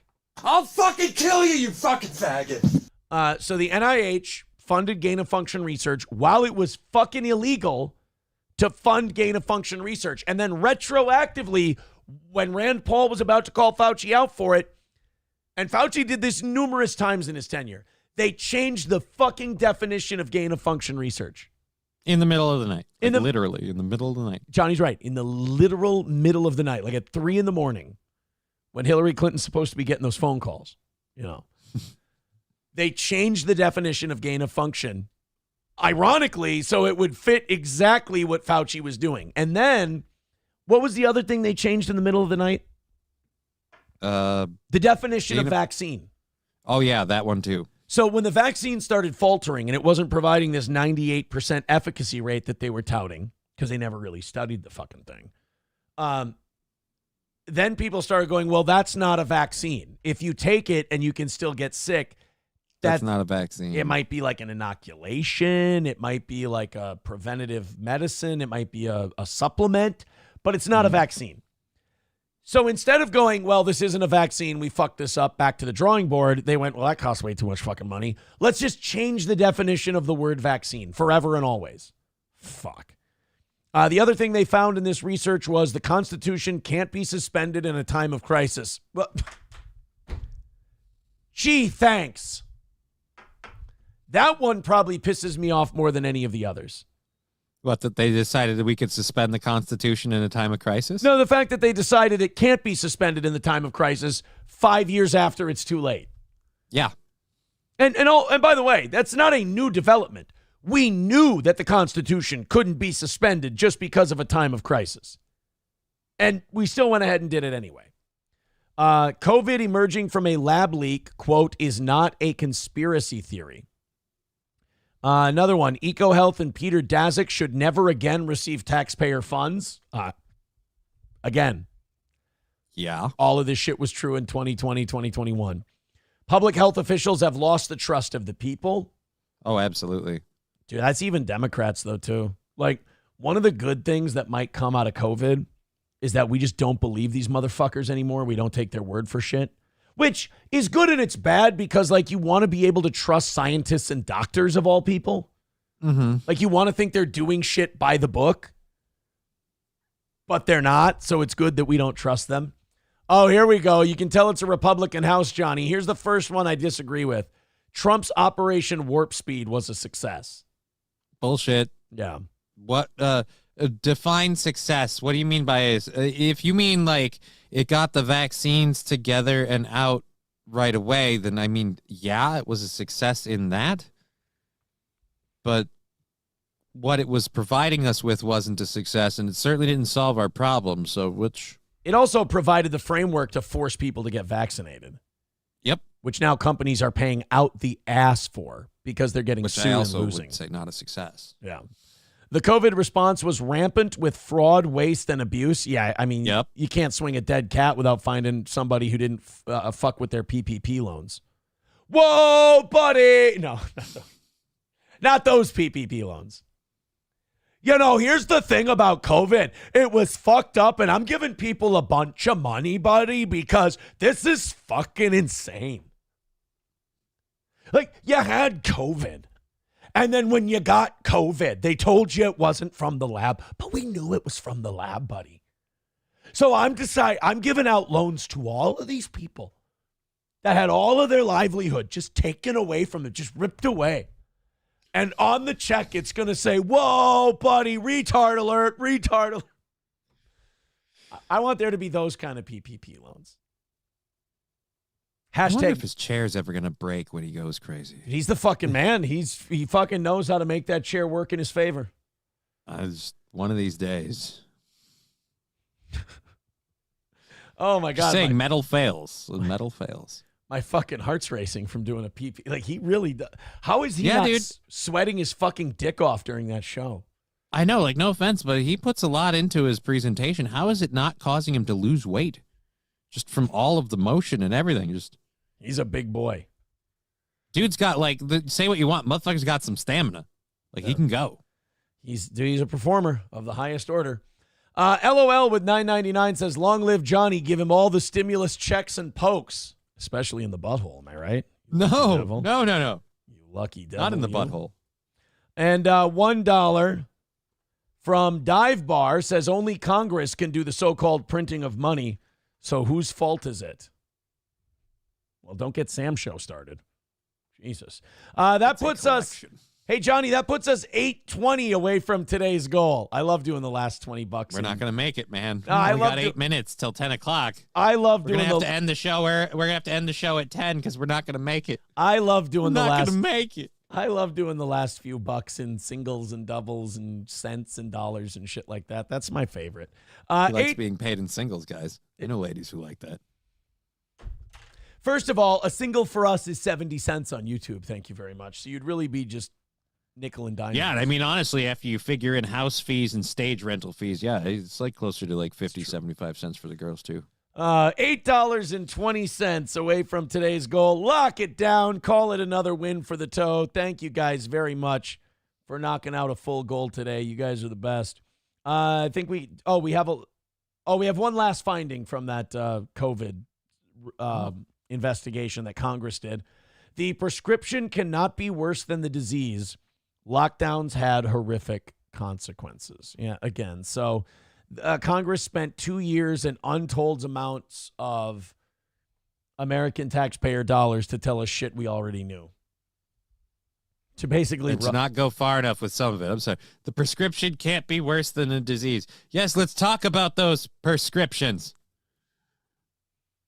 But let's not talk how you paid for them. Let's not talk about ivermectin, though. Well, that's horse paste. What are you, a goddamn animal? Boy, man. I just,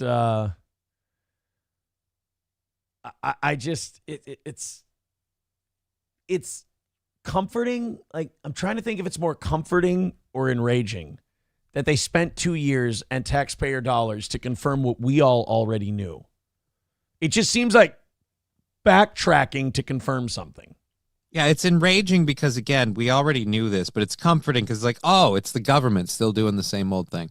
Yeah. Right. I didn't need them to tell me this shit. You know, I would have believed it anyway.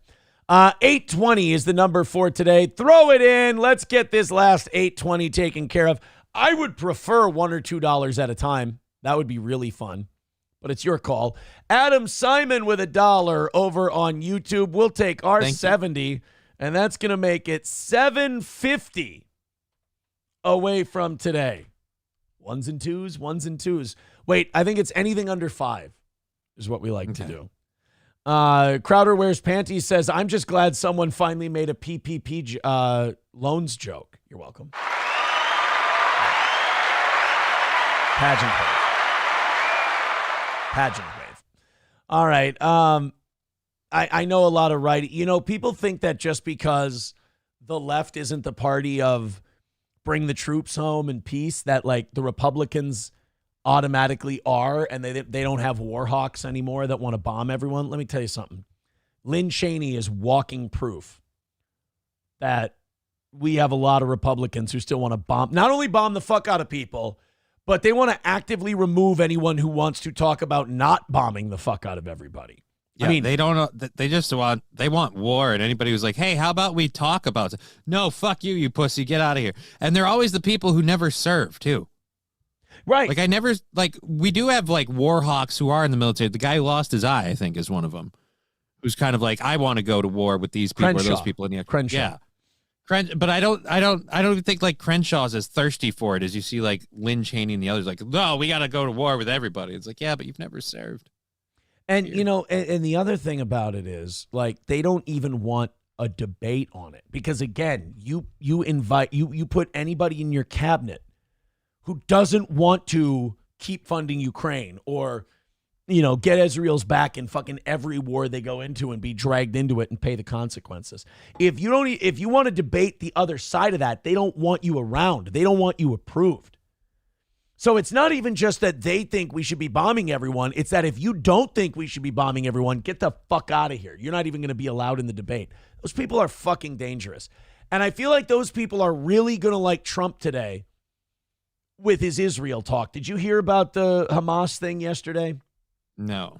Oh, my God. So this bummed me out. And I get it. Like, Trump's not going to do everything I like. That's understandable. But Trump was doing tough guy, bomb the shit out of you talk yesterday with Hamas. And it's like, I wish we would have an American president who would just acknowledge that anytime we talk about going after Hamas and Hezbollah, we're really just being unpaid mercenaries of the Israeli military, because with what's going on in Israel right now, we have no reason to get involved. Absolutely not. No reason to drop bombs on anybody. No reason to send the military in. No reason to send weapons. None. It's a regional conflict. Let the region deal with it. We can come in and negotiate peace settlements, but here's my problem with us. We sit there and we arm one side and let them bomb the fuck out of people, and then we go to those people and go, hey, we'll negotiate a peace settlement for you. Yeah. And look, we really need you guys to stop killing each other and get along, and ignore the fact that we're helping one side only with the with the killing part. Well, Trump yesterday was demanding a release of all the Israeli hostages before he takes office, or he told Hamas, quote, there will be all hell to pay. Now, I know that a lot of the old school Republicans hear that and they're like, yeah, fucking America, Trump's making us great again. I don't want to bomb Hamas. I don't want to go into the Middle East. Like, how many times are we going to open that door, slam it on our fucking dicks, and then try it again? When has this ever worked?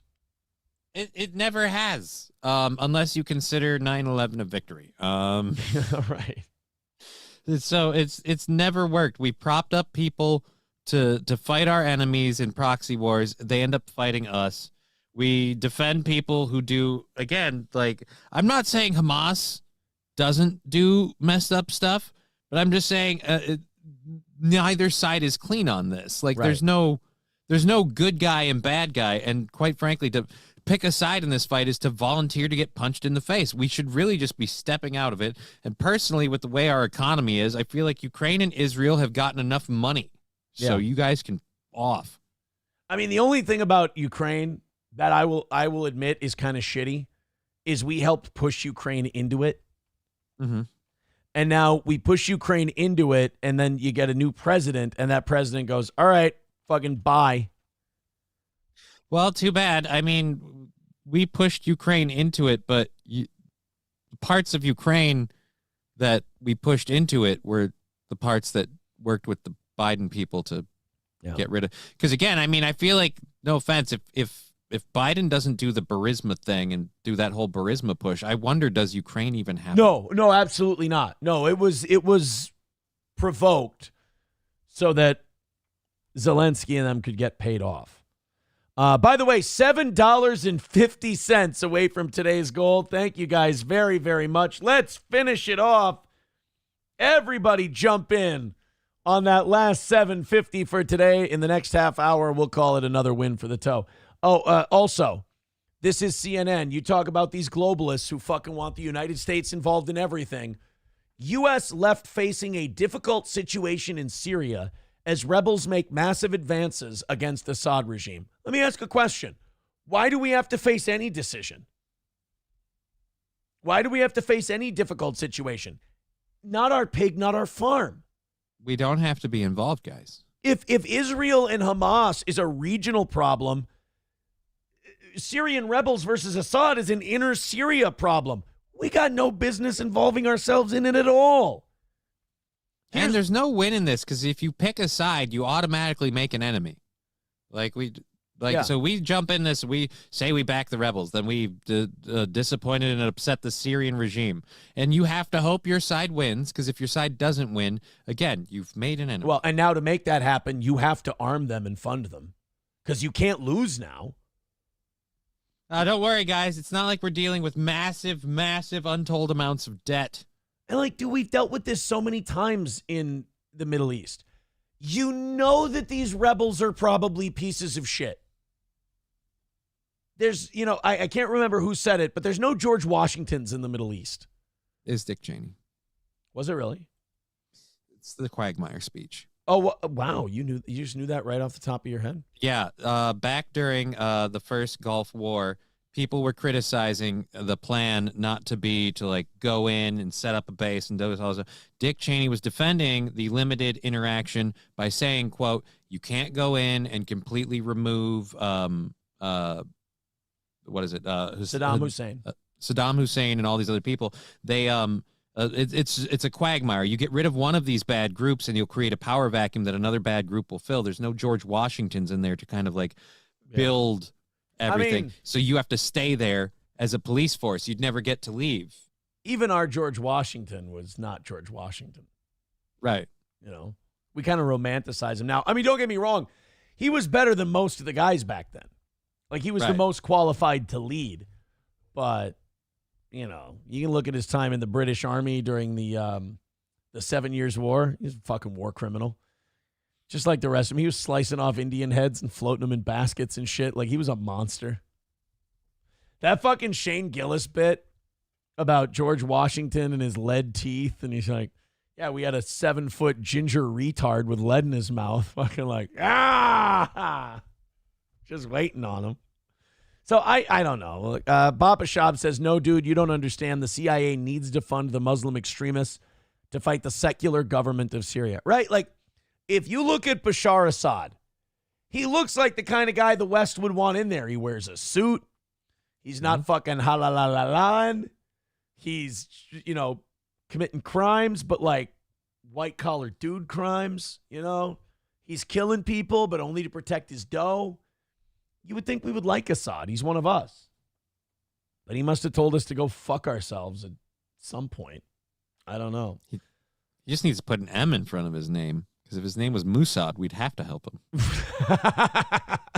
Thank you very much to Anders. He's with $1. He says, you're absolutely right, Aaron. It's all a Jewish plot. Better put them all in No, that's not what I said.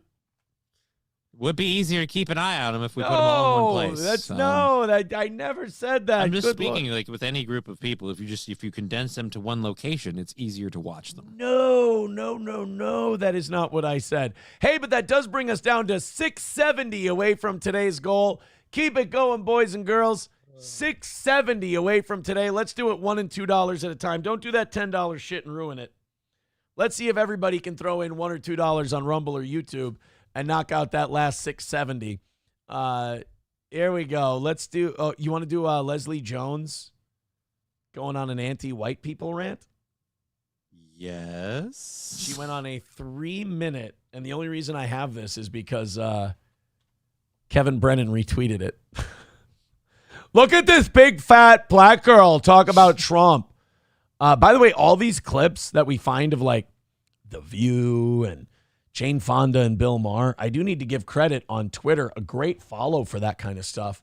Lila Hart's husband, Eric Abinate, is the guy who posts this stuff on Twitter. So follow Eric Abinati. He gets a lot of good shit. So here's Leslie Jones. Now, is Leslie Jones doing anything anymore? I don't think so. I never see her like in movies and TV shows. I don't know. Thank you, bearded trucker.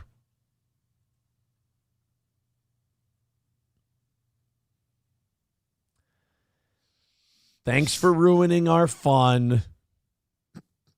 It's so funny when you look like someone peed in your cereal bowl. It's just $10. I love that at 6 a.m. That's great. Yeah. At 10:05 when we're $6 away, ruins all the donation fun. 2-0 gave it a shot with $1. Thank you very much. We're about $2 into tonight. Thank you. Thank you, bearded trucker. Another win for the toe. I appreciate it. That's very nice of you. That is generous and kind. And I appreciate it, bearded trucker. Not trying to sound ungrateful. So, guys, it's a perfect week so far. Thank you very much. We're, wait, no, didn't we miss yesterday by $3.90? I have no idea. So we're something like that? We're $1.60 ahead for today. So that puts us $2.30 short of yesterday. And then it's a perfect week. All right. I love this shit. Okay, let's go ahead and watch Leslie Jones complain about. What do you think she's going to complain about, by the way? Wait. Stop. My phone's trying to. Jesus. It's phone's trying to get me to reorder my medications. So I'm gonna guess that it's the white male racist people getting Trump in office. I'm guessing this is a Trump rant. Okay, you think this is a Trump but like a Trump / white people rant? Yeah, right. The problem is going to be sexist, racist white people. Okay, let's check it out. Leslie Jones, and because it's Leslie Jones, I'm sure it's going to be hilarious. To me, I just feel like all the shit is being revealed now. Trump brought out all those people who really are racist, because most white people are. They just don't understand that they have that microaggression. Y'all. Right. Let's go ahead, Johnny. Should we list some of the truly racist, disgusting people that Trump has brought into his administration? I'll start, and then we'll go to you. Vivek Ramaswamy. Oh. Well, Elon Musk. He's a white guy. He's a South African white guy. Tulsi Gabbard. Oh, shit. What's the first name of the FBI guy? Cash. Begins with a Cash Patel. Cash Patel. Yeah, so I'm sure there's been other black people and Latinos and others who have been nominated. Oh, the white woman for Attorney General, a female. It's not a lot. That's the one thing you got to complain about with this Donald Trump cabinet. Not a lot of diversity. Nope, just powdered old white people. Yep, that's all it is. If we could give like minority liberals, like really far lefty black people like Leslie Jones, like the BLM type black people, if we could give them truth serum, I guarantee they would say to us, they would go, we count Indian people as white. We count Indian people as white. We count anyone who's successful and not black as white. Yeah. They won't count Jay-Z as white because he's one of their success stories. But let's just say if Jay-Z was Asian, well, then he'd be white. Right. If it was Jay-Z, he would be a white man, right? If it was Xi Jinping. Yeah, it was Xi Jinping. Then he'd be white, exactly. Mostly are. You don't even understand some of the racist shit you do. Hey, hold it, Toots. Yeah, that'd be like me saying, you guys don't think you're animals. You mostly are. You don't even understand some of the animalistic stuff you do, responding aggressively and looting and rioting and stuff. You don't even understand it. You guys are just primitive people. Like, that would be racist if I said it. It's still racist when she does it. Oh, see, I was going to go the opposite way of you. Well, that's good. That's why we have two perspectives on the show. I was going to say I always know when I'm being racist. Well, yeah, I mean, I do it for fun, to be cheeky. I don't like this idea that there's this unintentional racism that I have. My racism is intentional, all right? Yeah. It is intentional and it is pointed. I'm looking at you, Jews. No, I'm the real deal like Holyfield, bitch. All right, let's continue on with this. Racist shit you do, and by accident, just from being a white entitled motherfucker. A white entitled. Says the Hollywood actress. Not only that, like, I'm tired of all this racism, you dumb white motherfucker. It's like, wait, what? Your racism, whether you know it or not, it's just what you do because you're white and entitled. Oh, so regardless of who we are, the color of our skin is and we're racist. Yes, exactly. Hey. Precisely. Perfect. Seriously, and that shit's starting to show now. And it's getting so bad, like, oh, we don't want you to see your history and all of that. I think people are just waking up to the shit that's been going on. And now we don't want black people to see their history. You guys can watch Shaka Zulu whenever you want to. You guys were fucking crushing it. In the 18th... Nobody has called for the removal of roots from our collective zeitgeist, okay? Yeah. Hey, we Africans were kings and queens. Yeah, kings and queens who were throwing spears at the British in Cape Town in the 1800s while they were And then you sold out your other rival tribes because you couldn't beat them with your primitive warfare. So you're like, how about they just ship them off to another country and we get their land? Well, not only that, like the British would arm the Zulu tribes or the African tribes that would side with them. And they would get rifles and shit. When? Name one other time in history where where the British showed up and just went, hey, how about if you guys give us what we want, we'll give you some fire water and some firearms, and you can go ahead and tell those other Indians to the hell off. You know what? You're right. I'm being racist. I've got bad news for you, Leslie Jones. The colonization of Africa could not have happened without the help of black people. The colonization of North America could not have happened without the help of Native American people. We couldn't have done it without you. We're waking up. This idea that there was this sacred unity between these oh so peaceful, wonderful groups of people before the white man got there. Motherfucker, we conquered your continent side by side with some of you. Like we were right there with you when you were scalping some of them bitches. And by the way, you didn't start doing that when we showed up. You were doing it before. And guess what? If you would have been more technologically advanced and African countries would have showed up in Europe first, guess what? Some of us would have helped you wipe out some of them too. That's the way human nature works. You offer me a better deal, I'll take the deal. What do you think? I mean, do you think there's... of course. Oh, fuck. No wonder why.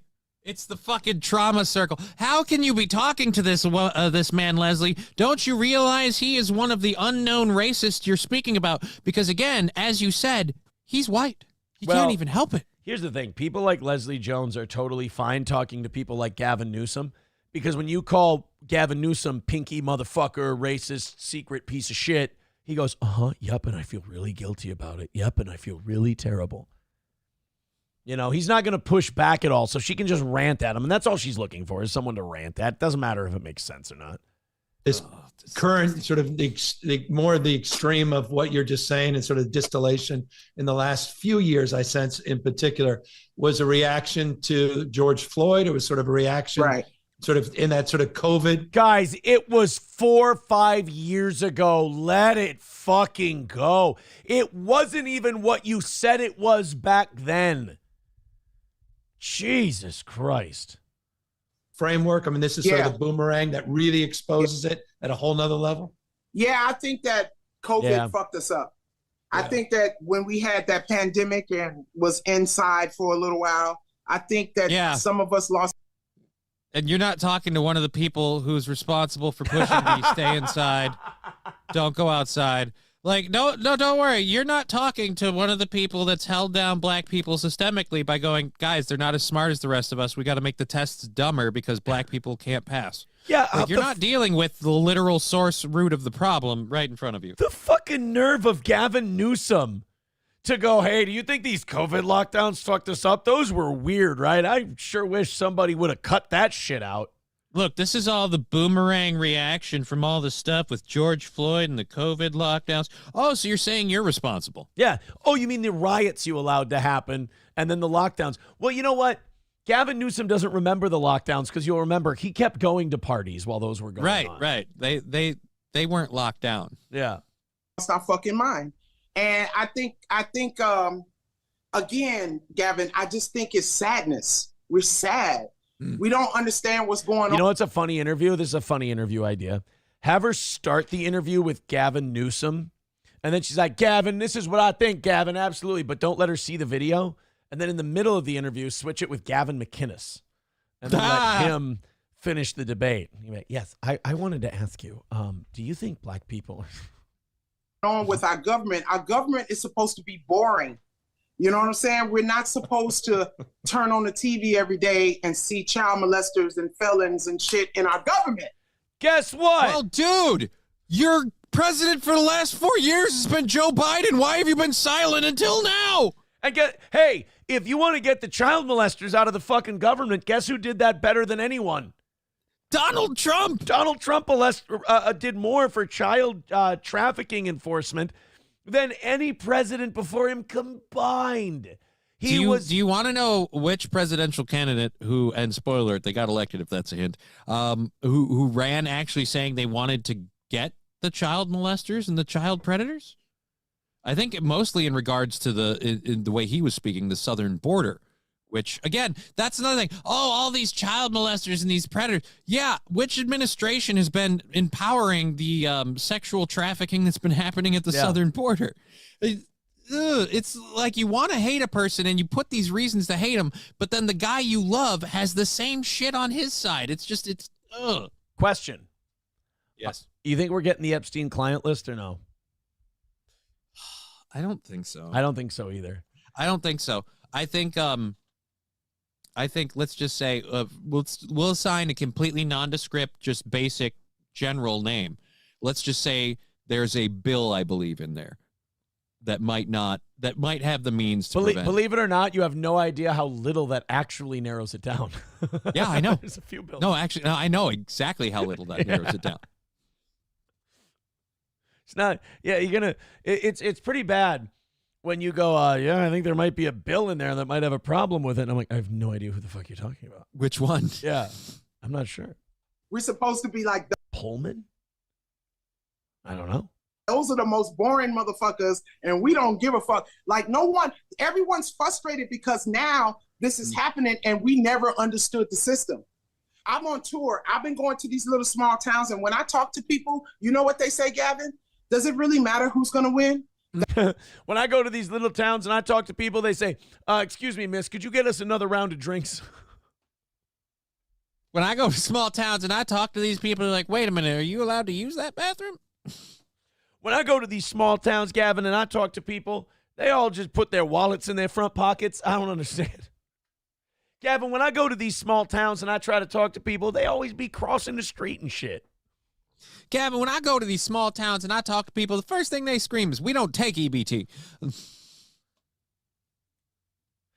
Gavin, when I go to these small towns, I talk to people and their kids try to give me snacks. Their parents go, no, they'll become dependent on us.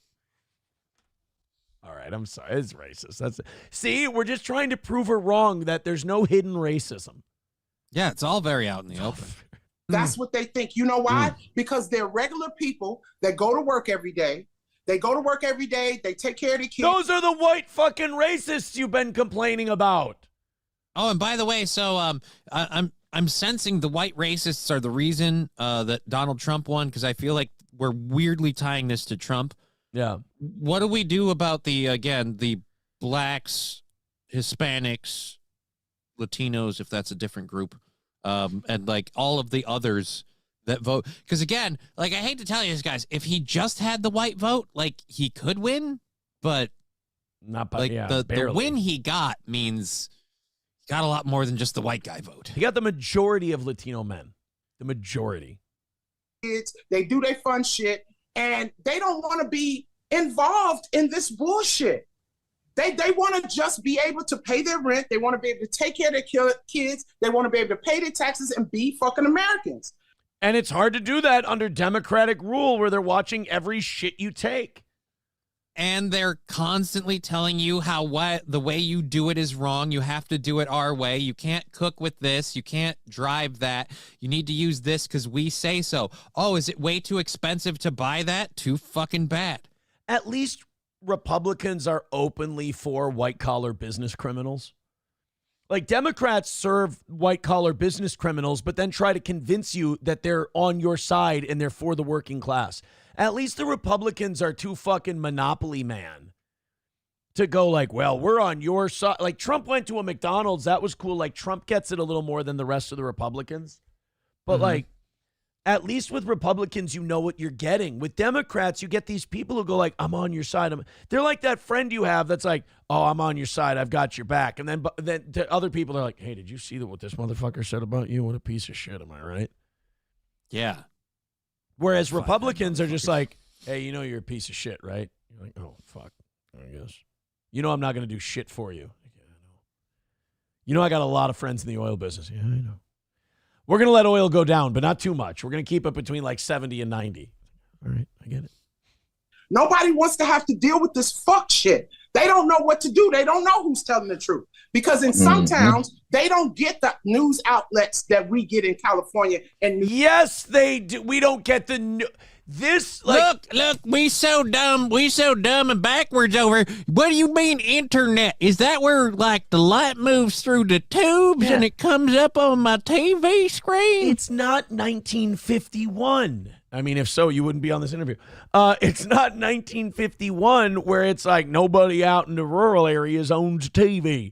Everybody has the same news consumption now. Oh, we don't follow all them fast city folk news. You guys all in goddamn hurry. I'm just worried about whether or not my son's going to be able to marry my daughter or not. Like, I mean, come on. This is not the world we're living in. I don't have a computer.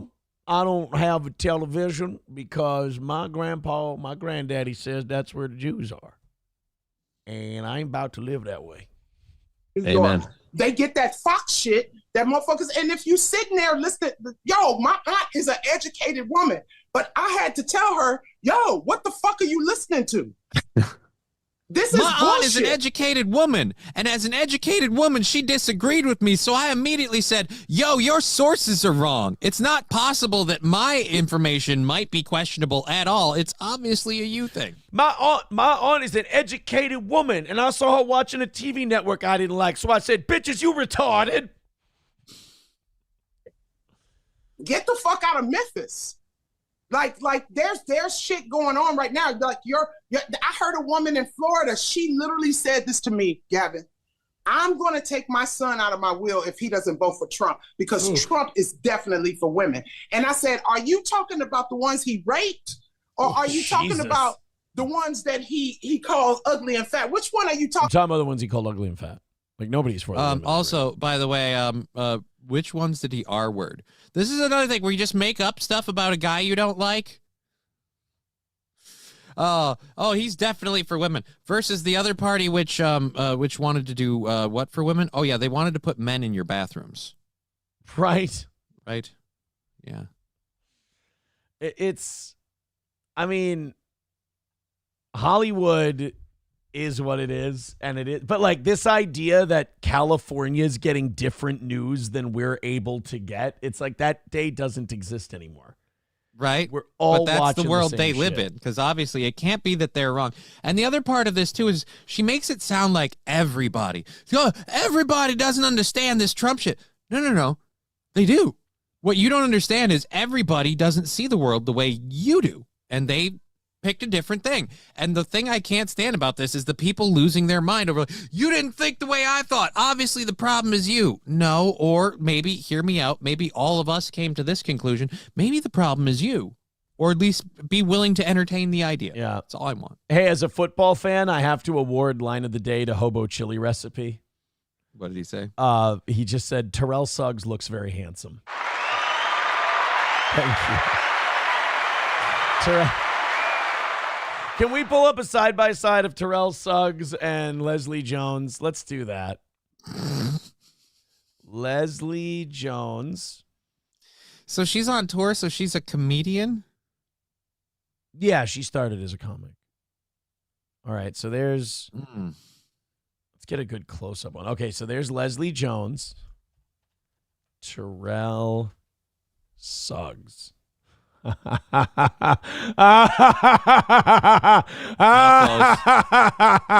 don't like the laugh. Oh no. Oh no. Oh no. Oh no. This is not. Oh, fuck, Hobo. That was good. Oh, thank you. It's just I'm looking at a lot of lamaus and ah-ha-has in the chat. Oh my God. Well, look, I just I hope the Leslie Joneses of the world will get through the next 4 years. Here's the thing about like Leslie Jones and other people is that like what's going to happen these next 4 years are probably going to benefit them more than it's going to benefit me. And they're going to and they'll acknowledge none of it, by the way. Right. Like the more money you make, the better you're going to do under Trump. But that doesn't, this is what I hate about the Democratic attitude. They're like, those tax cuts will benefit the wealthiest 1% more. Well, yeah, that's because they just pay more dollars in taxes. You know, that's just the way it is. When you have more, you pay in more. Maybe not as a percentage, but as a dollar amount. So like, they're going to go, oh, these tax cuts are going to help the wealthiest 1%. They're going to get more money than you are. I don't give a shit as long as I'm getting money back. You know, as long as I'm not competing with the CEO of Cargill. Okay. Yeah, but they're trying to get you to. So that's the whole thing. It's like, guys, they're gonna win a lot of money, so they're gonna beat you. Like, yeah, so you're saying just to spite them, I should hurt myself? Like, oh, I guess I better give all my money to you guys for taxes because I don't want them to get their money. And is that going to be that's always their their logic with tax, when they want to increase taxes, they're like, well, it's going to hurt the 1%. Yeah, it doesn't help me. It doesn't help me. I don't benefit when the 1% hurts. We need to make the 1% pay their fair share. Yeah, but you also make me pay more too. We don't talk about that part very much. Well, I just, look, people like her are going to do very well under Donald Trump, and they will admit none of it. The rich are going to pay their fair share, and hey, while we have the hat out, you might as well throw in too. Right. But remember, if they made campaign contributions to us, we'll find a way to make them exempt. That's fine. That's actually, dude, Gavin Newsom, thank you for reminding me of that. Gavin Newsom is a perfect example of that. Guys, we're going to make the rich pay their fair share. You know all these corporations that franchise out to mom and pop shops for these businesses? Yeah, we're going to make them pay a living wage for their California workers. Oh, except my buddy at Panera, and I'm not going to tell you why, but since they make bread, they're exempt. Did they shoot that down? No. They let that go through. It passed, and it worked exactly the way everyone thought it would.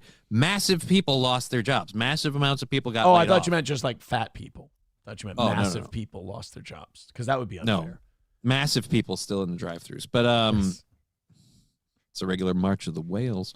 But so no, the law went through or whatever. I don't know if the Panera exemption thing went through. I think it did, but yeah, a whole bunch of fast food workers, the salt of the earth people who just need a living wage. They got their living wage, but a lot of them lost their jobs. So good luck earning your living wage. Well, guys, I tell you what, 2 shows in a row, evening show and morning show, and no beg. I appreciate that. 199 from Trucker 18 Wheeler. He says David Pakman said he doesn't want tax cuts. Well, then give me his. I'll take his. Johnny today will be on at 2 o'clock Central Time. Please go watch Just Kidding LLC on YouTube, Twitch, and Rumble. Wherever you want to listen, it's great. Throw him a couple of bucks. And then, of course, we'll be back again tonight at 7 o'clock. That will be our final evening show of the week. I picked the kids up tomorrow instead of Tuesday, and I decided I didn't want to try to cut that short to try and hustle back here and make the show. So I'm gonna spend a little extra time at Grandma and Grandpa's, if you will, after I pick them up. So you guys have fun. Go hang out with Johnny today at 2 o'clock. Get through the rest of your workday, then come back at night. Watch Steel Toe. We appreciate it. I'll update the standings. We had a big shakeup today during the morning show. Thank you guys very much for that. Johnny, take it easy. You too, sir. Rest of the audience, take it easy. We'll talk to you again later today. Bye, everybody.